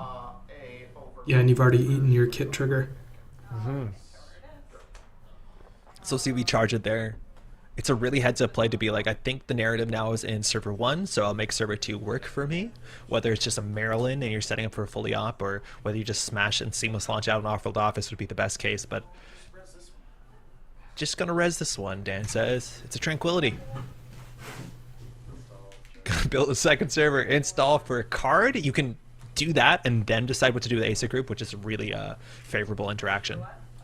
Interesting that we're taking a card on 4 credits. Yeah, just click 2, up to 6. That ice, on average, 3 to 4 credits, 6 for the big MIC, 6 for the big on-sell or Braun, and Ngolo into Braun, you're making it for 5. If you get the kit ability, it's a bit much, but Propeller can maybe get you there a bit cheaper, as much as not often. This is Laundry Archives? No, yeah. Yeah, I think it's just archives. And I guess the Spindo shuffled back whatever got trashed out of the remote. Yeah.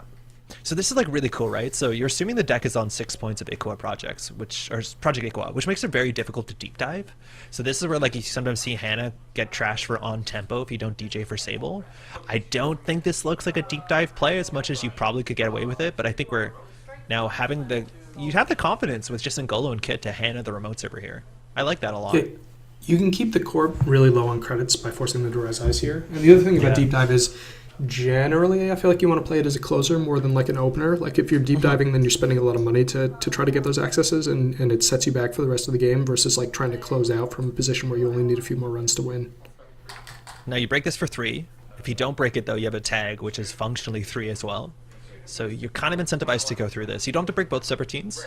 Only the latter is the relevant one, the end the run. But You keep Hannah now, if you surprising do me. end the run. Why? I forgot that Hannah had text other than like gain a click when you make a run on a remote server. Yeah, you're an NBN player, huh? Yeah, but like Just forget about that text. No, ice is not important. Ice is cringe. The Spin Doctor to draw 2 there. That's I think the second one we've seen in a couple turns. So HQ, I don't know if that's Spin Doctor the first one. It definitely shuffled the face down. That was over installed in a kind of interesting pattern there after the first couple turns. It's definitely a telling play, as much as it's kind of still hard to parse together what exactly how Dan was fixing the board. But this Spin Doctor here again, that's 2 to trash. That's Jackson, but 4 to trash for the Tranquility. And D did throw out a telework, so their economy, they have 6 more credits waiting if they want to go to their job. But this deck actually doesn't have, oh nice, the 3rd telework. This deck doesn't have any of that like late game infinite economy, as I think actually maybe it does have 1 companion, a Mystic if I'm not mistaken. I'd have to look it up. But it makes sense, I mean, just dripping off of these, keeping your money up. And then Yeah. I think we accessed that remote on 3, otherwise trashing Trank Grid would make a lot of sense, especially because you can click a telework and then install the other one. Yeah, I think Hagen now is really well positioned. It is 5 strength. The strength is not going to matter until it goes down to 2, where you don't have to boost anymore with the Ngolo. But now if you can get any ice in front of it and res it, you're actually forcing D to either paint the Hagen for 2 credits with Ngolo, or find an actual fractor. And this deck is on Propeller, if I'm not mistaken. We see 6 points in hand on 2 big old ugly Ikuas. That's also a big issue with HB, right? It's like you have the agendas you want to score out, and then you have the agendas you have no interest in scoring out in the first 6 turns of the game. And currently Dan is holding the agendas you have no interest in scoring out in the first couple turns of the game, especially on 2 credits. Yeah, having them in HQ also is bad against the deep dive deck, because like if they are going to get access out of R&D, you want them to be on a deep dive turn, maybe if they don't have the extra click to steal them. Ooh, I was going to say Dan needs a fully op here, or he's really in a bad spot, but he's starting with card draw, which makes me think that he wants to discard those Ikuas over hand size, but he's going to get 4 credits and 2 cards, paying 1 for that. Not too bad at all. The problem is the board state. We're on 5 credits and we only have a Gatekeeper and a Hagen resed, and the centrals are defended but unresed. Like, you're really pinched here. Like, D can apply a lot of pressure. Yeah, the Spin Doctor is going to be shuffling it back like 6 points of bricks, as opposed to like your defensive upgrades, your fully operationals. And we played 2 so far. I think 1 might have been shuffled back. Apologies, I know I have not been keeping track of Spin Doctor shuffles that as strongly as I reckon I should be. I think there's one RFG up at the top. Yeah, one's out. Do you click one into HQ again with like 6 or 7 credits? That's all you need. And forcing any res here is so favorable. As much as, ooh, that's cool. Yeah, that's nice. 7 strength code gate. That's really good tech. That's 3 credits to go through. Do you have to boost twice with Ngolo? Ngolo hits 6 or 8. I think 6. 2 for 4. So you would. Yeah. It's 5 to get through. Like you can't break that. That's awesome. We saw this card show up in a couple matchups. Like 7 is so nice with Slap Vandal. Botchos doesn't care. Audrey's annoyed. So Nuka's coming down. That is going to be a bounce. And it makes sense in specifically HB, right? And specifically ASA, because A, you want like gear checks, and B, you're so weak to turtle in like so many different ways that it really shores up like an important weak spot for you. As much as Hagen is doing a similar thing, but it does it for half the cost. Yeah, I think it's actually really worth pointing out. If I'm not mistaken, I don't think D's deck is running self-modifying code. So while you do have Spark of Inspiration, you just need to find the one Effractor in your deck, which is a Propeller. So you can't tutor it. You just have to draw it or like rip Spark and hope for the best. And I'm assuming D's on. Generally, I think the deck had 2 copies of Spark at UK Nats. I think 3, I want to say. I mean, also, it blew my mind to realize this. The Spark of Inspiration is the same cost as SMC for Propeller. It's cool. I thought Propeller It's a fun cost card 0 too. for some reason. Yeah. Yeah, there's like some benefit if you kind of, I want to say whiff here, but if you end up getting 2 Ngolos, at least they have each relevant text. But sure gamble there for 5. Or sorry, for 4. I think we saw this at World 2. D was another player who tried to use as many different alt arts as possible. So we'll see all the different sure gambles. But Rashida and the remote server, we saw them Dan's hand. Kind of a bit on the comeback here. If you can jam a tempo positive agenda, seamless launch in hand, have another Manic Arm, this is getting a bit trickier to deal with. Spin Doctor? after the Rashida draw, yeah. Yeah, because I guess you don't want to draw. You don't want to draw those Echoes again. You also don't want to Shuffle leave this them on back. So there's no window to res that Spin Doctor after Rashida before mandatory draw. top. No. So he I've needs to asked remember to that, shuffle actually. that. Yeah. Like, it's relevant in the NEH when you are specifically trying to draw for like you're like trying to draw for one piece, and if like you see on a federal that it's not there, like can you pop Spindo to like reset the federal? The answer is no. Installing for 2 Biotic. Wait, we're just scoring out. On Biotic, the only card that you're happy to score out here, I think, is the Luminal. Even that's kind of expensive. Yeah, we're paying 7. So triple advance, you need the Luminal. He has had the Luminal in hand for many turns now, and D hasn't. Yeah, Ren HQ. Foil Luminal. Gonna get 3 clicks back, though. Dan being on 2 credits here. You've used the Ace ability. You've used the Trank ability here, so it's probably just click to 5. We have Rashida in hand, though. That's a good thing to put in a remote server to force some interaction. I think that Hagen is kind of hard to deal with. Yeah, you need to keep jamming to keep the pressure on D. Otherwise, like, click. Oh, okay, that makes a lot of sense. Yodel, it's like really awkward once you get 2 cards out of your hand, but you have to. That's just how the timing of the turn works. YDL there for 3. Not It's stellar, but you 3. need money. Yeah, you do it's a need money. If you critical can hedge fund to your install of the Rashida, you're in a good spot. So install, I think that has to be the Rashida. But D is understanding that not going to be the fastest game. 2 things on the table, though. Seamless launch means any unadvanced card can potentially be game point for Dan. So we'll see there again. Remembering the shuffle back, there was 2 Ikwas on top of the deck. He just kind of postponed that Spin Doctor housekeeping. We're on 6. Oh, 6 credits, excuse me. Yeah, nice. So it was not for 3. It was YDL for 4, I think. I've talked to D about this too. I hate how they stack their chips, like with the 5s. Yeah. Like, come on. Hard to see the stream, D. I'm going to talk to them again. I get frustrated whenever you have to ask a player how many credits they have and they don't know because their credits are like, in some sort of weird pile. But I think that's my problem. So we're laundering. Oh, it's buy bands? Buy bands. Yeah. Archives. Buy on archives. I think there is at least a face down. So you have to decide here before the run's successful. So you're not going to see that face down. So you got a bunch of options. Draw 2, pretty common. Install a card. That's what it's going to be on this board state. The last 2 are not relevant. Daily cash for 2, though. Not too bad. Yep, just more money. Accessing. Another Biotic. So that means there's 2 biotics in hand. Seeing 2 biotics in an ASIC group deck makes me worried that one of these remote servers is the wage workers, and we might do like, you know, wage workers score out a 4-2 with biotic. Like 2 biotics means that's a big part of your game plan. It's not just like, oh, I'll score out a 3-2 if I have to. You like clearly built your deck around this. That's not super common. Maybe it's similar to the aces that William was playing back in like in the Continental season. This is CTZ Worm deck, right? There was no wraparound in that deck, was there? Yeah, there was. Wraparound your digital life, multiple biotic. I think there's an Audacity in Dan's hand. I think this is like fast advance, you know, from your Continental's Asa. Sick. Yeah, that's a fun deck. That deck can like high roll the heck out of you if it draws really well. Dan is having a relatively slow start, and double Ikawa is going to do that. Also the Charlie, mic, the mic, like having a mic fork with Ikawas in the remote is like the other key piece. Saw the So is this the Rashida or is this the other thing? This is full art wage workers? Yeah, I need those. Those are Since Paxio, when? They're like coming. Oh, so cool. Yeah, Dan B is going to be the one with all the promos already for sure.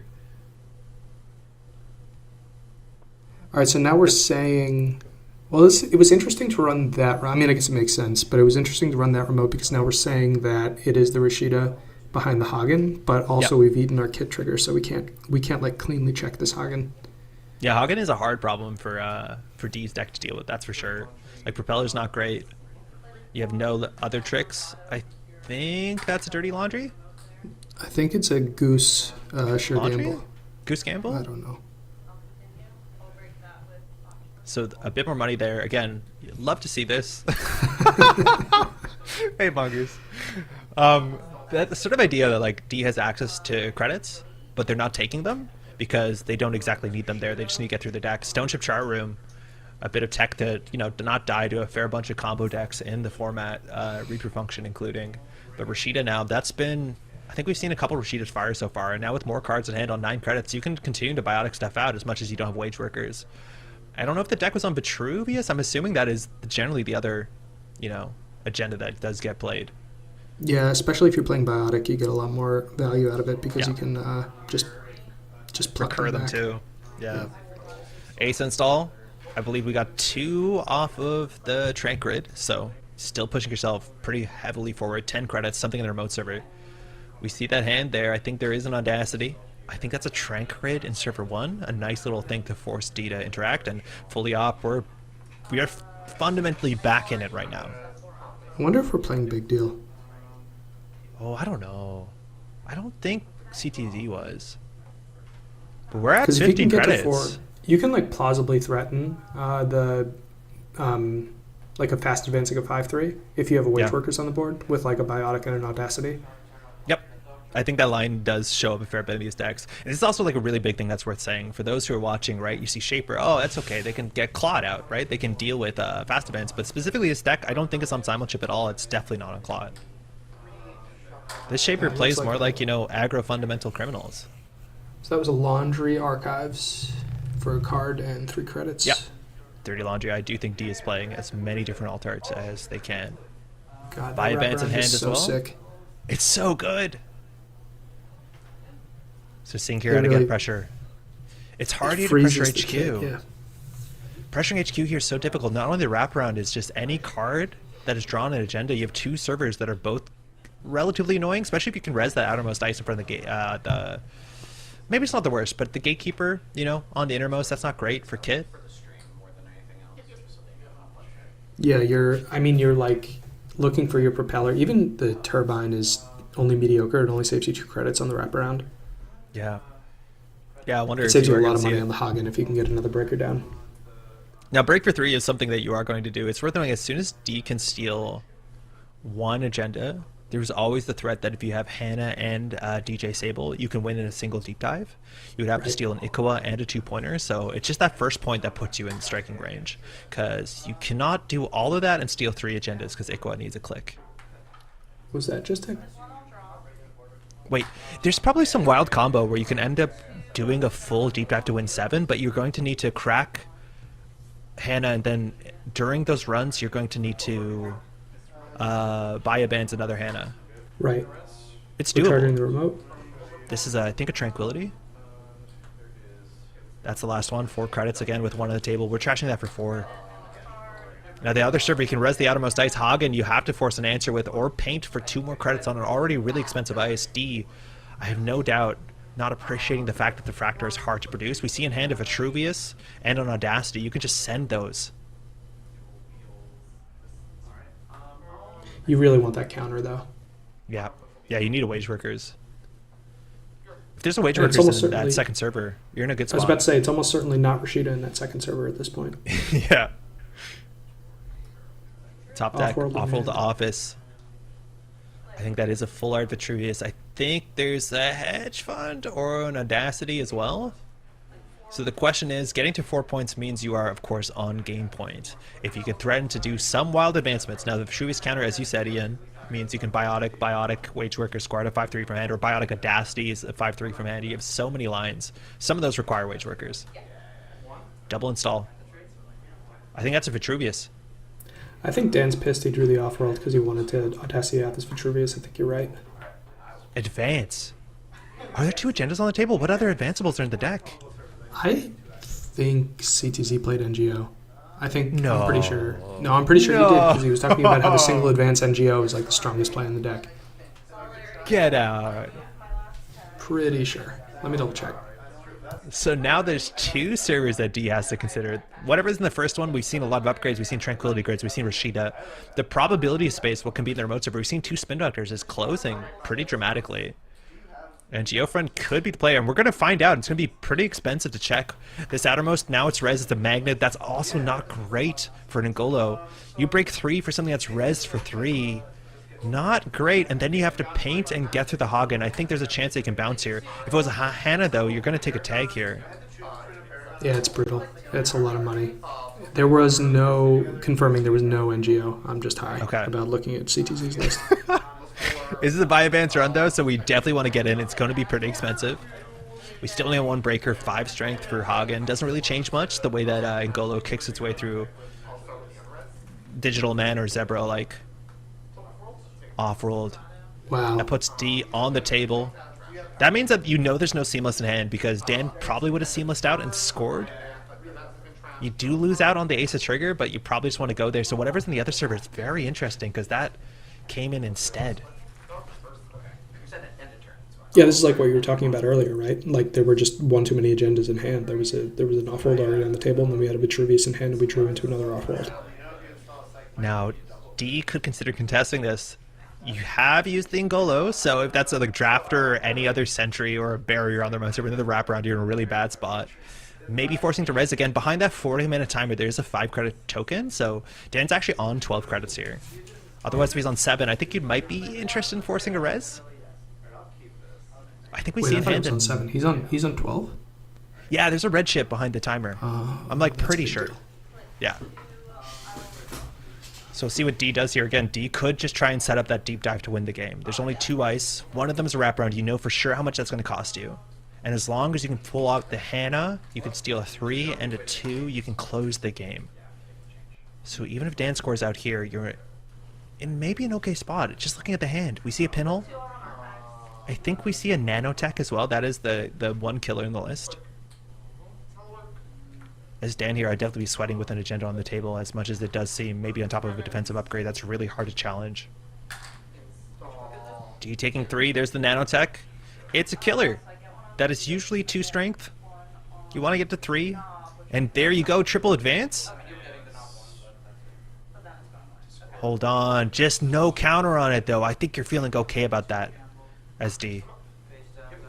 Yeah, going to 4 sucks, but the board state, you don't see the wage workers res. There's no tranks Yeah. grids on the table. Like it's gonna be like Dan has to slow down if he's gonna like keep applying pressure, which is what you're really worried about. Is like accelerating away with the game. I think D is going to try and close the game here. Buy bans R&D. We'll see if it's a res. It actually could be archives first. The question is what do you want to get down? That's a DJ Fenris. Unfortunately, if you pull in Sable here, you won't get a mark because the mark is pulled at the beginning of the turn here. So the question is whether you go for Sable or whether you go for some HQ pressure to sweeten that hard run behind a wraparound.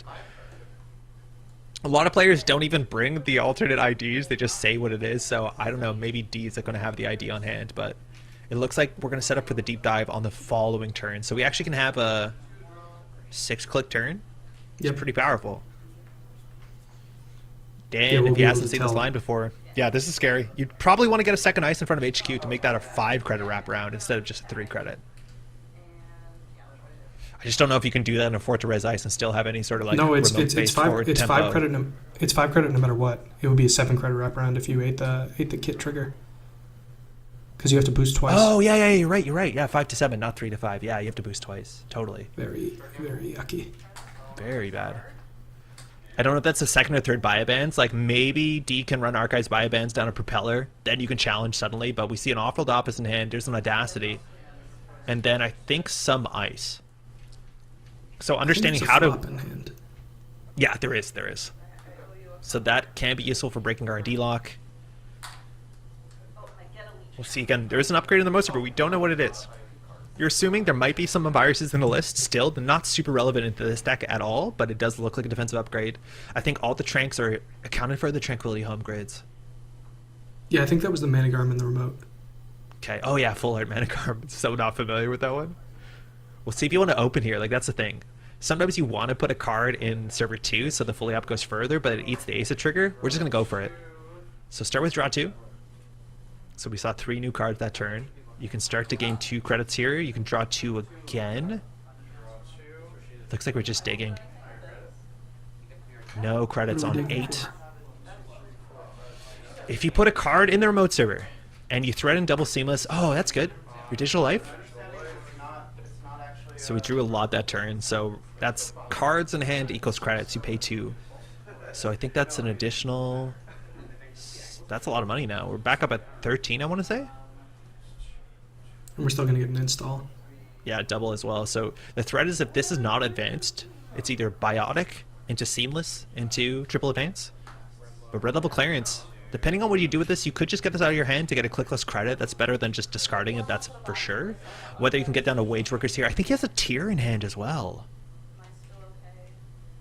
I'm pretty convinced I saw a tier.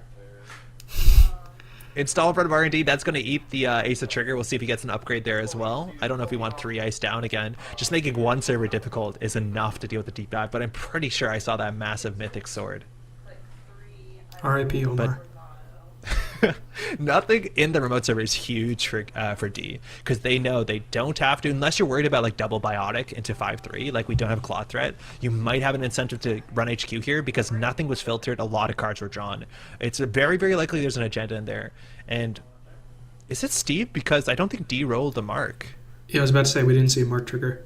So Or is it Quetzal just to deal with wraparound? This is so fascinating what the thing is here. Is Quetzal Gmod? Yeah. That's funny. Yeah, it deals with Hagen, it deals with wraparound. Like, Quetzal actually on the sports side doesn't seem terrible. And you have, Hannah, you can do that 5-click deep dive, which is enough to at least steal a 3-pointer. Interesting. Okay, I will break. See Laura in the power stance behind D. Yeah. It's a power imbalance with one player standing and one player sitting. You're winning if you're standing. I gotta do that more. It does look like a vaulted game table, which is like, I've never played Netrunner or one of those. That seems quite fun. There's like a 40k game going on like in between the Netrunner games. It looks like, I think it might, oh no, it's Steve. D just paid 5, so it is Steve here. Yeah, it's a strength 7, so Strength 7, Dan is pointing out, so it's going to be 5, unfortunately. So Steve Cambridge picked 2 cards, bring them back. So generally, you often pick 2 the same. It's hard to make it a big, make it difficult. Sometimes you can get away with that, but often you just see like creative, who cares? Steve first? Yep. Yeah, D just said creative. That'll do it. So I have 1 click left. So we'll see here. There's 5 cards. I think there's only 1 agenda in there, but D has a huge incentive to make a successful run. So 1 removed from game, 1 going back to hand. That's probably going to be your last click. Single axis. We don't see it, but it doesn't look like it's an agenda. Thank you, Dan. That's a Thanks, hot Dan. one. Glances at the camera. Knows what he did. So if you're So on if- 11, can you plausibly threaten the deep dive? Nope. No, because I think first term is also Nuka. First click. Oh, that's right. But yeah, the question is like doing the math really quickly is how much do you think you need to deep dive? And it's a lot. drawing another Hagen off the top deck. We see Eli's in hand, genuinely pretty annoying as well for Angolo. It's funny how all the barriers, you don't see a lot of decks with a lot of barriers right now. I don't see a tier in hand. Do we think the tier is outermost on R&D? I think it might be. I also think if Dan Res is a tier, I don't understand. Like, that seems like it's going to be a big problem for both players. But seeing the remote server, I think that might be the off-world office. He might say 3 ice in the remote server. I don't know if the deck's on border control. I think MIC does his best imitation of it. And if you have to still deal with mana garment, still in theory, you want to access with the card and credit. This advance here is sick, because if this is not an Aqua, D has to play like this is the winning Aqua, either with Biotic or Seamless. So they have to spend a lot of effort figuring out how to get in here with a click and 2 credits, which in some ways Hannah helps, in other ways Hannah is also, well, it helps. No matter how you use Hannah, it helps. Yeah, it's critical. And you can't really pay through the skunk. I mean, it depends on what the ice is really, but on 11 credits, you can res a lot of really inconvenient ice. Yeah, MIC And is annoying. You can't click through the Eli. MIC is 5. Eli is 4. Drafter at least is okay now that you have the nanotech down, because nanotech I believe will be 4 strength, so even on cell is 3 credits. That's still something. As much as, again, we talked about fundamentals Netrunner, and this is just fundamentals Netrunner. That's right. D might just go for the deep dive here. We're pinholing archives to check what the upgrade is. That's a nice way to deal with the mana arm that's generally cheaper. So access the unadvanced. That's an Anoetic, I think. Yep. Super important. Again, I think Dan might feel a bit less secure about that remote server. Anoetic. There you go on the screen. 2 credits and 2 cards. That's just going to end the run. It's really, really hard to deal with that, especially with a lot of cards in hand. But we know that's not the game there. D doesn't. Gonna charge it here. Let's see if we're gonna use... I don't think you're that worried to use Hannah here. And if that's the case, if D can get in here, D is now on game point and a deep dive into a 3-pointer. Overclock as well to sweeten the deal. Gatekeeper outside 6 strength. That's only 4 credits, 3 if you want to let some of them fire. Better ice positioning here. Now the middle can be really impactful. Oh, is that a virus, not an Anoetic? Beans. There's the MIC though. So only code gates. Take that, kit. Yeah, triple code gate. This thing is 4 credits, 2 to boost, 3 to go through. It looks like it is a virus. Thank you. So that is going to be, again, you want to make sure you at least have a click and 2 credits left here. So D might actually see, I can't get in here, and try and pivot. You can't use Hannah mid-run. That's really important. You also have to worry that Dan might crack the MIC. Now on 2 credits here, you're actually okay, because Dan can't score out an Ikua. You need 3 credits to do seamless advance, but with Audacity that changes the math, and I don't know if D is expecting one or not. I think D has 2 at the bottom of the server. We're in. Yep. Oh, just an off-rolled. Huge steal there. Now that puts D on 4-4. We still have another game. This is only game 1, 30 minutes through the round, and now having full information what that server costs to run. The server does cost a fair bit, but D can now consider getting their credits up and pivoting centrals. As soon as you find that propeller, you do save 4 credits running HQ, and technically I think nearly 5 credits. And I think the propeller is at the bottom of the deck. D has reached the bottom. There it is. There it is. Now running HQ here, you don't have a click, but if you run HQ, you spend a credit. Propeller, mind you, comes in with 4 power counters. It's power counters for strength, credits for subroutines, if I'm not mistaken. The tier is in hand, and that was credit coded install. So yeah, power counters for strength. So you just need that on the table. You could pay 1 credit for the Ngolo, 1 credit for the propeller. You're going to need a fair bit of money, but on 4 credits, I think Dan can only res 1 ice on central servers on R&D. There's a chance you could just go for the deep dive here as long as you have enough money up front. It's hard to tell. D has those stacks there. Not great for a top-down camera. Probably very fine for Dan. Yeah, there's nothing that's actually taxing at this point anymore, because Eli you can get through for 2 credits and 2 counters. You get through draft for 2 on R&D. Are we running R&D first, or is D just considering their turn? Yeah, I wonder if you run HQ first to go get like a dirty laundry or something. The remote server, mind you, there's a small chance that it could be the game if you're worried about things like seamless launch Audacity, but that's a really hard line on top of the Ikua. It's unlikely, but ooh, cool, into the depths. Credit positive way to run our centrals. What does this card do? Okay, so we don't. It's so like we're charging a card basically. Is the best we can do other than the game. No, we can gain 4 credits. Yeah. it's what Shaper Bravado looks like. It's a bit different, I think, but you make money going HQ. You're gonna get 2 overclocks. That's what we're gonna send into R&D here. I'm pretty sure D is gonna try and go for the deep dive this turn. Crack Hannah last click, then have 2 clicks to steal the 5/3s, which I think all of them are in the deck, and that deck is not very tall. See, what is it? 8? Single access here, overclock in hand. We saw Hagen. That's probably still unaccounted for. Hey, counted for suddenly. Overclock on R&D here. Thanks, Dan. Makes sense. 5 credits. Now you don't have did. Yeah, you don't have kit, right? Right. Dan says no res, no res. Single off the top. This even fact could just be it. There it is. That is it.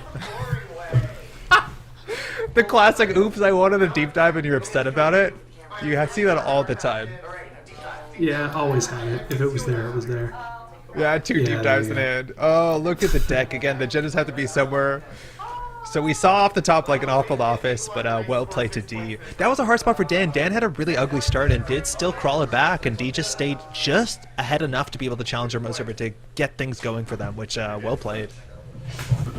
Yeah, I feel like the bioticing out the luminal, if you don't have like a wage workers on board to like power up that turn where you're gaining 2 extra clicks off the advancements and then like either clicking for credits or doing something else, then like the 7 credits really sets you back at that point. Yeah, it was incredibly expensive, and I think there Dan just needed to claw for some sort of... And it's weird because it's, I want to say forward momentum as much as like it wasn't. At least it was points that it helps you with HQ, but yo, that wraparound was worth its weight in gold 3 times over. Dang, that wraparound looked good. Yeah, that was nuts. That was the best wraparound I've seen in a game in many years. It's been a long time since I've been excited about wraparound. But hey, that's only game 1 of round 4 of we have one more round after this, but both players have 26 minutes to throw it back. That looks like an Arasana. That's gonna be really fun to see. Do you have any idea what D's playing? I don't, although I'm grossed out by the amount of Shaper. There's too much Shaper in the meta right now. We gotta tone this back. Like 2 Shaper lists in a row, this is a mistake. Yo, it's SOS. 1 in 3 players has to be on well, not has to, but is on Shaper. It's just what's gonna happen. Yeah, I think it's even still a mistake. So I think there's a big chance that is an outfit. That sort of like black altar. I think I've seen an outfit that looks like it. It doesn't look great on camera. It could also be an acrylic op, but I'd be surprised. We'll find out really quickly once This the game starts. This might be one of Spicer's AOTs. This might be AOT. You think? I know D. So D played AOT at a recent event, but are you excited to play AOT with 25 minutes left in the round? You're not. I mean, I'm never excited to play AOT regardless of the time left in the round. It's slow and plodding. We saw Architects actually like really do a lot of work at what was it, European EMEA Continentals, if I'm not mistaken? I can't remember. It blew my mind recently finding out about like these AOT decks that are leveraging Treast model Bioroids and then like trying to loop a ganked, but using instead of just on stone ganked, you can loop the Ravana, and then it makes going infinite that much easier. Yeah, it's really cool. Yeah, AOT, mind you, only 12 influence. It's technically a Flashpoint card, but it's also in system, mind you, update 2021. So definitely still legal in the card pool for another year or so. So we'll see how that goes. Now, if you're on a lot of Bioroids, Arasana, you know, it's kind of a weird trade because you don't want to be running every turn because then D gets those cheap 4 credit savings. 4 credits is so much, but you also want to be running every turn to fire your lily pads, to get your environmental testings, to be tempo positive, to get your cube on. So it's going to be a really interesting line. I don't know what the agenda suite is. I'm assuming it's like as 5/3 heavy as it can be. Iquas make a lot of sense. I'm not sure if we're tempoing out off-world offices. I think that's right. You're definitely playing Iquas for sure. And you're playing... Maybe like remote enforcement. I want to say you're playing like MCA. Architect deployment you might. tests? Maybe you're playing CFC extraction contract. I think you actually are playing that. Yikes, okay. That one gives you 2 credits for every res Bioroid. Sometimes off-world office just feels so much better even into the mid-game, but we'll see again. It comes to the runner allowing you to res some stuff. Gamble to lily pad, you can't ask for a better start. That is a good old Ika. I guess we're doing that while running the top of R&D. That's a really good start in terms of getting everything to work for you. Yeah, you've got a lot of pieces of the engine in your opening turn, especially like you can get the lily pad down, but being able to get it down with a sure gamble is like... That's the best start possible. Yeah, this is the dream for Arizona. I was just gonna say, like, you get a UAV. Now we're basically getting a free card draw, a free run, and 2 credits a turn. You cannot ask for a better opening hand than that. That's buck wild. Well done. What are we doing in this remote, D? Yeah, it looks like an NGO friend. I don't know if you push out. If you're assuming there's Byroids, you generally can't go behind a single Byroid. It's also maybe easy enough to challenge the remote server. There you go. Barcelona NGO. But the big thing with this is, like, Architects of Tomorrow is only super relevant if there's another ice that you can res. So you could consider face checking gear. You have clicks in a turn. It's just that is very obviously an NGO front. The second click for 2 credits is not really worth that much. Now we're pushing a remote server. There's a chance that D is going to play a bit more aggressively, understanding there's 22 minutes left in the round. So you might have to make the game a bit more about centrals as opposed to the sort of like, I'm going to absolute glacier up and make sure that the criminals are pretty miserable about all their bankrolls. I think that's more what we saw at EMEA. Oh, Plus, Shaper what is doesn't this have, like, start? This start is A/B testing absurd. too. Shaper Yeah, doesn't I have would- that early central pressure, like that really Yeah. makes you hurt. Like there's no doof, there's no shatushkas, there's nothing that like really hurts in the early game because the like we said before, deep dive is more of a late game central card. So Exactly. leaving it open early against Shaper doesn't feel too bad. Yeah, I think you're more worried about you also- conduit, but even then, it's going to take a while for that to really pop off. And you also don't want to let them have like a Peach of Sao easy ice to gain a ton of credits and tempo off, which actually it's, like weirdly AOT helps with. Yep. NGO getting trashed for 1, mind you. Neutral card. Love that Barcelona altar. That was one of the, I would say nearly a participation prize at Worlds this last, just a month ago. 4 credits off the Creative Commission. That's, again, such a good start. 2 credits a turn. You just need to make it difficult if you can. And the question is, does D have the time to ice up all central servers so you can just deny the engine? Seamless into off-world office. D now 2 points ahead. 20 minutes. We're definitely going to see more points be scored or stolen, but a very, very good start. Yeah, both players coming storming at the gate. Yeah. Ika being returned to hand, mind you. That's from Rain and Reverie. It is a Trojan, and it's one of the only Trojans, I think, in the whole format that doesn't require it to be installed on a piece of ice. So even if you don't want to commit to an ice, not that you'd be too upset about over installations, so, de-trashing their own ice, you can just run HQ, draw a card, get a power counter, see a Vitruvius. That's a turn. That's a turn. Feels pretty good. Nothing in hand. Yeah. So D's I guess D's in an okay spot because if they draw like an agenda or they draw anything that they don't necessarily want, like they can just put it straight into the remote. Otherwise they're drawing ice or like something they don't mind getting accessed. The thing is, like, the remote is such a tricky spot to be in because you can always click through one of the Byroids and then just, like, Arasana trick to the second. So always the question when it comes to AOT decks is, like, I've seen so many players play only Byroids to ensure that, the ability is relevant, but then, like, it's really hard to, secure your economy to secure an early agenda. So we'll see if, I think you probably still want to play Magnets. You probably are going to consider border controls is hard because the influence is pretty tight, but I do think it does, it's in your benefit to also run some hard Entherons. D probably has the least amount of influence in this whole event. They're playing 10 in kit and 12 in AOT. Yeah, you're right. Both decks together could barely be like just slightly more than Ag Confusion. Hedge fund coming down. What's the ID that had the HB ID with a ton of influence but can't Custom play J20 Biotics. cards? Yeah, Custom 22. Biotics, yeah. Still just absolutely towering over both of these and the entire deck box D brought to the event. So see there, I think it was just draw some money. We now have Simulchip. That's a conduit. Very fun art. So now whether you want to run R&D, again, Architects of Tomorrow, it's up to the runner to make that a relevant text. I think D, money's going pretty okay, so you could consider allowing some cheap reses to get a lay of the land. Again, if D doesn't res stuff, that kind of gives you a bit of a read that's like, oh, well, that's a Hagen, or that's a Magnet, or that's a, I don't know, ablative. I'm not sure what else you're expecting that's not a Byroid. The other key thing to remember about AOT is that you always want to, if you're making runs, you want to make your run on a server that doesn't have a nice piece of ice in front of it, or like doesn't have a res piece of ice in front of it to try to deny the trigger as much as you can, or like force them to spend drill money as much as you can. Cubon's down during the run. Cubon, yeah.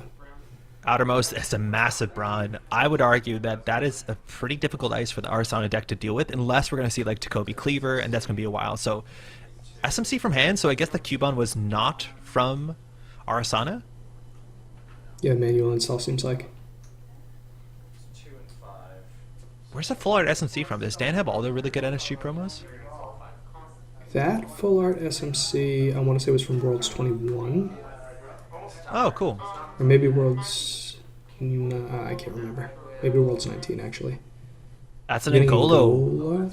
That's kind of impressive. Now, if you want to paint and boost and break, you're spending... Yeah, I think he's reconsidering it. That's still pretty expensive. That's 7 credits. You get 2 back with the fish. Now, the problem is because he committed to the SMC. If he doesn't crack it...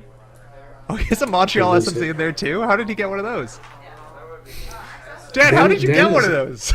Dan has a magic binder. Dan, like, fills that binder up with every alt art that he can find. Gotta catch them all. Who traded Dan one of my alt arts?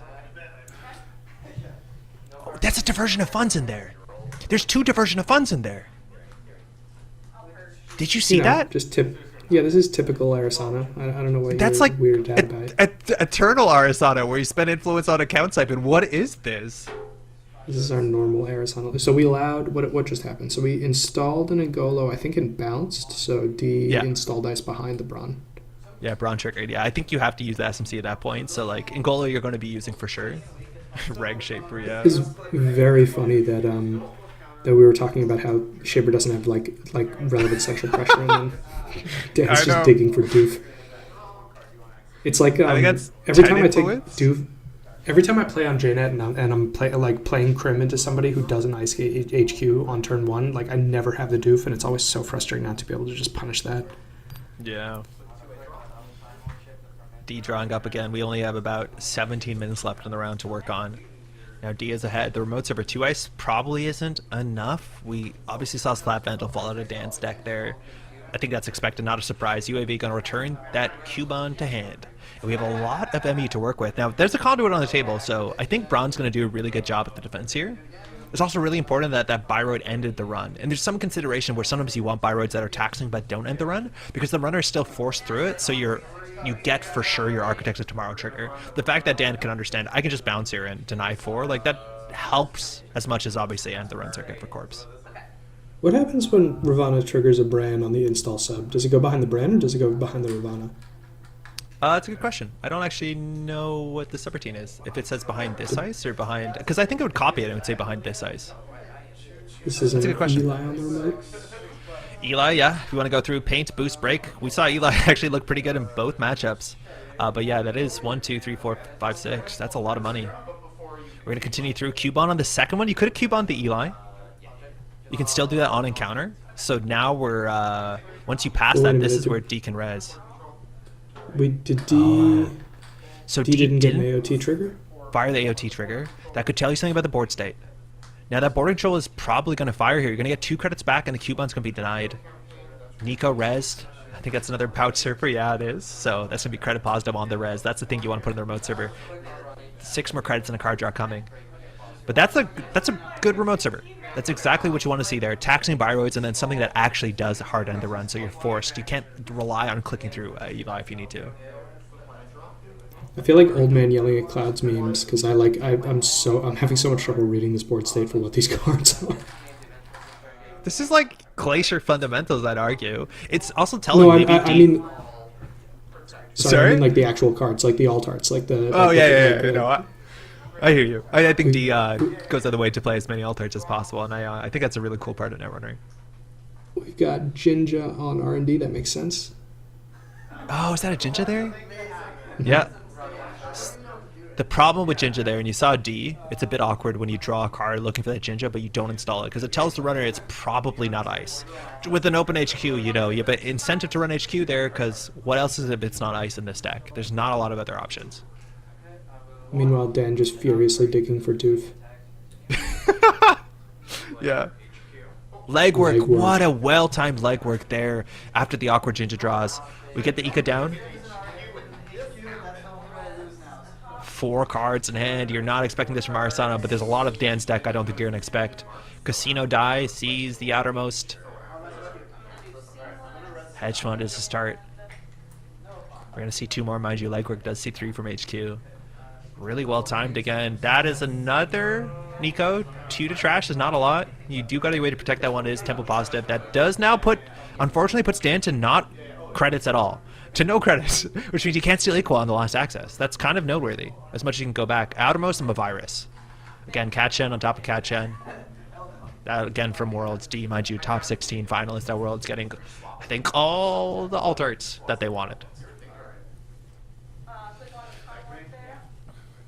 Okay, there's a marked sleeve there. I think the Sure Gamble sleeve, or sorry, the hedge fund sleeve is a bit damaged, so we're going to swap it out for the off-world office. Always try and, if you can, bring extra sleeves to an event in case this happens. Otherwise, it's going to be something you have to fix between rounds for sure.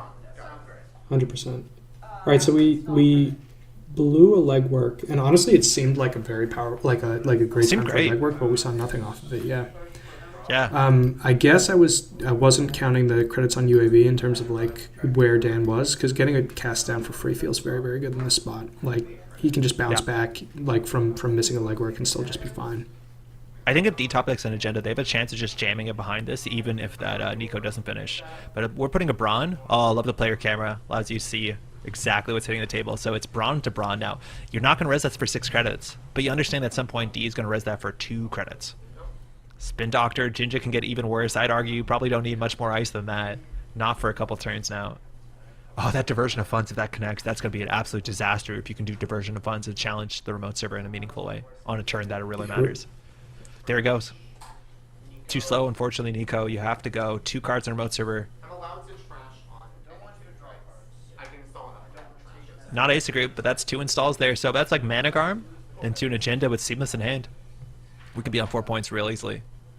Yeah, it's a hard remote to challenge at this board state, because you like Ingolo is not a plan for Eli, not tenable for Eli. Yeah. I mean, just not tenable for border control either, and you can't click through the Eli and then get bounced by the border control afterwards.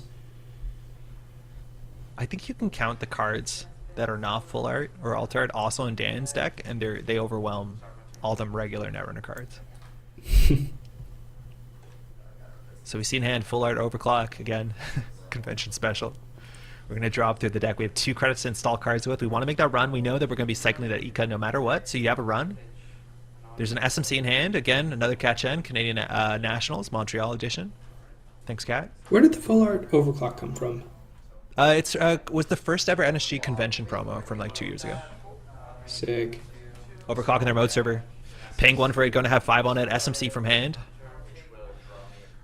Or no, I think this is that an SMC? Yeah, that's the one I could got. Cleveland? It's an SMC. That's the one that I had commissioned for CanNats. Sick. That's so nice. So we're going to pop it. So I think we're going to get a Cleaver here. Cleaver is still not amazing into Eli. Whether D is going to spend 2 credits of Resident Brown on the Outermost, but that's the Cleaver. That is Worlds 2022. I wonder for newer players, like that's what Cato's doing such a great job showing all the cards on the screen. But yeah, we're like totally like absolutely eyeballs deep in alt arts. Cleaver's like basically the best against Eli that you can be, right? Like it's on right for paperclip. Yeah, you're right. 3. It's definitely not the one you expected for most barriers, but in terms of Eli, it is quite good. Because it's tough. I mean, Eli doesn't really get played because we're not seeing these like taxing decks, and if you want to you want end the runs, then you want gear checks, or you can get like an end the run plus with Hagen. So it'll be interesting to see if D takes the AOT trigger on the Braun on the outside of R&D, or unless we're running. Are we running the Spindo? We're running the Spindo. Interesting. Maybe there's a Spindo in the server. And Dan paid through, and so we're going to pop another Spindo. So we're shuffling back and greasing the palm, and I think that was Seamless, it looked like. I think also if you see a Cleaver on the table, you're assuming that there's going to be some late game with like Takobi or Turbine. I think we just overclocked the Spindo. Oh yeah, that makes sense. Yeah. Arasada. Which is weird because you would expect to be able to pop the Spindo and fizzle the run, but it's not the case. Like you still have a weird paid-ability window after you pop the Spindo. Which is what's happening right now. Oh, because you can respond to it. Like you have priority, but you can respond to the Spindo. Like the run doesn't just disappear on the spot. Yeah, it's weird. I hate it. There you go. There's the Kobe. I was going to say. Dude doesn't seem happy with that. But if you're seeing Cleaver, if you're seeing like, the fixed strength breakers, there's definitely a support piece there. So eventually you're going to get through 2 credits through a Braun. It's going to take a while. But yeah, now we're getting towards that board state. We have Decoder. We have a Fractor. We have to break ice, mind you, to get the Takobi counters, which means if you're breaking ice, you're passing ice, which means at least D is going to get a relevant ability. It hasn't fired yet as much as it has controlled the game to some extent. I don't know what turn we're on. It feels like somewhere between like 7 and 10, but like this feels like an advanced Arizona board state. Like Yes. she's gotten set up very fast and still has like resources to contest. Dan's turn 1 was absurd. Like turn 1 into Yeah. followed up by I don't think you can. If you could pick any 5 cards to start in your hand, like if we're playing Ashes out there, like that's Dan's 5 cards in hand. Yeah, I think that's right. Just credit passing it. D in the remote server. Another Ginge on top of Rashido. Oh, you love it when you draw cards. That remote server can spiral out of control. I think you can outpace the Takobi here, especially with the border control. You can hush it. Unfortunately, I think the clock is going to control this game. I think that Yes. we're going to see an outcome based on the clock. So it'll just be about how many agendas we can touch before that goes to nothing. Yeah, I think D has an incentive to jam at Iqua. Second border control, that's really interesting because now it's really hard to like hush that border control, which is the important line. Again, maybe hush doesn't exist in this deck. We saw, I think, either, I'm not sure if it's 8 or 10 influence on diversion of funds. It would be 10, I think. That's a Hakaro? Yeah, that's kind of cool. You can Hakaro D-res a Jinja. It's not the big cost. You pay 6, I guess, for that. Oh, it gets bigger. That's a Yeah. Brawn. So now you kind of want to push in the remote server. You did draw a fair bit with Rashida. You might see some HQ pressure. 1 legwork done. You could maybe hold a single agenda in hand, but if D is not jamming, I would argue that D probably doesn't have an agenda. Yeah, I mean, if you're putting 3 pieces of ice on a remote output that already has 2 on it. Wait, we didn't jam. Oof. Yeah, I don't so I don't know if D understand. drew. I don't think D has an agenda. I mean, must not. But like, that's a big resource investment on something that's not doing anything for you this turn. Now Cubon coming on the outermost. Mind you, we have 6 MU. 1, 2, 3, 4, 5, 6. We're full up at this point, if I'm not mistaken. So for those at home, maybe you can rewind to remind yourself what exactly the ice on the remote server. I think it is from innermost to outermost. It's Shark into Brawn into border control. And we know that there's Brawn on the outermost of R&D. We don't know what the innermost is, but we're pretty sure it's not a Biroid. That's a great rundown on the board state. It's the best I got. See, we charge it then. Like, getting the Takobi counters is so important because it's the only way to make brand tenable, but also, like, what are you breaking here that you feel okay about? Like, you can't charge the server. Right. There's a chance that D's actually locking out the Takobi. Because it's hard to make a single axis here. Like, the Conduit, yeah, that's good. We know there's Mavirus in the list, as much as we've seen 2 border controls, a Mavirus and Spin Doctors. Like, that's probably all the influence right there. Throwing out DZMZ, throwing out a symbol chip. I guess that makes sense. You're pretty much set up. Yeah, we'll see if there's space here for a killer. D, draw again. Not Ginjering. I think that's an on-sell in the outermost. Either that or a Hagen looked like. Yeah. Now, sometimes you will over-install the trash your ice here, but the fact that your ice is rezzed for 4 credits less, greasing the palm in the remote server, this is huge. If D can just get 1 more agenda, that forces Dan to... You got to find something. You have to get through that absolute bastion. The huge amount of ice there. Oh! 2 gambles for 8. Seems good. But with no UAV. Yeah. Oh, yeah, didn't fire the UAV. I'm probably going to consider running R&D here. So we'll see in hand. I guess, yeah, see you the couldn't... slap. Yeah, we're over MU. Are we? Clicking Nuka. Or no, we're over MU if we install another program. Oh, yeah. Exactly, yeah. So see there. You have the Eka. That could be our only killer. Some decks are running an Eka because it's such a good econ piece. Now we're over MU, right? Yes. We're at 7 now. Running HQ for single. That's a hedge fund. D has some good credits. I can't believe we haven't seen a diversion yet. Seems like it would be impactful in this matchup, but the ice does get rezzed relatively cheap. Border control already being rezzed. We'll see if D can just seamless launch out here. Still drawing up with HQ open. Eli on the outermost, again, saved by 4. We're running out of camera space. Click to draw. That goes to the remote server, so it looks like defensive upgrade probably on top of an agenda. We're into like the diaper meme, like when you brought diaper, but they knew your plan, and it's just the whole playmat is ice on R&D.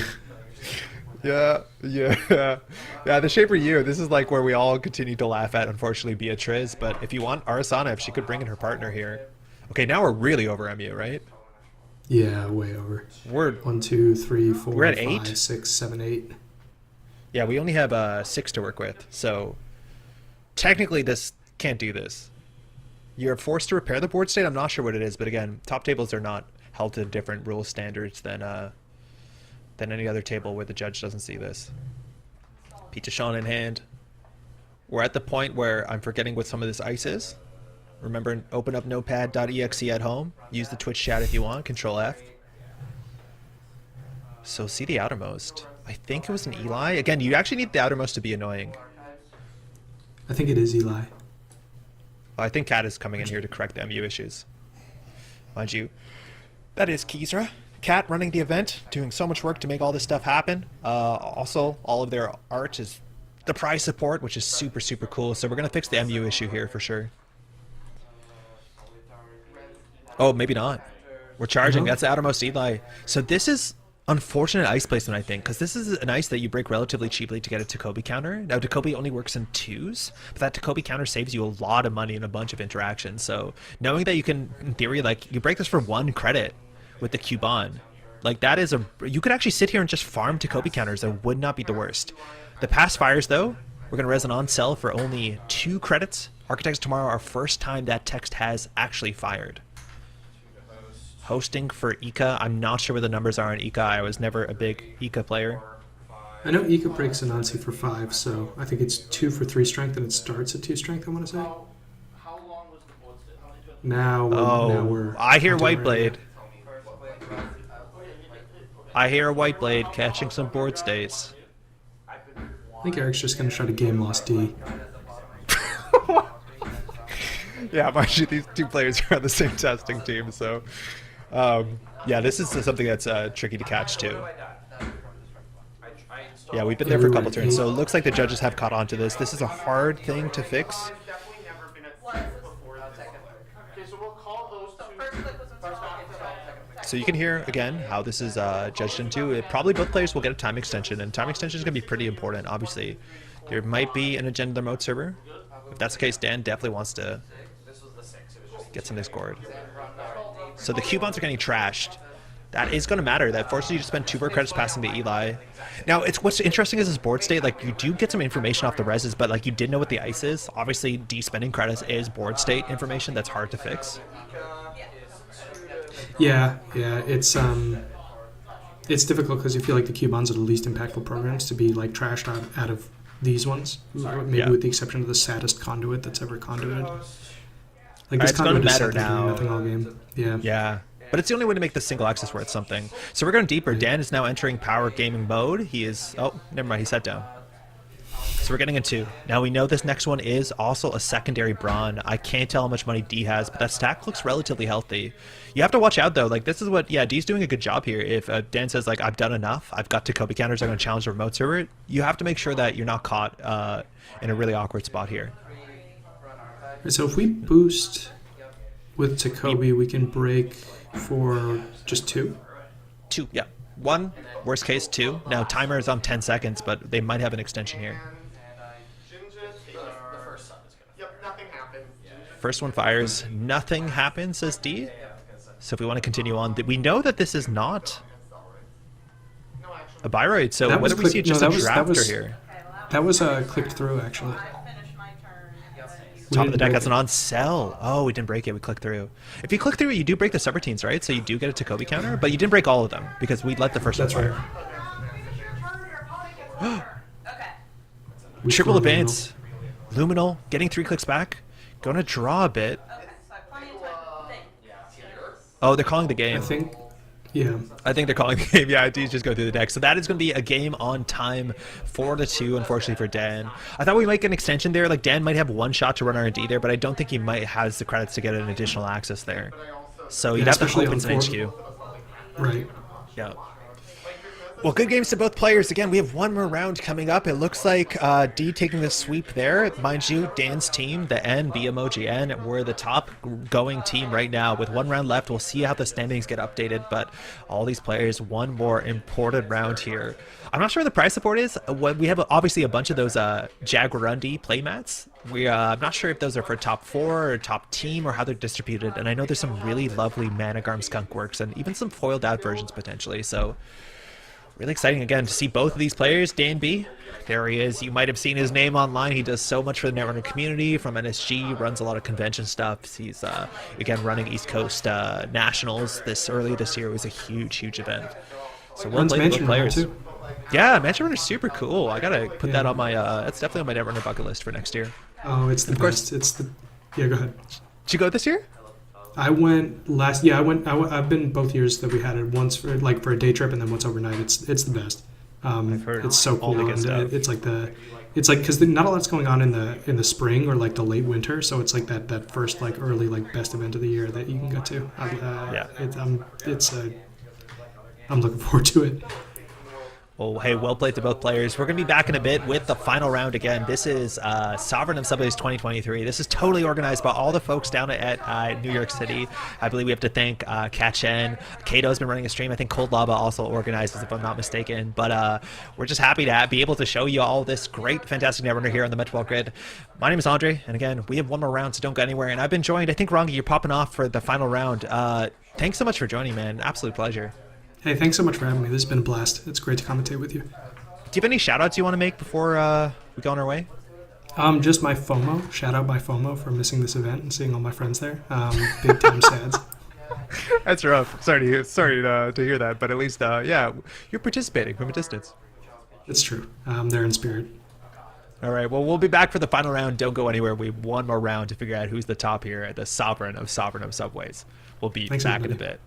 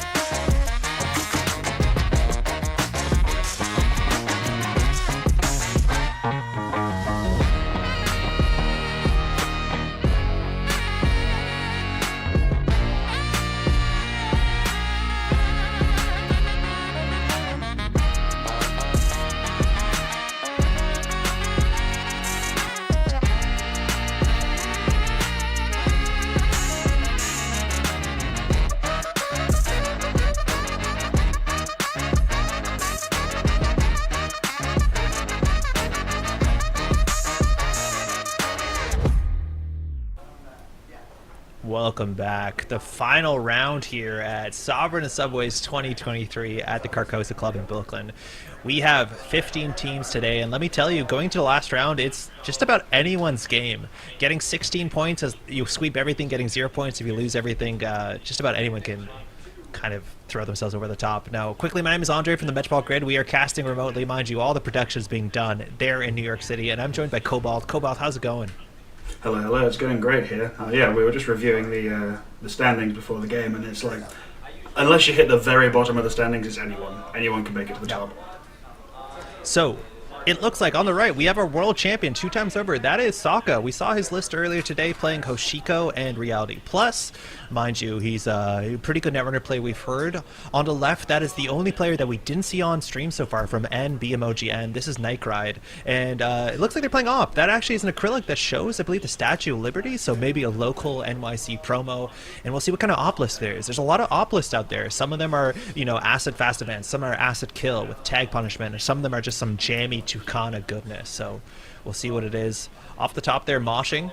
Going to hit the Steel Skin Scarring and 2 Breakers to go even deeper. We've seen Sokka play. This list is actually like a patchwork Anarch, which I'm kind of appreciating because you get some really good value with a bunch of those new cards that fire off the grip or from the top of the stack.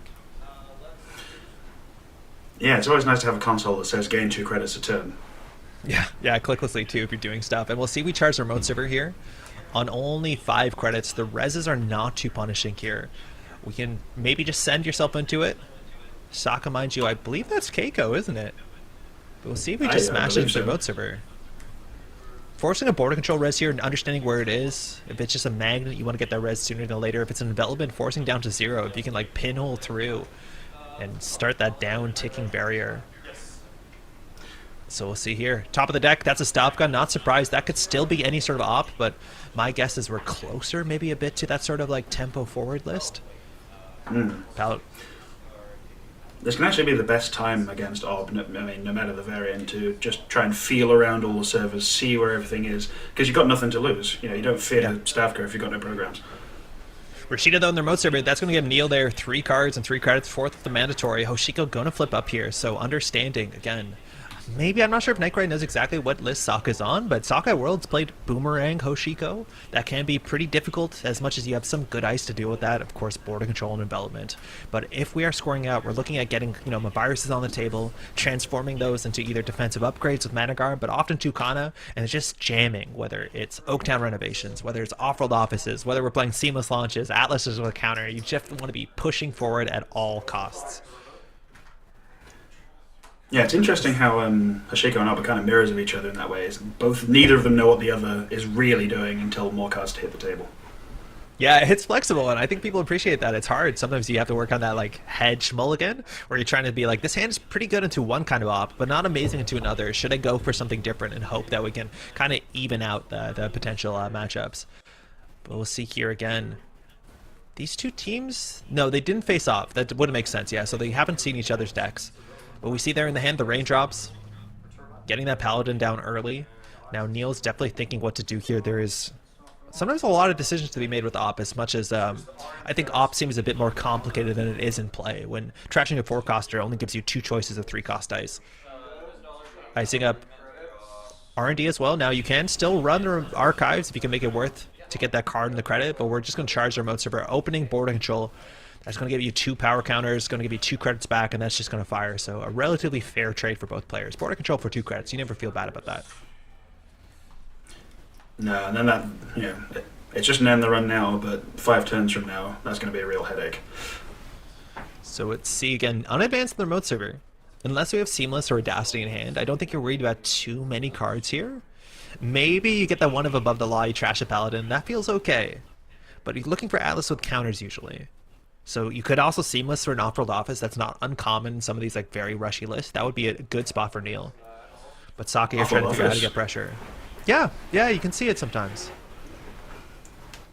Yeah, the double Seamless op is like, you know, very, very tempo forward. That kind of can help. Again, we see a bunch of those late game monster decks. The sort of like mulch decks, the sort of decks that have that late game economy engines. That can be a problem. Yeah. So sometimes just pushing yourself forward. There's a cleaver. There's a banner. That means that we can probably contest the remote server. This is where you start to get a bit concerned about things like Stavka half run, worst case scenario. So losing your cleaver, again, we did see 2 breakers hit the bin. We saw an Audrey and a Buzzsaw early. Those are being discarded, and I don't think this deck is on Simulships, but this deck is probably on Labor Rights. We'll see how much Sokka wants that early game tempo versus that mid to late game setup, where you can get some recursion, you can set up that deck that is very cleanly just a couple very tempo positive cards.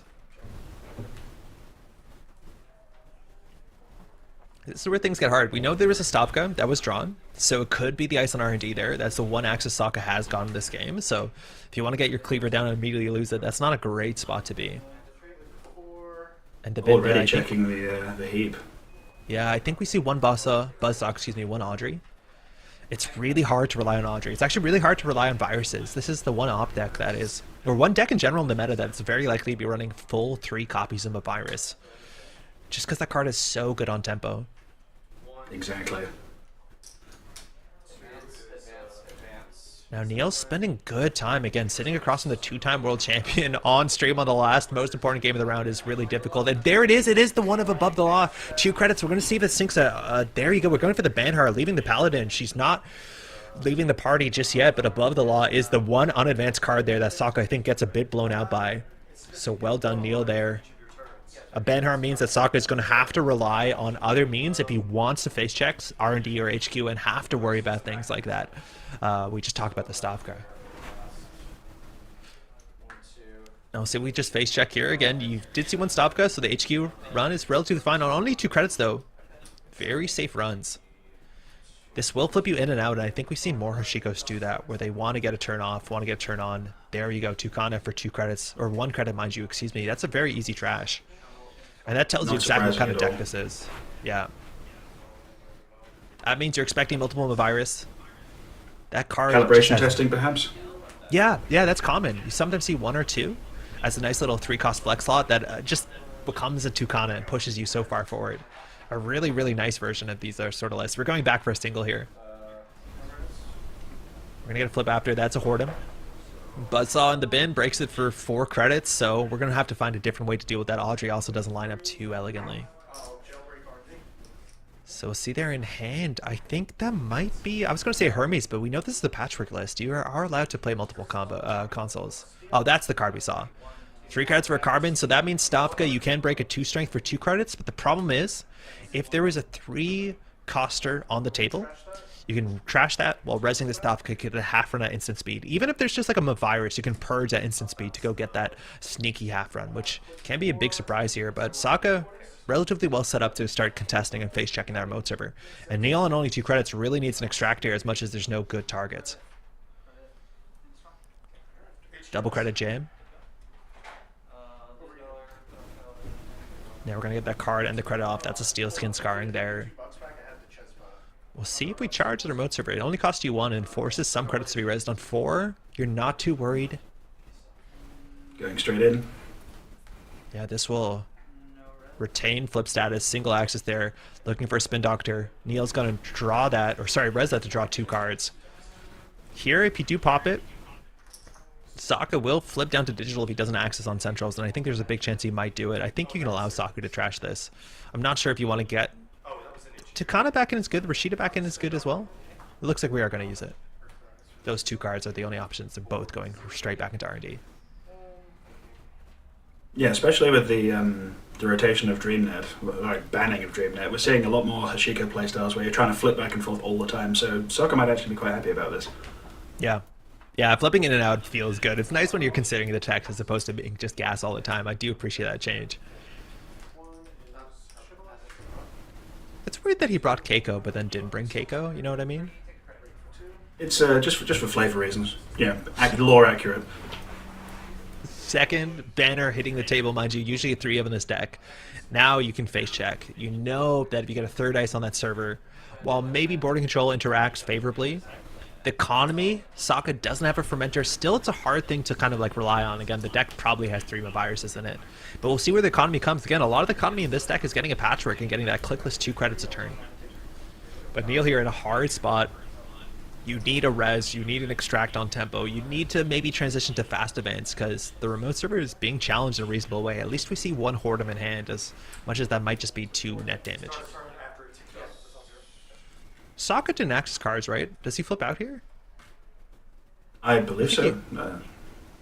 Yeah, I'm not sure if he saw on Centrals. I don't think he did. Because it's not like on the coup where it's like get to the breach step. I think it actually is, yeah. You have to touch a card. Maybe we're missing something there. Cool thing too here is Archives has nothing in it, so you can't just like bounce Archives to get that card and credit, which is often the right thing to do if you're using the basic actions on your turn. At least when you flipped out. So let's see here. So if you're Neil here and you're holding on to an extract, do you trash that border control? What do you reckon? Definitely not. I think you have to keep that. I don't think you have a way to win with ice unless it involves a border control.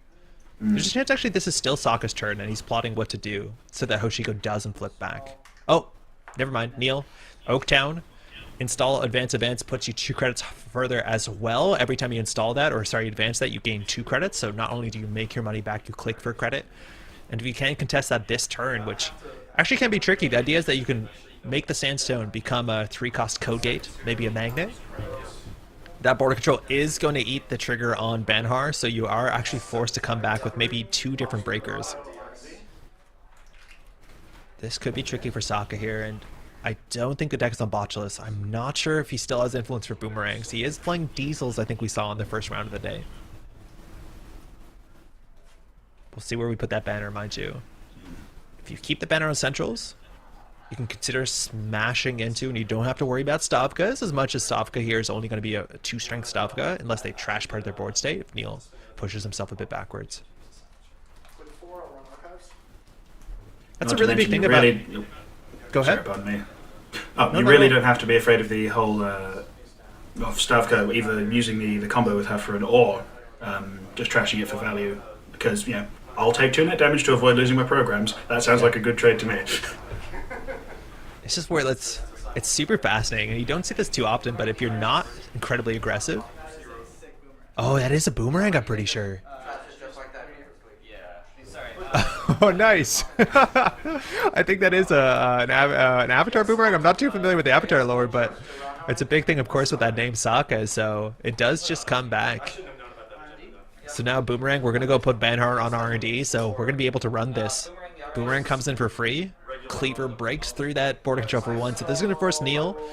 You can force the Boomerang out, then pop the border control, and that's going to make the Boomerang actually not come back. So Sokka understands that he's spending this piece and he's not going to return the way that it, pretty reliably does, but this forces at least an ice res and the border control out if Neil wants to keep this one Oaktown renovation. And of course, if you do force the res, follow it with that Banghar rung on R&D. Yeah. There is a Sandstone. Just in time with Sokka saying the same. Comes in with 1 virus counter. Definitely an easy target for the Boomerang. But if you are going to Boomerang that, you see Neil popping the border control, our first op trigger of the game, you can find a 3-coster from your deck. You're probably looking for a 3-cost code gate here. There's not that many in the game. I assume it's either Magnet or an Afshar. Enigma also works, but it's not as common in a lot of these lists. So we'll see what we put in the remote server here, and Sokka not going to get that Boomerang back. So it's going to need another piece to charge the remote server.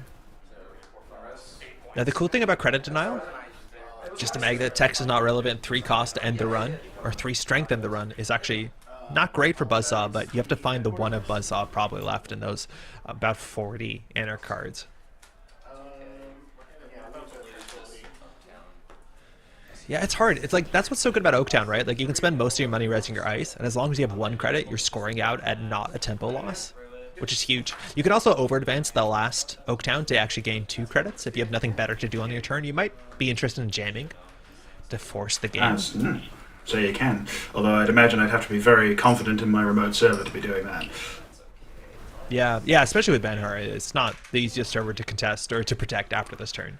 You definitely need another piece of ice, and that will have to be res to force out an answer to the magnet. I think it was it Rongy before? Was talking about the bin breakers, and I think that's another aspect in which it's really showing its face here in these odd builds, is because now you have to go and dig for the buzzsaw. You have to have the money to install the buzzsaw, and only then can you start running again, unless you've got this Banghar online. Yeah.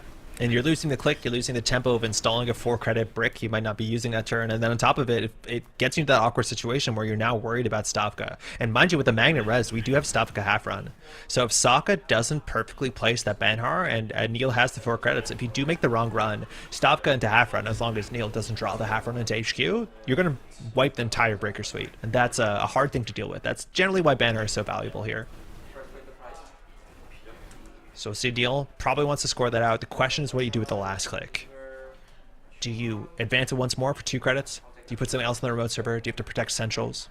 Advance events is definitely the start. That puts you 2 credits further ahead. And at this point, with hostiles in the deck, you can actually consider winning the game without the remote server anymore. Audacity out a 3-2, and then score a hostile takeover. But we're going to go for a jam. Sokka can check this. It's going to cost him 3 credits on a net damage.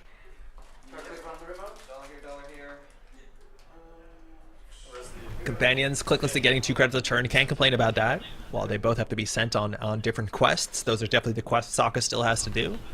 And Neil, something in remote server here. If it's a 3-2, that's pretty wild.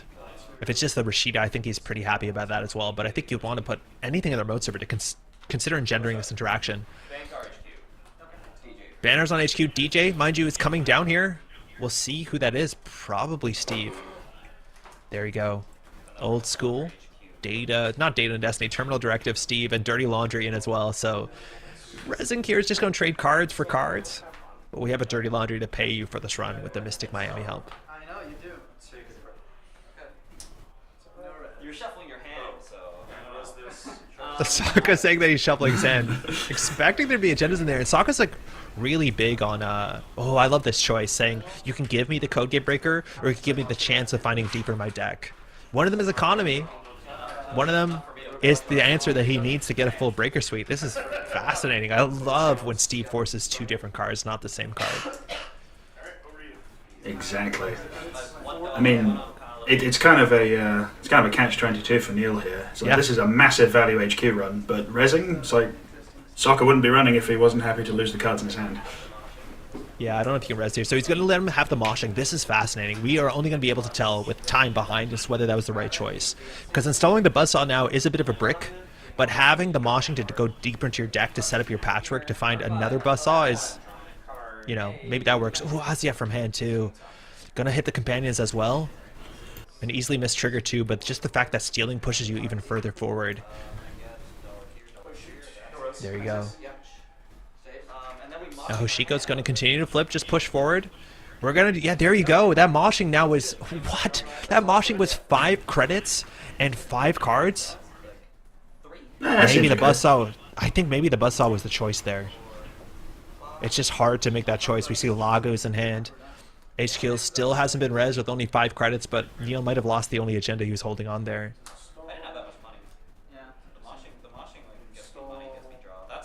Yeah, I think Sokka's talking about it. Like, the moshing might actually be the wrong line there, but that's so hard to make that call. Pinhole. Again, saying if that's a Rashida, that's really bad for me. Running archives. We're going to check what's in the remote server. Last click archives. Show me a spin. Neil's going to be able to res that. I don't think he has a huge incentive to pop that. Getting the border control back in is kind of interesting. Whether Sokka will pay 2 to trash this right now, or understands that Neil needs that remote server, so he'll probably overinstall into it soon enough.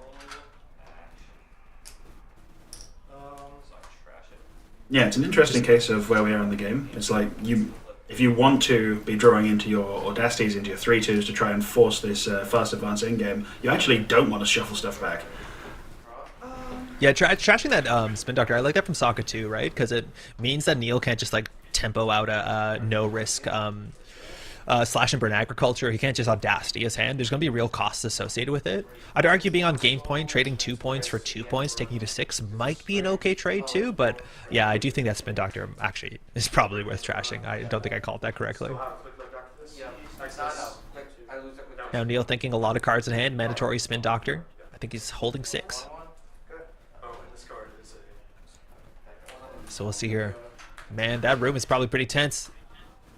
There you go. He had it in hand. That puts him on game point. Going to just Audacity out. That Spin Doctor is super important. He has to trash, I think, 4 cards in hand. There could be agendas in there.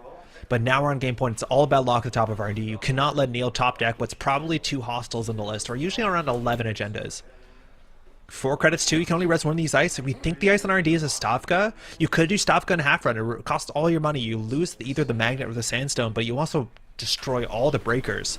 The problem though is you do have the Banhar there, so you need to force that to be used, but you can't unless you res the ice. This is a hard spot for Neil. He has to hope the top of the deck does not betray him.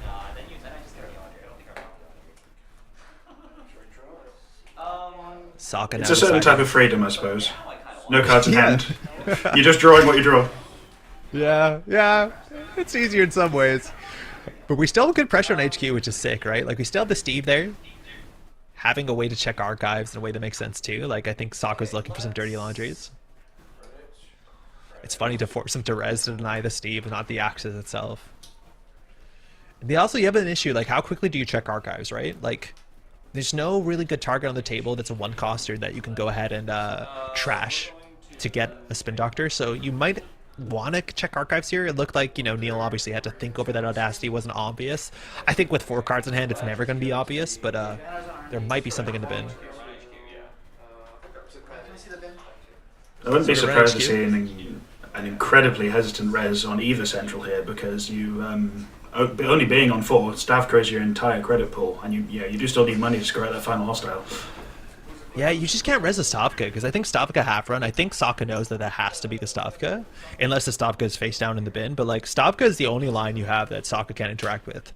But the only way to make that relevant is to put another ice in front of that ice and have that resed, so I don't know if you can res here. It's only a 2 credit tax, and maybe you can make it a 7 credit tax. I think the math on Carmen is you spend 6, but it's a Thimble Rig. That actually just forces you out of the Steve. Because mind you, we don't have Decoder. Banhar is currently on R&D here. On 2 credits, we can't res. Thimble Rig's such a fun inclusion. Top of the deck, though. Mavirus. Gonna trash, gonna purge. That means we can see deeper here, and that's just a really good card. That allows you to get any 2-coster from your deck if you're on Regolith. Off the top, that's a half run. That's also huge now, because now Sokka knows that Neil has the half run in hand. Unless he's playing 2 half runs, which is pretty uncommon, he can actually go to the Stavka and understand that he just needs 6 credits. He won't be Stavka half run. That's a really important access there. Now, some decks are playing Sprint. That allows you to put that back into the deck. That can be frightening there, but knowing where that 1-2 influence card is definitely changes the angles Neil has. Op only works from R&D. Now Sokka not checking archives. Paladin Puemo there. Definitely want to install something cheaply. If we're discarding hand size, possibly a missed trigger there. Yeah, Paladin has to eat something here, and there's no obvious targets. I think the Mystic Miami is probably the worst target on the table. I mean, there's only one more big install coming, because I don't exactly see Daily Cast coming down, and that's the Buzzsaw. So maybe you keep it around. I don't know. No, you definitely keep it around. Yeah, there's a Daily Cast in hand. I think a Patchwork still needs to hit the table. Like, it's still good. Yeah, there you go. Miami caught the trigger. Miami leaving makes sense. So next turn, I know, Sokka, we did see a Daily Cast in hand, but we did not check archives. Now, Neil knows whatever he top decks is what he's top decks. The big consideration is what he does with the Thimble Rig. If he puts a Thimble Rig on R&D, unless Sokka finds the next Buzzsaw, which could be in the bottom of his deck, mind you, he forces him to find an Audrey. He forces him to get virus counters. He forces him to find a Buzzsaw. He forces him to only run once. Neil is spending good times on these triggers, and I really like this. This is the only way that you're going to have an easy time, obviously. Beating the 2-time world champ. Half run in hand. Mind you, it does end the run. Only for credit, though. Triple credit Neil, just holding a half run. Yeah, Magnet on HQ, it's interesting. It's no worse than the Thimble Rig. Now this means that he can get double Kogates. Like, this could be the 2-turn play, where he gets a Magnet on HQ, a Thimble Rig on R&D, and just says, like, Sokka, if I get an ice in front of that, you either have a Boomerang or you find your 1 Buzzsaw. And if that's the case, you're feeling better about that moshing. Oh, it's a Magnet! Stavka's in the bin! Well done! That's going to be 1 net damage, but Sokka's not coming back this turn. If you manage to hit a Buzzsaw here... It's just a sure gamble, yeah. If you put that in that Buzzsaw, I'm pretty sure if you had it. Single access off the top. It is Rashida. You can trash that for 1 if you want. Or we can leave it there, understanding that that's not the winning draw there. Mind you, the Purge from a couple turns ago also reset the Sandstone. It will be 5 strength when you encounter it, but that remote server is actually kind of expensive. It's 5 credits and a net damage, so maybe they're Shi in their remote server, but the big thing here is on 2 credits, Neil has a top deck. Neil can just draw a hostile takeover and win. It's probably like 2 and 30, somewhere around that, so not the best gambling odds, but I like how he flips that down. You've used it. We have a pinhole in hand too, so Lago hitting the bin as well. Paladin Puemo, she's going to eat another card here. Understanding that I lose by not finding my buzzsaw, I don't lose by the money, so... Oh, banner seems important. Code gates on every server. I'm not sure if you can trash that. Maybe Steve can go here, but that's a hard choice. Whether we had to click to get the daily cast down for free, it's not about money. It's about finding that breaker, a boomerang or a buzzsaw. So there's Steve gone. Steve goes. You don't see that often. Neil doesn't have it. We would have seen slam on the table, install advance evades. The hostile wins. The question is, what can he do? If he just reses 1 ice in front of that magnet, he knows that he can just hope that he top decks. The problem is he can draw ugly. If he just draws agendas, they're in HQ. HQ is 1 net damage away, as much as it's no longer a Steve trigger. But this is a hard spot. The remote server 2 is a net damage and 5 credits. You can jam anything in there. This is one of those situations where it's kind of out of your hands and in the hands of you from a few hours ago, a few days before, of you putting the deck together and trusting it to give you the cards you need at the right time. Just money, destroying his hell hand, installing what we know is a half run, extracting it for 6 credits. Again, half run you could put in front of the magnet there and res it. You can break it for cleaver, but that means that you're going to deny the single axis, which we are going to go every turn there on R&D. At the top deck we have to. Diesel, we're going to go deeper. Draw 3. We're still looking for that 1 copy of the buzzsaw. I think with Audrey you'd have to work a bit harder for it to make sense, but that Paladin Puemo, she has 5 credits on her. That buzzsaw's not going to be an expensive install. Sokka just spending the turn drawing. Sometimes these are what we called Anarch problems back in the day. And yeah. Laundry. R&D for 2 credits. Going to be 1 net damage on top of it. We're going to get an access. Neil does have some top decks that will just close it out. Single damage. We're going to get a patchwork. Tucana. You can trash that for 1, but I'd argue that's not the best top deck for Neil when there's a single top deck that wins the game. Stays. I think Sokka also has a pinhole too, so if he ever needs to check the remote server, he can do that instead of paying 5 in a net damage. Let alone deal with a Tucana if he needs to. He sees a double install here, but Neil, again, just a second ice. He knows that's not coming up, so Sokka's happy to leave that powerful bird. Yep, there's the pinhole. So thinking here whether Sokka wants to install another card or just watch Paladin Puemo eat its own board state. You don't often see them being a big downside for those companions, but this actually feels more Anarch than I think she has in a long time. Who needs standoff? You can just trash your own rig 1 at a time. For a credit a turn. So we'll see. Sokka here struggling. There could only be 1 more buzzsaw. He's drawn pretty heavily through his deck again. We have Hoshiko draw. We've been playing Diesels. I think we've seen maybe 1 Steel Skin. And Archive still has a bunch of face down cards. There might actually just be agendas in there. He hasn't taken the time to check. I think we know it's 1 Stavka and then 3 unknowns. Sokka figuring out what he wants to do here. He might have a click left for the Paladin to get to work. We have 42 minutes in a round and another game after this. I think, again, Neil, in theory, has some lines here. Even if he just draws heavily on a turn and understands that Sokka might only get 1 run on HQ, you could hold in hand an Audacity. You could hold, hopefully, Slash and Burn Agriculture and an agenda. Are we continuing to rip up the board state? Paladin, I think why? Sokka's he's almost in a fork of his own design because he's committed so much effort to this single plan of finding the buzzsaw, which is a good plan, but if it's the bottom card of your deck and you've trashed both your patchworks, what do you do now? Yeah, but the thing is, like, if he doesn't get the buzzsaw, he can't win the game, so... Like, how many boomerangs is he playing? 1 is out of the deck?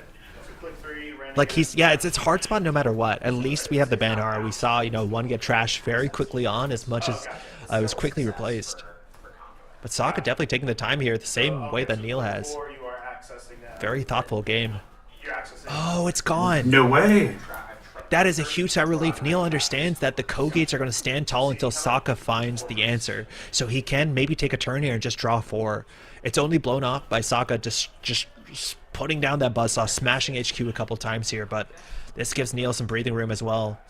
Top deck, that's a Tucana, we know that, but the next cards obviously are totally unknown. Sokka, a bit slumped at the table there, but definitely thinking. You can't knock it, it's very anarch. Drawing up again. Those are out of screen here.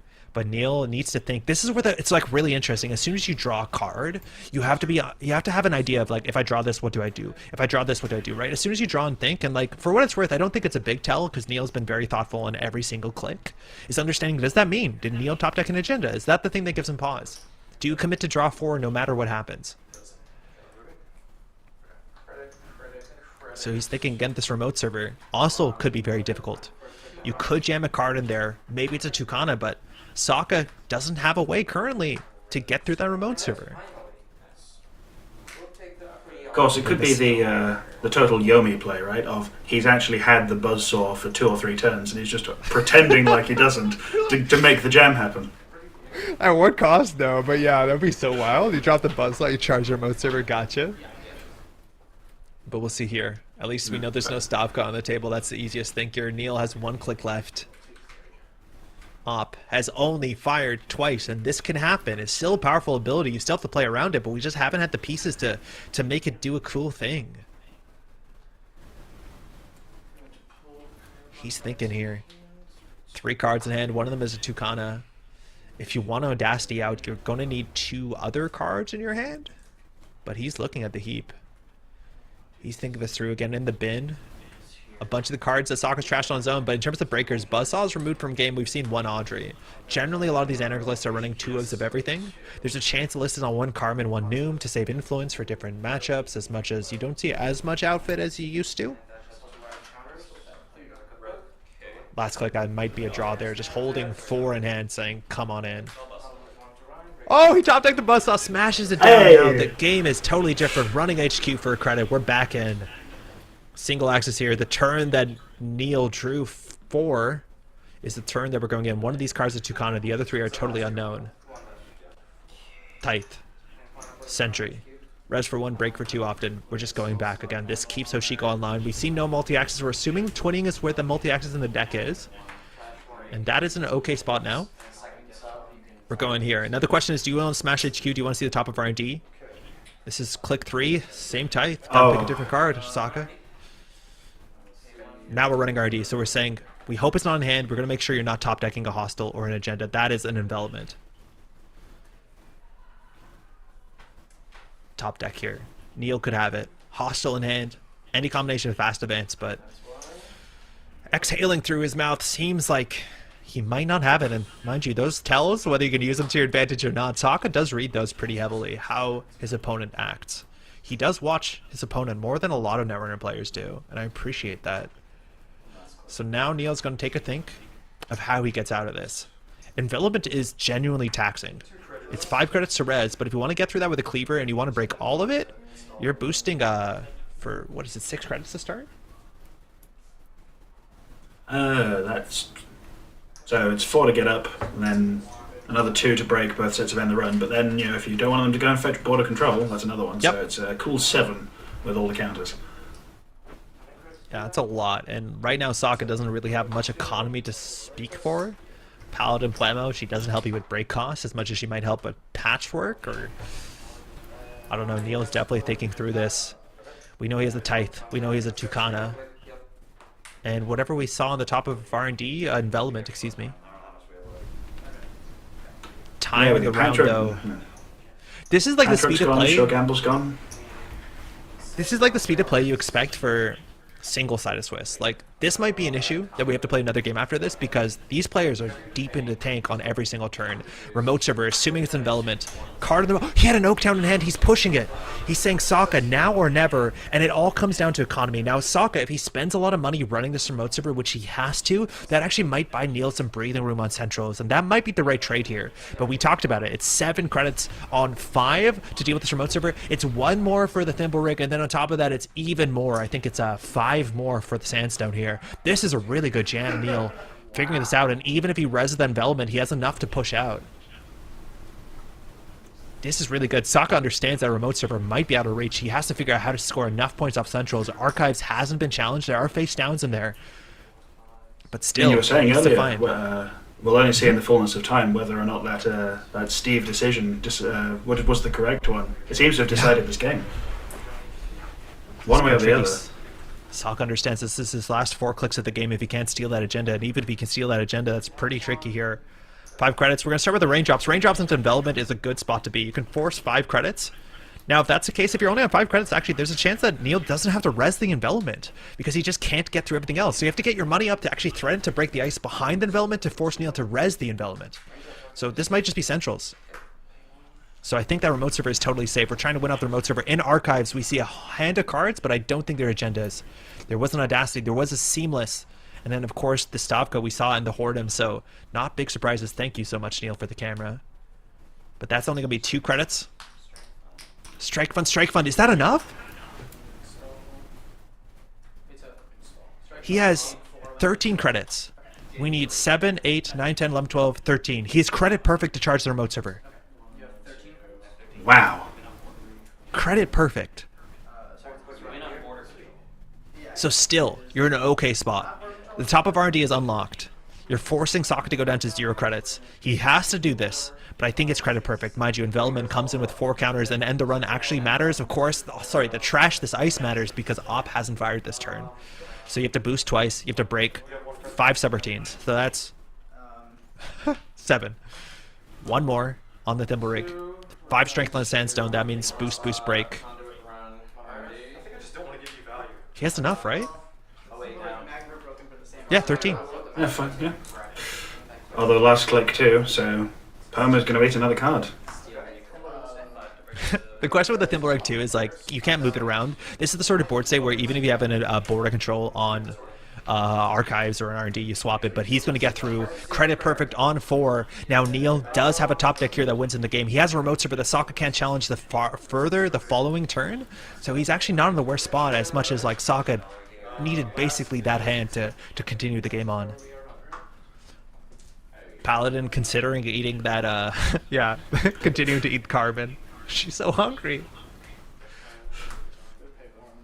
But deal here can't just top deck a hostile. I'm not sure if some of these decks started cutting hostile just because bad publicity is pretty rough, but I think it seems pretty good with Tucana lists.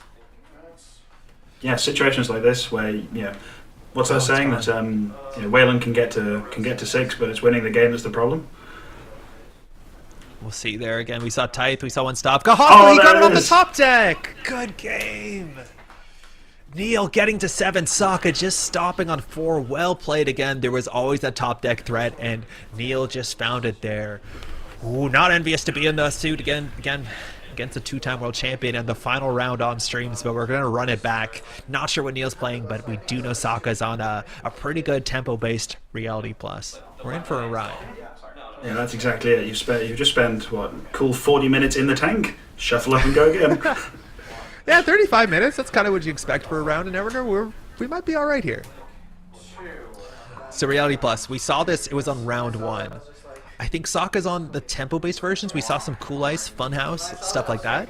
It looks like Neil is on Zaya, so we're going to get that central pressure. Sometimes it's a bit difficult to force, NBN to res that central ice and not make it not work in their advantage, because you do get credits back. You got a lot of cheap ice reses. But this game definitely... Yeah.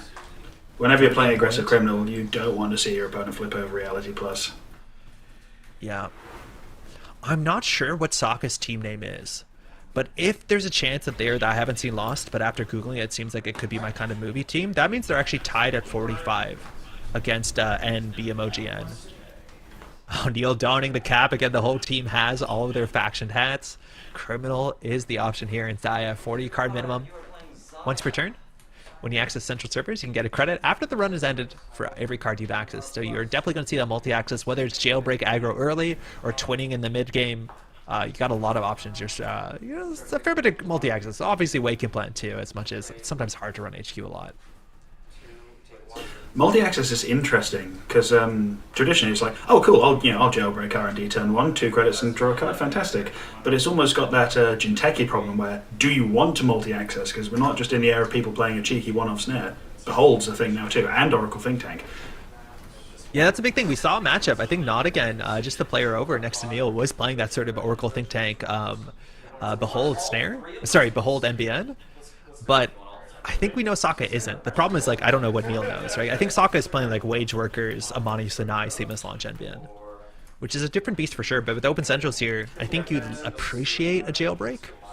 But figuring out what's on the table, do you worry about AR enhanced security? Can you trash a Rashida turn 1 and risk that, 0 credit, threat 0 oppo? And Sokka's not unfamiliar to jamming agendas on a table, especially when you have such a central-based runner.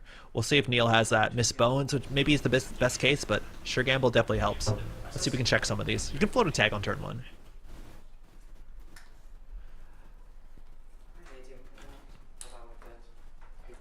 That's become the hallmark of these Amani Sanai Crypto Crash style decks. Is you need to have as much money as the deck's demanding of you at all stages of the game, or it will just exploit that gap. Yeah, it's really hard. Like, bankroll is one of the ways that you can kind of duck at least the Crypto Crash. It doesn't duck Amani relatively well. In fact, kind of makes a liability. You can't crack it in a trace. You'd have to do it before. Dirty Laundry is good. We'll see if you go Central for another credit, or whether you want to check one of their remote server cards. If it's a Spin Doctor here, it's not the easiest. We're going to go Central, so this is going to be a 4 credit access. Card we see, not on camera.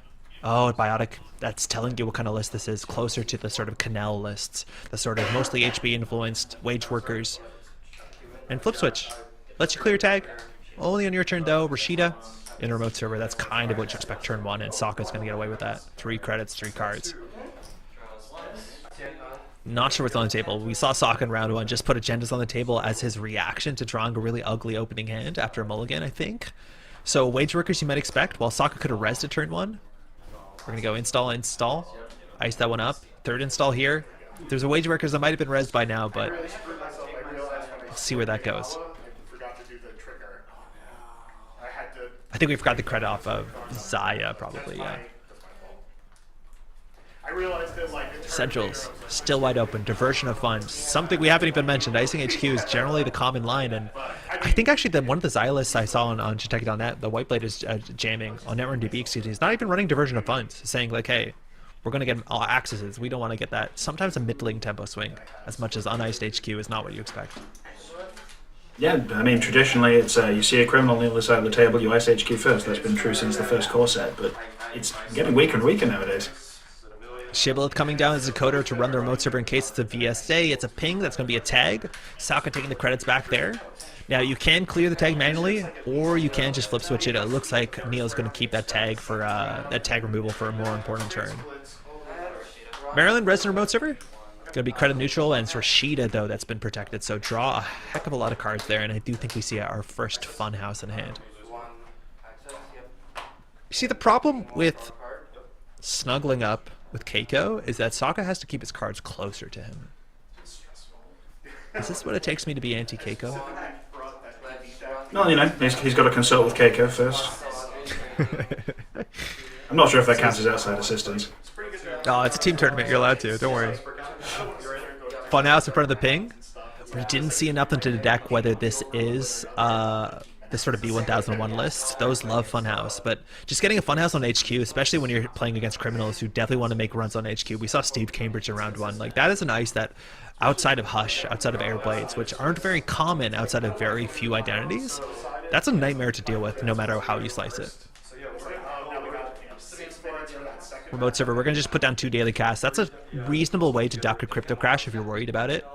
And we'll see here, again, while it might be easy enough to contest that Maryland campaign, a lot of runners are not going to do it on the basis that Oppo research requires, or it only fires if you trash something. There's an Amani. Tomorrow's headline 2, triple advance. So we don't have a Wage Workers here, but you're going to give a tag. That's 2 points for Sokka, a tag for the runner, and trace 3. So that's still a bit of a tempo hit, as much as you don't have that Wage Workers click to just reach over and destroy daily cast with 8 credits on it, which is, you know, often what you see. And we saw this in game 1. Sokka just putting tomorrow's headlines on the table. It's a pretty common line. I don't even know how you quantify that, but wait, how did you trash the daily cast? Oh, it's they a just money didn't pay tonight. into the boost? Return to Okay. hand. Yeah. Because So it's he might have trace boosted into 3. the trace. Yeah, boost by 1 by daily cast. Because, like, it's in your interest to pay a fair bit for the daily cast. He must have boosted to the point that Neil could not pay for it. Yeah, because Neil's only got 3 credits, so it's Yeah. only a credit to get rid of daily cast. Yeah, so it's back in hand, so you paid 3 credits for nothing. You still have to clear a tag, so huge tempo swing. Amani is now up, which means it's so much harder for you to contest centrals. Like, do you want to run R&D? Do you want to go get that Zaya box? Oops, now we've returned your other daily cast to hand. Like, it's so hard. If you can't deal with Amani, it's so hard to, like, push yourself forward on any board state. Yeah, 4 to trash 2, mind you. Already firing once is just good enough, and now for the rest of the game, it's going to be more and more of a nightmare. We saw this across worlds. Amani lock. You can't deal with a Nani. You can't build board state. Hermes coming down. Mystic as well coming down. Another catch and art. Really like that Mystic a heck of a lot. Leaving the tag. Oh, wow. I think he might not have realized that. You're right. He did relieve the tag, so he's going to do credit, remove the tag instead. He could have flip switched there, but yeah, very kind. Yeah, leaving the tag there, you're going to lose your daily cast. You're going to lose your Mystic. You definitely don't want to do that, so definitely a good catch. Flip switch might be relevant to hang on to. I mean, it's been a while since I've watched your paid ability windows video, but that's a way to get through a funhouse and with an active Blul, B1001 rather, somewhere without having to go and trash the B1001, because you can trash it after you take the tag. Yeah, so the B1001's on encounter, so your abilities will fire first if you're running. So yeah, you should be fine there. Advance in remote server. That looks like it might be a triple advance. I think that's one of the purple tokens. So it looks like it's Bologna into something, or specifically Bologna into repair board state. But if you can get a trigger here on Hermes and return a triple advance card to hand, like, you're laughing. The problem is, like, you have other issues with the Mani. But here, no matter what happens to Bologna, you're relatively happy. You want to get to threat 3 as soon as possible with only 3 credits too. Like, Neil can't even contest it. You need to hit centrals and you need to get a bounce if you don't want that Bologna to be scored out relatively easily. You were just mentioning a Mani lock. It's looking a lot like it here. Because even if you do run a central and manage to bounce it back to hand, sure, you've saved yourself from the Bologna, but you're losing your daily cast or your Hermes or whatever. Yeah, Mani is absolutely intimidating here. Sometimes too, like, this might not be a Bologna. I think that makes sense, but like, you could slow roll a 4-2, make it look like a Bologna so the runner's not interested. That's always a fun line here. And it looks like these 2 players might be the last 2 players playing on this team. With 23 minutes left in the game, we will get to a full 7 points, I have no doubt. Again, table talk. Looks like Sokka's team is going over what happened in the last round. It was a very exciting game, but Neil here, not envious of his position. This is such a hard board state to recover from. It's hard to bravado into this ice. It's hard to get an access because you're worried about Amani. As much as the Hermes is really good, you want to access with 2 credits to steal a Bologna, but at that point, of course, the Mani is all but confirmed. Sokka explaining how the list works. I think he played it on stream, something like that, a couple weeks ago. Check that out again. You can find him on YouTube, Sokka234. Check the name out. And of course, if you're assuming that the remote's locked down tight, Sokka's saying, do you want to risk this being a crypto crash? Do you want to try and money up? Yeah, it's so hard to click for credit, spend your whole turn doing that, and you just lose it. Not only crypto crash, but then crypto crash into Mani. So you lose that, and then you lose your daily cast. You actually, I'm not sure if you Mani's back a Hermes, the trigger fizzles, correct? Because it's not on the table when it's meant to fire. I don't think it's a pending trigger. I don't actually know how that interaction works. That would make sense, I suppose. If Sokka scores on his turn, most importantly. Yeah, in the same way that, because on things like Venutria or Virtual Service Agent, if it gets trashed by a Hippo, say, then you don't get the pass because it's not there anymore. So I would assume it would work similarly. But the problem with those is because you just literally don't pass the ice, right? Because it's gone. No, so this is like kind of different. And then like some board states where like if you initiate an ability and then the thing that initiated ability gets trashed, you still do the ability. But anyways, a judge will let us know how that goes if it ever shows up, but I'm not confident about it. So Neil thinking about this, I think he understands this is not easy. It fizzles. Thanks, Damajo. So Neil here, understanding blowing their remote server is going to put Sokka on game point. We saw Biotic. You need Biotic Wage Workers as fast events of 4-2. I don't think you're expecting Beals in these lists often. It's usually, you know, 4-2s to one tomorrow's headline and then some Crypto Crashes. I think you have one influence left over. Or sorry, one agenda point left over for like an annoying Oracle think tank if you want it. R&D is the run here. Huge axis. It's a Bologna at the top. Oh, I hate to see it. Neil understands. He gets a credit here off of the Zaya. I don't know if he's going to remember that one. He's providing the remote. That on the outermost is the funhouse. I think he missed the Zaya credit here, but that Zaya credit is actually super important because now he's going to force Sokka to res some ice. If he reses the funhouse, fraud on the remote server, if you don't res the funhouse, he gets another credit, and then he can run, steal the Bologna, bounce the thing. Amani's going to rip up his board state. It's going to be bad no matter what, but at least he has 3 points, and Sokka has lost a turn and a half trying to jam that other Bologna. Oh, that Zaya credit, though, can actually be really important here. So now Sokka understanding, can he spend 5? Currently, Neil doesn't have a way to deal with the ping, so the ping will end the run, but as many ices you go through, you get 1 additional credit off the bravado. So it also allows you to keep that ice rezzed if you're worried about Hermes, but 5 credits is a fair bit. Yeah, there's just there's no way to interact with a Bologna as the runner that you're happy about. Yeah. Yeah, very powerful card here. Criminals don't really have much in the card pool to deal with that text in a favorable way on central servers at least. Or sorry, on remote servers, excuse me. We'll see here. Sokka considering like resing up on us just to deny 1 credit is kind of wild. Netrunner players, 20 minutes in the round. Cat calling the 20 minutes left. Neil understanding. He also, mind you, steals the Bologna. He's going to have to worry about that that very relevant Appa research coming up. The question here is whether he can force a res, get a bounce, run centrals, steal another Bologna on the same turn is a bit difficult. Oh, Sokka calling seeing the Bologna on the top of R&D because this is a strange bravado. So now he's trying to figure out what the bounce is going to be. Because the other option, right, is you can bounce the funhouse and then like boomerang the remote server. I think that's what Sokka's playing around. The idea that he could lose 2 Bolognas potentially in a single turn. I also realized I did not take my Zaya buck on the last run. That makes a pretty big difference. You didn't what? I didn't take my Zaya money. Oh, Neil calling out and losing the Zaya dollar. Now, it's not first time a turn, it's once per turn, so he can still take it on the return, if I'm not mistaken. So he'll still have it. Yeah, you do get to pick. Yeah. There's also a chance that we're just trying to make the Fed. Oh, I love it. Both players are talking through all the lines out loud. They all hear it, but they like are basically calling what everyone's doing. Like, that's clearly a Bologna. I need the dollar. He's not rezzing. So he's going to end the run, or technically jack out, gain 7 credits. Now if we return R&D, we spend 4 if we remember Zaya here. So we're going to steal the Bologna. We have a couple relevant triggers here. We're going to get the Zaya dollar. Technically, you don't have that yet for this trace. But now we're going to return that, what we assume to be a Bologna to hand. And now we're going to get trace 5 from Amani Sanai. That means it's going to return whatever you want. Daily cast is relevant. Hermes is 2 credits to reinstall. I think you go for the daily cast here. Money's really important when there's probably another Bologna in HQ. Now, whether you can follow this up with Appa, we are on threat 3 now that Neil took that Bologna. So if you want to pay 5 more credits, it's a bit easier with the Maryland. That's going to be 4 more tags. And at that point, Neil cannot really afford to clear any amount of tags. He has to try and finish the game tag me against what I believe has shipment from the Disperses. Daily cast return to hand, trace 5, no boost. I owe you a card. Sure. I'm gonna shuffle the Maryland. Neil discarding a card here. Maryland's going back in, so again, top of the deck wasn't known. Carmen hitting the bin. Now, Carmen is expensive. It's, again, really hard to pay any amount of money for anything on the table when you're letting Amani go. And now Sokka has to decide, install Advance. Advance means he's not threatening Oppo.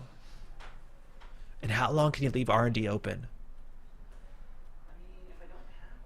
I mean, you can rely on R&D to be mostly safe, but as long as you don't have any actual ice there, you can't guarantee anything.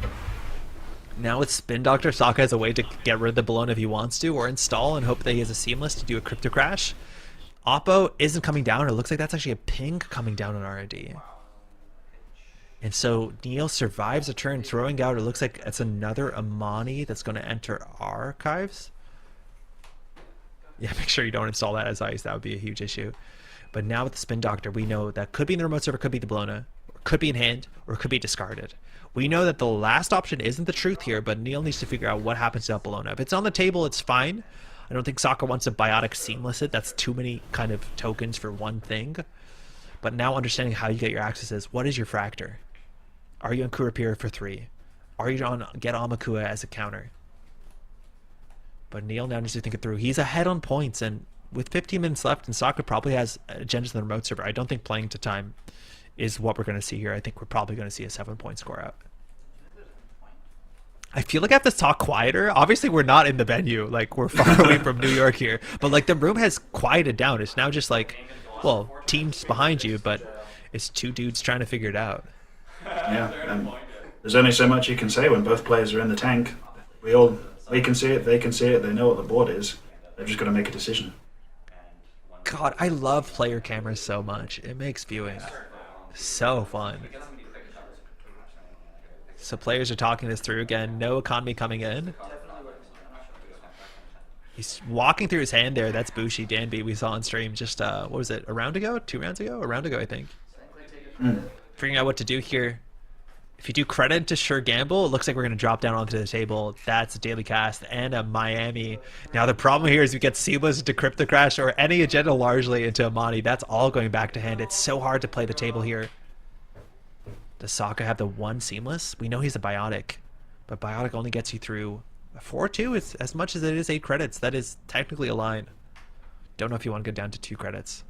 Or sorry, He was fanning us through his hand before. I think it's Market Forces, Hedge Fund, a Bologna, and Biotic Labor. I don't know what he just drew. So that means the card on the table doesn't seem to be like the Bologna unless there's 2 Bologna. And maybe Sokka's considering, like, Crypto Crash is not great when the runner has no money, but you do reset their daily casts. Well, there's the Seamless, I think, off the top. Does he have it? Understanding whether you want to Seamless Crypto into 0 credits. Again, the Mani's going to fire next turn if Neil just tries to recover, and that might be better for you. The question is, what are you doing with your turn? Yeah, you're right, that is a Seamless. And the shipment from hand, too, and the Oppo. So, like, here, if Neil steals an agenda, trashes a card, he's relatively happy, Sokka. He has all the things he needs to close the game.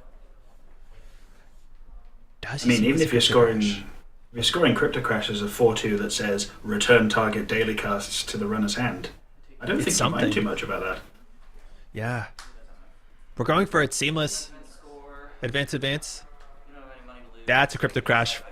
Full art from Worlds last year if you found that on the crypto table, and that's going to do Trace 4 with no credits. Neil's going to be left with no money besides the Mystic Miami giving him that event economy.